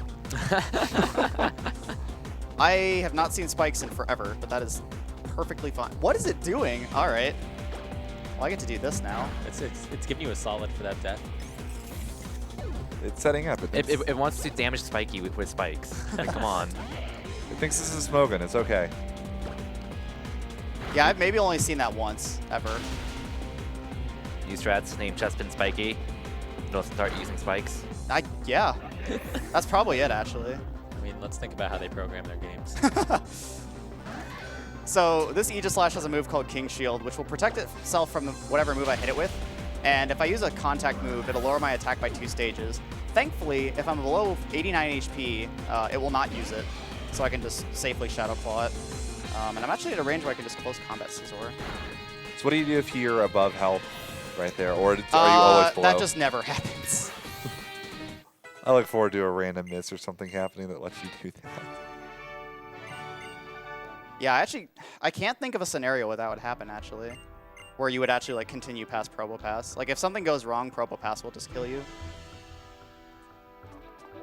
And the nice thing on Scizor is there's certain ranges that you have to keep in mind when you're at certain HP thresholds, because it has Bullet Punch and it can just kill you from there. But thankfully I was in a range where I could survive a hit because I only used close combat once, and it didn't even end up using Bullet Punch anyway. So that was like probably what I would consider a perfect Wickstrom fight, which I don't think I've ever seen an entirely perfect Wickstrom fight. So that was actually insane. On an unrelated note, Tyrant said no to doing it twice. Come on. What a weenie. As if he has some choice. What a loser. It's Twitter law. He's legally obliged. Alright, so this fight is the safest of the Elite Four. There really isn't much that she can do to kill you. She has a Dragology that you have to set up on, and it can paralyze you with Thunderbolt, which makes you have to heal, but there's really nothing that she can do that kills you. Her other 3 Pokemon you just outspeed in one shot with close combat, so it's really not too bad. A couple of them you can use Rock Tomb for, but thankfully we have the extra close combat PP to just be able to avoid the miss and one-shot them anyways. She's so happy.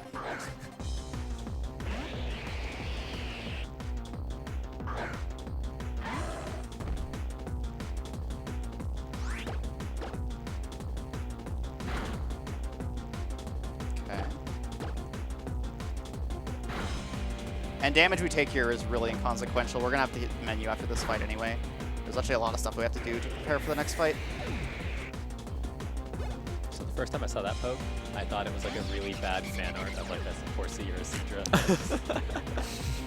Like a Sonic OC almost. I had no idea what type it was when I first saw it. I was like, grass? Ground? Grass would have actually made a lot of sense for Pokemon like that too. So this is like the ugliest Pokemon. Fight me. Yeah, I'm not a huge fan of Drotagon either. I like it, but only because of a weird rooting quirk for a game for a route I made. I read Altaria as Alta Biscuit. Tell me I'm going crazy. Alta Biscuit Ditto. He's in your head. Altaria. Dude, it's the hunger. We need food after this. Oh yeah, it's getting to me. Like, I need food right now. Someone feed me. Just leave the game right there. There's a Gumi like, right here for you to eat. Just don't I'm even sure fight I'll- Siebel. Just like go off and eat. I'm sure nobody will mind. Alright, so You're we're gonna so heal the full underestimate healer. right now. You could. Yeah. We're gonna Ether Close Combat so we can get all 6 of those uses back. And we're actually gonna put on the Lucario Knight here. The next fight is the one time that we're gonna use Mega Lucario. There's a backup strat on the champion that requires Lucario to Mega Evolve, but it has never happened to me at all. Hopefully that doesn't... I'm gonna pretend this is wood. I'm not gonna knock on it. But yeah, this next fight I am definitely saving before. This is the fight with the Gyarados that I mentioned before, and this one, like every other one in the game, is about a 12 and 16 range, and if I miss it, I am dead. No questions asked. This is also why you fight this one last. I don't think the other ones matter nearly as much for the No, order. like you need this range to be as favorable as possible. The rest of the order is just to kind of mitigate healing, if It's just possible. funny. You would never think like, oh, I've got a Lucario. What's the scariest Pokemon I can run into? 3 Gyarados. Gyarados. That is pretty cool. This Not is gonna probably lie. my favorite arena in this game. All This the Elite lag. Four is also in Smash 4, and it's a pretty cool stage. Oh, now I recognize it. Yeah. It's one of the more fun of the non-legal for true Yeah. competitive stages. It's a nice balance of silliness and random, but also not stupid. Yeah. There are a lot of stupid stages in that game. I also like this guy as a character a lot because he's a chef, and he like views Pokemon battling as an art. It's really cool. So I'm assuming there's no like hard stone or like expert belt. It's not too far out of the way to improve. No, range. there's really no way to mitigate this. That's so lame. I am actually going to end up using close combat for the range because Mega Lucario gets adaptability for its ability, which turns that stab bonus that we talked about before from a 1.5 times multiplier to 2 times on any move that shares your type. And It's still 12 and 16. yep, the chance to kill Gyarados ends up being the same just because, you know, Rock Tomb has a chance to miss, but it's more damage. So it ends up, you know, balancing out slightly in your favor. All right. I forgot to set up. Okay. I actually don't know if this will kill, so we're going to try this. Nice. There you go. Critical hit! Critical hit! Thanks, Alta. Coming through in the clutch. Strong ass ultimate. Yeah, so you're supposed to set up Swords Dance there while it uses Dragon Dance, but I completely forgot to do that. Why do you have Cross Chop? Okay, well this might end anyway. Because I still need to be at +2 for these next pokes. We'll see if Spiky can pull through for us.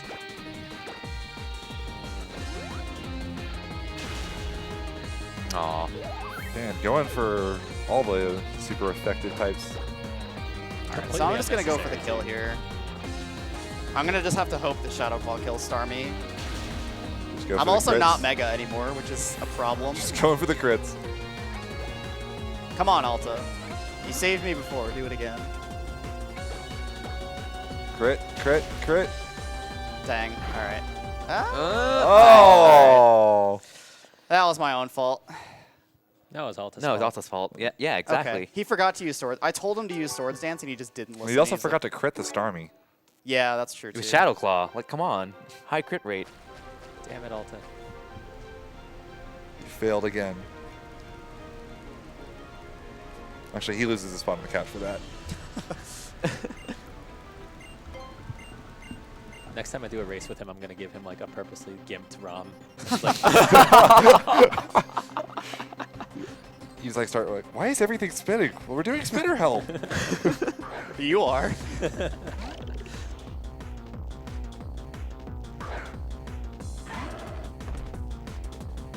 Yeah, actually probably would have been fine to not set up on Barbaracle there, but that's not a situation I've ever been in. And now we get to watch the full Mega Evolution animation again. That's all right. It's a cool animation. It is.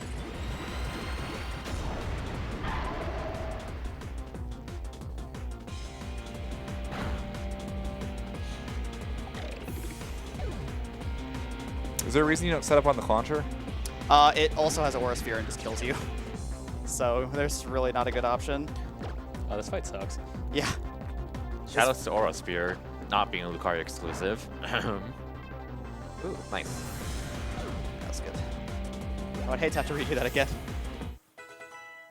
Yeah, Clawitzer's main gimmick is that it boosts like Pulse and like Sphere type moves. So it gets like Aura Sphere, Dragon Pulse, all of that stuff. Water Pulse, obviously. Yeah. Are there any others? There's. Heal Pulse. Oh, that's right. The best move ever. Does that actually power it up? Yes. How powerful is it? It's a psychic move, right? Or no? It's a heal. And if you use it in singles, it just heals the opponent. Is it even useful in doubles? Not really. Like you can use it to heal your partner, but I'm I just- believe Comfey gets it, and it's pretty good on Comfey. I'm but just trying to think if that's there's like a about it. single like competitive use for that move. Yeah, I'd say Comfey is probably the only thing. I believe Mega Audino uses it as well, if I remember correctly. I'm not too on top of competitive meta at all. Alright, so I'm going to save one more time just in case something happens on Diantha. This champion fight is pretty straightforward, but there are some weird things that can happen. If somebody wants to correct me and Heal Pulse is actually the best move ever, donate. Same here, because I'm pretty convinced it's terrible. I wonder who the champion is. Oh, hey, it's that lady we met before who looked really fancy. I also love her battle arena. Like, she's got like this big circle mosaic thing that's filled with like a symbol for each type. Is this Kingdom Hearts? It actually does look Kingdom Heartsy, yeah. Also, I'm just going to shut up for this fight because there's not much to explain and this music is amazing.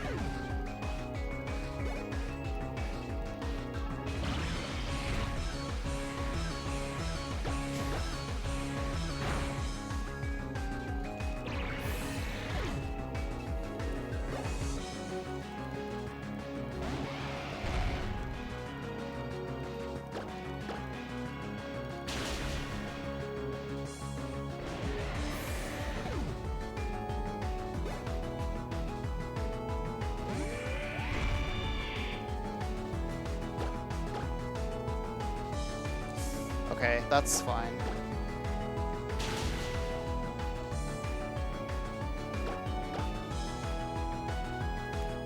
Wow! What a good sequence.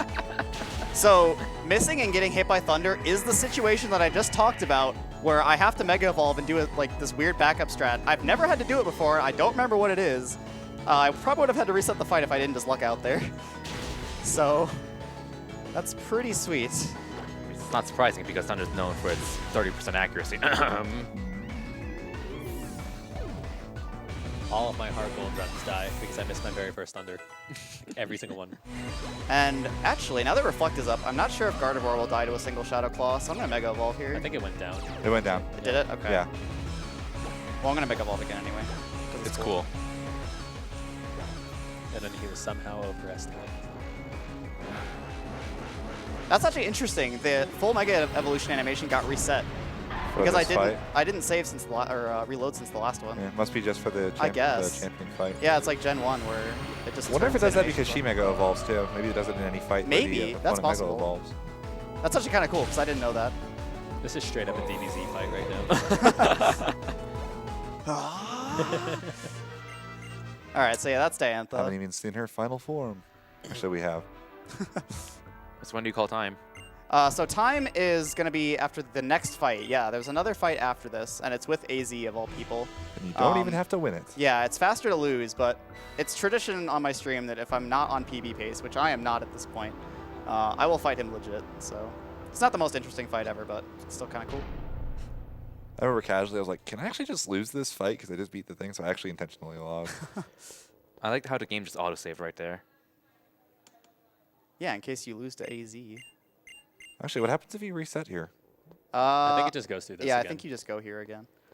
Because like people tried that in Oris, and it just took you back to the Hall of Fame anyway. Yeah, you have, so you have this to go fight. through the whole credits. Yeah, so in this game, the AZ fight is before the credits. In Oras, there's a fight at the end of the game after the champion, but it happens after the credits. So Oras has to sit through the credits to fight Brendan again. Thanks, Alta. Thanks, Spiky. Spiky! Spiky tried 3 times to save that Yeah. at the end. Good job, Octopus Kid.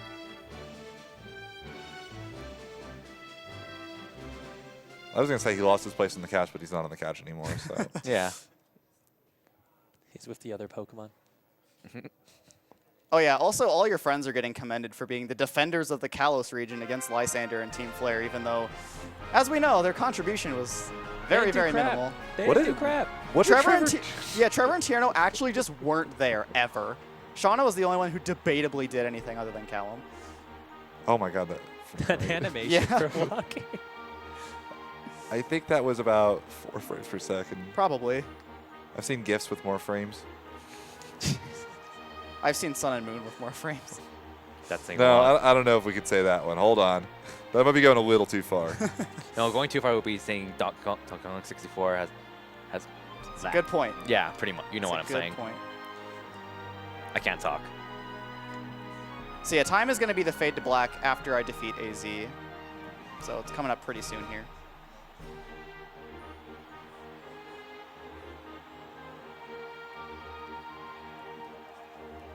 I also like how they're just like stiff as a board. It's like, I'm so happy, I guess.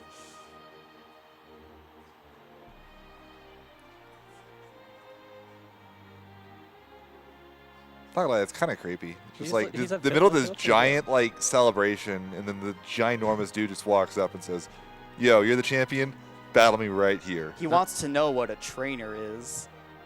He said battle with me. Period. See, he wants to know what a Look how tall he trainer is. Like, I told you, he's a either large either man. that is the weirdest camera angle ever, or that guy is like 9 feet tall. I'd say it's probably both. I'm pretty sure he's like 9 or 10 feet. Easily. Like his arm is taller than you. I also like how nonchalantly he just like, he's like, eh. Did he even toss that? I think it just rolled out of his fingers. Yeah, I guess. Just like, whatever, here. Also, he's showing very clear favoritism towards his Pokemon. He's a huge Flannery fan. Shout outs to Flannery. That was the best fight in Keith's run. Ugh, Other than the cast forms. No, the cast No, form. the cast one was better. Cast Okay. form was Yeah. better. sure was. How- Shout outs to how- the slowest fight I could have ever gotten. Actually, I don't think there is any other Pokemon you could have found to fight that would have been worse for cast form to fight against. Then another cast form, yeah. And time. Nice. Cool.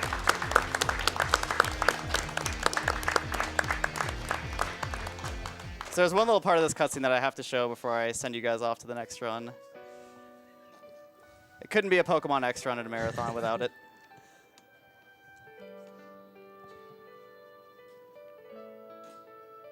So now he's had a big change of heart after he's seen how great of a trainer you are, and God, he's even scarier when he smiles. and now that his heart has been changed by the Phantom Thieves, Floette comes back and makes him happy once again. He's got 3 other Pokemon, and then all of a sudden, like, oh, wait, hold on. Never mind. My best friend's back. He just throws his Pokeballs away. Just like slow runs towards it. It's so small in his hand. Oh, now he's 6 feet tall. Was that before or after the crouch? Now he's about 5 and a half. Floette. It's been 3,000 years!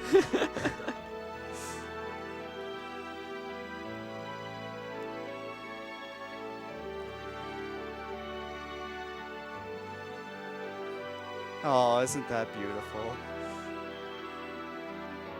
That Floette's old as dirt. I feel like the Ultra Hammer was waiting all this time. Or TTYD.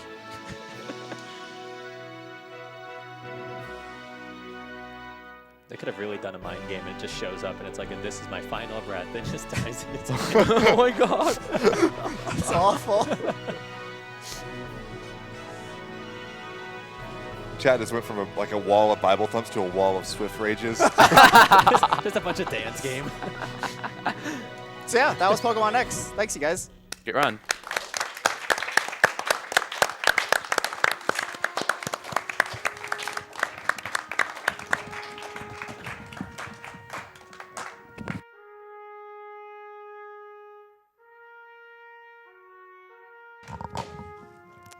All right, thank you very much, Orlin, for that wonderful run of Pokemon X. And we will be going to a few quick commercials.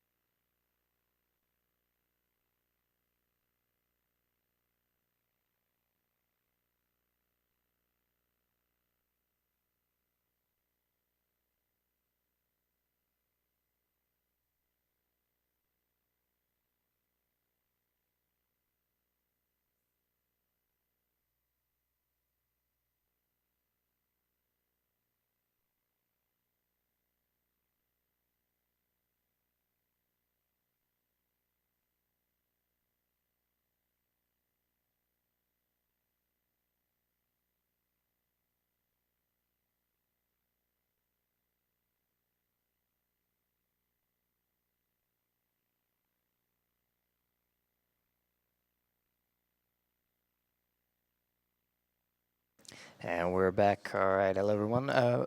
We will soon be having a little interview with Oro about the run of Pokemon X. But first, we have a few donation comments to catch up on, so let's get through those real quick. We have $100 from Anonymous saying, I was browsing Twitch and thinking of attending my first NAMI meeting next month when Wonders of Wonders. Yeah? Oh. Okay. Wonders. I came across an event supporting exactly that. I have schizoactive disorder, and after dealing with symptoms and the stigma sucks as much as dealing with any other misunderstood chronic illness. It's great to see people who care, and I want to thank you all from the bottom of my heart. Well, thank you very much for your generosity, Anonymous. We also have $5 from Green Shadow 622. Had to donate during the run of the only Pokemon game I've played since Gen 2, but put this towards the choice of the guy in the yellow shirt behind the couch.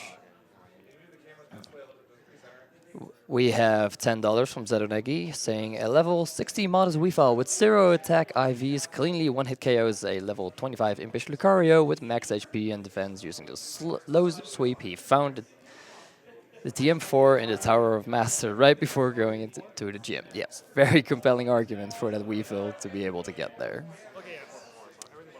We also have $25 from Linfang with no comments. And then we have $30 from Monsieur Chips saying hashtag PokeRep. Thank you all very much for your donations. And we seem to be ready for the interview. So let's kick it over to Ghoul, Keys, and Oro. Alrighty, I'm here with both of our two Pokemon runners for the event. Keizaron obviously ran Pokemon Sapphire earlier, and Oro, who ran Pokemon X just a moment ago. Why don't you guys walk me through that a little bit? Oro, that was your first live marathon run. What were your thoughts going into that? You know, how do you feel coming out of it? Oh, it was my second. I did Eternal Sonata at this event Oh, that's last right. year. I forgot. Yeah, I was even there. But I yeah, hosted that it. was, I honestly say that even online or in person, that was the best marathon run I've ever had, just as far as entertainment factor. And just, that was a whole ton of fun. Like, I had a really good couch, really good people, you know, even behind the couch. Like, that was just a blast. And I'm so grateful to be able to be here and do the game, so. Yeah, Keys, what about you? Like, how do you feel about your run coming out of it outside of the amazing cast form dittos? And Well, I mean, the thing that I've started to learn, because I've done so many different marathon runs at this point in time, is like, it's not necessarily about how fast you go, but how entertaining the run is and how much everybody embraces it. And at this point in time, I don't think I've done a single good marathon run. Like, you kind of got the most infamous marathon run of all Yeah, time, in part because it was so bad. Why don't you tell me a Yeah. little bit about Animorphs and So- like how you got into this like mess of a terrible video game? So, okay, so the story behind Animorphs was Shenanigans _ actually got the game when he was at, I think it was AGDQ 2015, I think it was. They went to a video game shop called East Starland. Okay. And he just like, oh, this looks like a great game. So I'll just pick it up. And he played it a couple of times, and he brought it with him to SGDQ 2015. Did you even know it was like a Pokemon-like clone at the time? No, or did you just, I didn't know the game existed. I'm at saying, all. like, when he bought it, did he know it was like a Pokemon-type I don't clone, or know did he if- just like buy it thinking like, oh yeah, Animorphs platformer, that sounds fun? I don't know if he even knew. Like, I think he played it when he was a kid before, maybe. I don't know. But he brings it to SGDQ 2015, and we're all in the practice room. I don't even think it was the practice room. It was the casual room. We were all in the casual room, and we have 30 other nerds surrounding us as we're trying to beat the game for the first time in the history of ever. And it was just the greatest thing ever. And for some reason, I was like, I'm going to route this game and submit it for awful games. And, you know, the game committee made the mistake of accepting it. So we have one of the most infamous GDQ runs ever. I was gonna say there was no video proof at the time that the like game even had an ending. So Yeah, like there was a walkthrough that kind of gave us a general idea, but there wasn't any proof of a run beforehand. What So a- if there is a run that finished before then, there's no proof. So we just say it was ours. What a video game. So Oro, I know that you run a lot of different Pokemon games. You've learned all, you know, one game from each generation for the 1 through 7 race. Outside of Pokemon X, which one's been your favorite to run? I'd say Sun and Moon has probably been one of my favorites. It's not the greatest game to run, but it's the only one that I've routed completely from scratch. And I think with Pokemon runs, like routing them for yourself, even if you end up pretty close to the routes that exist, is probably one of the most satisfying things that comes out of, you know, running these games at all. So it was really fun for that reason. Other than that, I've enjoyed a lot of them pretty equally. I know, Keys, you've run at least Gen 1, 2, 3, and 4. What about those, like, outside of Sapphire, which you obviously did here? Which one's your favorite to actually just do runs of? It used to be Crystal because that's what really got me into it. And there's a recent route change to where we actually catch Entei, and that makes it really interesting now. But Wow. I'd probably have to say Soul Silver glitchless because it's still kind of lengthy. It's not too risky overall, and it just shows off so much tech. Okay. And then like Heart Gold glitched would be pretty close behind, even though it's really hard to finish a run because there's just so much more tech to show off. Right. And it's just a remake of my favorite generation of Pokemon, so it's just the perfect combination. Yeah, so for it's just me. a great game in general, and then on Yeah. top of that, just being able to play it like that. So Pokemon games are kind of infamous for having these moments where things go terribly, terribly wrong for no reason. Aura, why don't you tell me what one of your favorite moments where something just totally bonkers happened and you have no idea how, and it was amazing? So I mentioned it briefly during that run, but actually during the marathon to get Sid here, I did this game as well. And the second fight with Callum, I don't remember exactly what happened, but I wound up having to switch to Lapras using Perish Song, which forced his Meowstic to switch out so that I could safely switch in Lucario, who I shouldn't even be using for that fight, and safely setting up on that fight. And it was just hilarious. It was one of those moments where you just have to know enough about the game to be able to like manipulate its mechanics and just like come back from a situation that you otherwise, really shouldn't have been able to come back from. All right. What about you, Keys? I was doing a Sapphire run. Most of my bad stories involve Sapphire or Red, it seems. But I was doing a Sapphire run, and I got a really, really bad Kyogre. And every single Elite Four fight just went as south as it could. So I ended up having to teach Calm Mind before the champion, teach Water Pulse, because I was out of PP for just about everything. Oh my goodness. And what made it even more special to me was I was sick as a dog. I could barely talk, and there were a lot of people in chat. They're like, "You don't got this. Like this is going to be the worst thing. You're going to die. You're totally going to die." And we somehow made it, like through very calculated criticals. And I ended up PBing by about 6 seconds or some like ridiculously low number. And the whole time, like you just hear me in a croaky voice, like, "What was that? What was that?" So, Keys, I know you kind of started off with the Battle Network games. Was kind of your first? Was that like your first real introduction into speedrunning? How'd you like end up switching into Pokemon eventually as kind of your main focus as far as series goes? So I actually started with Pokemon before. I did excuse me, I did Crystal and Red, and then kind of like what Oro just said, like I didn't have the satisfaction of routing because at the time, not as many people were interested in looking into it. There's like minor optimizations here and there, like menus or something like that. But at the time, it didn't feel like there was a huge thing for me to take care of. So I actually did Battle Network 4 in a blind race with a couple of old Pokemon runners, Wind Sunrise 1 and Montebank. And Montebank's infamous, him and Extra Tricky for making the Nidoking route in Red. Right. And I did that blind race, and it was awful. It was god-awful, but I had so much fun. And then I took part in the next blind race, which is Battle Network 2, and I really liked the mechanics of it. And I was like, okay, well, I want to really take a look into this. And looking into it, I saw that there was some manipulation behind it. Okay. And I was like, okay, this could probably be explored further. So me and Montebank, of course, we ended up looking into a lot of stuff, and I routed out some initial stuff, and he saw how much I did, and he was like, we could probably apply this to the whole game. And that completely opened up the game. When I started with it, the category was at a 2-hour, 40-minute record, and right now I hold the record at 2:12. Like, it went down almost a full half hour because we found so much. Okay. And then I ended up going back to Pokemon because I felt like I did what I needed to do with Battle Network. Right. So you got kind of through Battle Network out what you wanted out of it, and then you went back to Pokemon, which is Yeah. just kind of one of your favorite series, I assume. Yeah, it's something I always played growing up. One of the greatest video games you could bring with you at an airport because you could save I actually just remember about one time I anywhere. flew to Germany, and I actually just erased my Pokemon Red save file. Like, back, I was like I was in second grade. I was like a 7-year-old kid. So I'm on this airplane flying to Germany. Didn't sleep the whole way through. Got barely through the end of the game by the time the plane landed. So, Yeah. what about you, Aura? What got you into Pokemon speedrunning? So this actually kind of goes back into what got me into speedrunning in the first place as well. So my first real experience with speedrunning was there was a bus trip way back in high school for me that our band always went to Florida and went to like Disney World or Universal or whatever. And it's a 24-hour bus ride. So we were like, what are we going to do on this bus ride? And we all were like, okay, let's go get our copies of Pokemon Red or Blue and just like see who can get through the game like the fastest on this bus trip. And I ended up winning with, I think it was like 5:37 in-game time. Like that included like a bunch of saves and resets too. It probably took me like 6 or 7 hours. But I was, it was my first attempt at like trying to go through a game as fast as possible.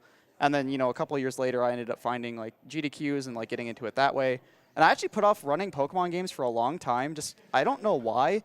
They're games that I, again, played a bunch growing up, and I knew a lot about them. And it's one of those games that you can go into with the same knowledge you have as had as a kid, and you can apply that immediately to speedrunning the games. So like, as soon as I started trying to run the games, I actually don't remember which game I started learning first. But it's just such a rewarding feeling to have this knowledge already, and it just immediately clicks. And it's one of those things too, where like the series is so a lot of the mechanics, kind of span across the whole franchise, so you can just kind of take them and apply them to any of the games in the franchise, and it's just really, really fun. So Okay. So, kind of for both of you, if say there's a new viewer that's watching this marathon and they've never seen speedrunning before, and all of a sudden they're into Pokemon, where can they go to kind of learn more and just get better at running these games?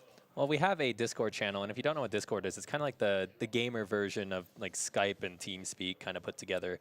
We have a Discord server. You can find that on our forum as well. If you go to, what is it, PokemonSpeedruns.com/forum? I think so. I believe it is. If you just Google Pokemon speedruns, you'll Yeah, find like it. it should be like the first result, but like that's definitely the place to go. So just jump into the Discord. We're all super friendly. We'll help you out. We have specific channels for every single game that you ever want to learn. All right. Awesome. Thank you guys so much for your time. And Yeah. thank you for the awesome runs. Yeah, thanks for having us. All right. Cool. Good job. Yeah, let's go. Oh my god.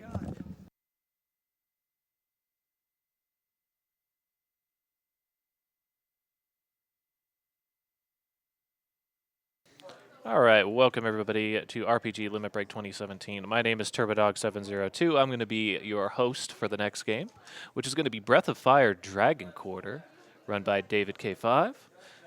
We're going to be doing an any percent run for this particular one. We do thank you guys for tuning in and watching, and all of you who have been donating so far. Just to let you folks know what we are here for, we are RPG Limit Break, and we are coming to you in Salt Lake City, Utah, and we're raising money on behalf of NAMI. That's the National Alliance on Mental Illness. This is a particularly important cause because May is Mental Health Month. We invite you to join the conversation on Twitter using hashtag Mental Health Month or hashtag StigmaFree, and we would greatly appreciate, even if you cannot donate, to spread the word on social media, let people know that we are here. Even just today when me and a few friends were going out and game chasing, we were sure to mention it to some people who asked about our badges and stuff. It's important to get the word out to people, because if you don't, you need to make yourself as visible as possible when you're talking and representing the speedrunning community and our charitable works. So we do appreciate you guys for tuning in and watching, and hopefully you guys stick around and enjoy the next few runs. Looking into our donations here, we have a $50 donation from Anonymous. It's shout out to the runners and to everybody supporting this amazing cause.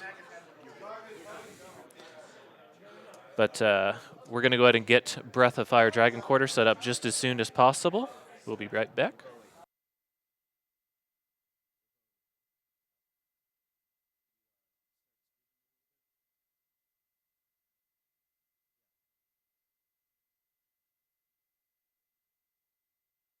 To tell you what one I am. I'm red 1. Okay, cool. Yeah, is that okay? Okay, sweet. Yep. What's up?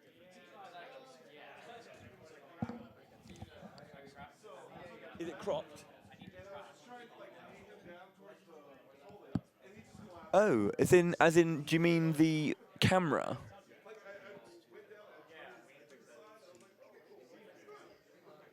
He's a scene that it's 4x3. Oh right, yeah, sure.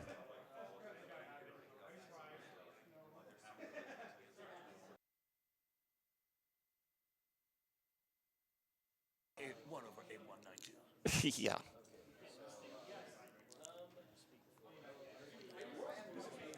Hello, test. Say something about Dragon. Hello. Okay.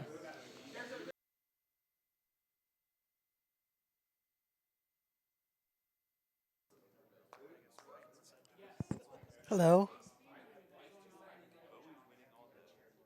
Hello, how are you?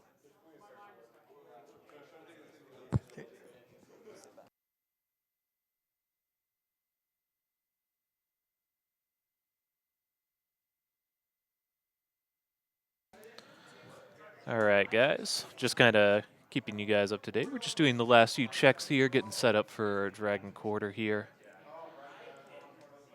If you guys feel so inclined, feel free to go ahead and check out the Yeti.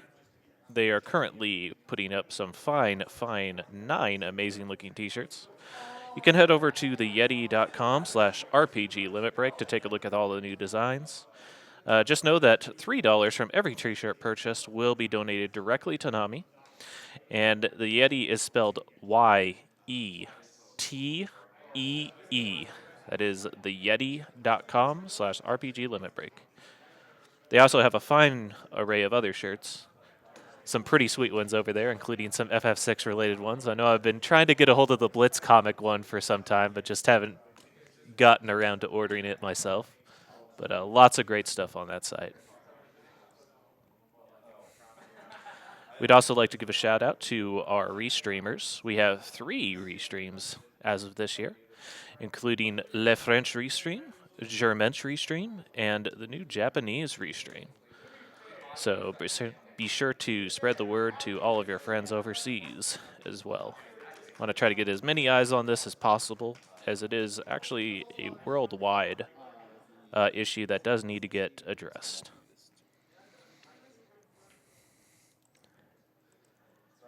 Coming back into some donations, we have Freddy with $10. We must have all 4s. Great job to all the Pokemon runners, and let's get that devil ending.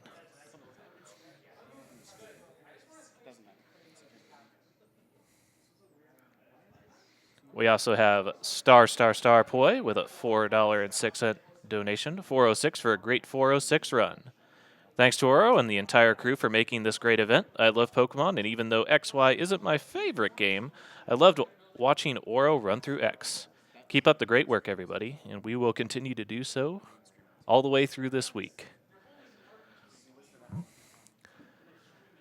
All right.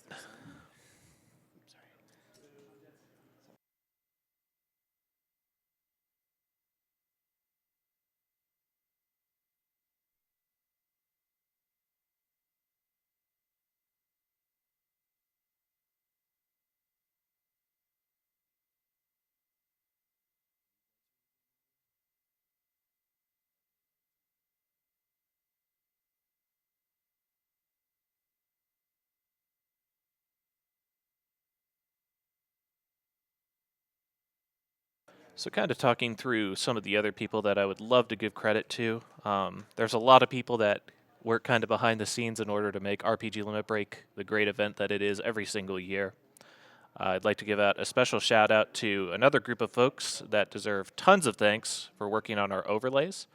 Orelin, which actually he just ran Pokemon, I believe, Pokemon X, and Namix. And they can be found on Twitter at Orelin and at Namix _, respectively. And for Orelin, that's OUROLEN,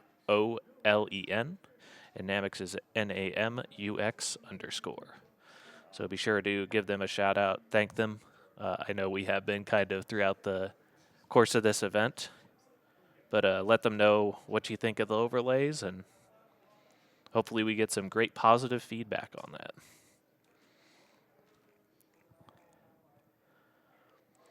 I can already see some excitement kind of beaming inside of the RPG Limit Break chat for the run coming up.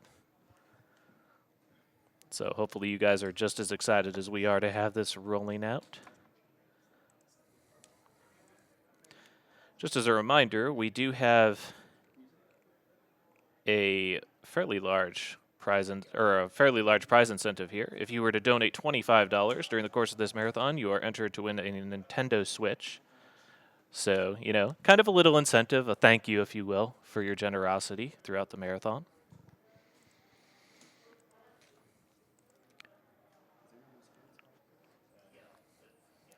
Looking at the next few runs, by the way, like I said, we'll be doing Breath of Fire Dragon Quarter momentarily with David K5. After that will be Ogre Battle, the March of the Black Queen with Dragon Dark. He'll be doing, I believe, it's either any % good ending or devil ending. I need to check the incentives on that to verify. And then we're going to have Ease Memories of, I'm going to butcher this, Celceta, I believe, by Ghost King G1. So be sure to go ahead and check those out. Kind of the late night streams for all you night owls out there.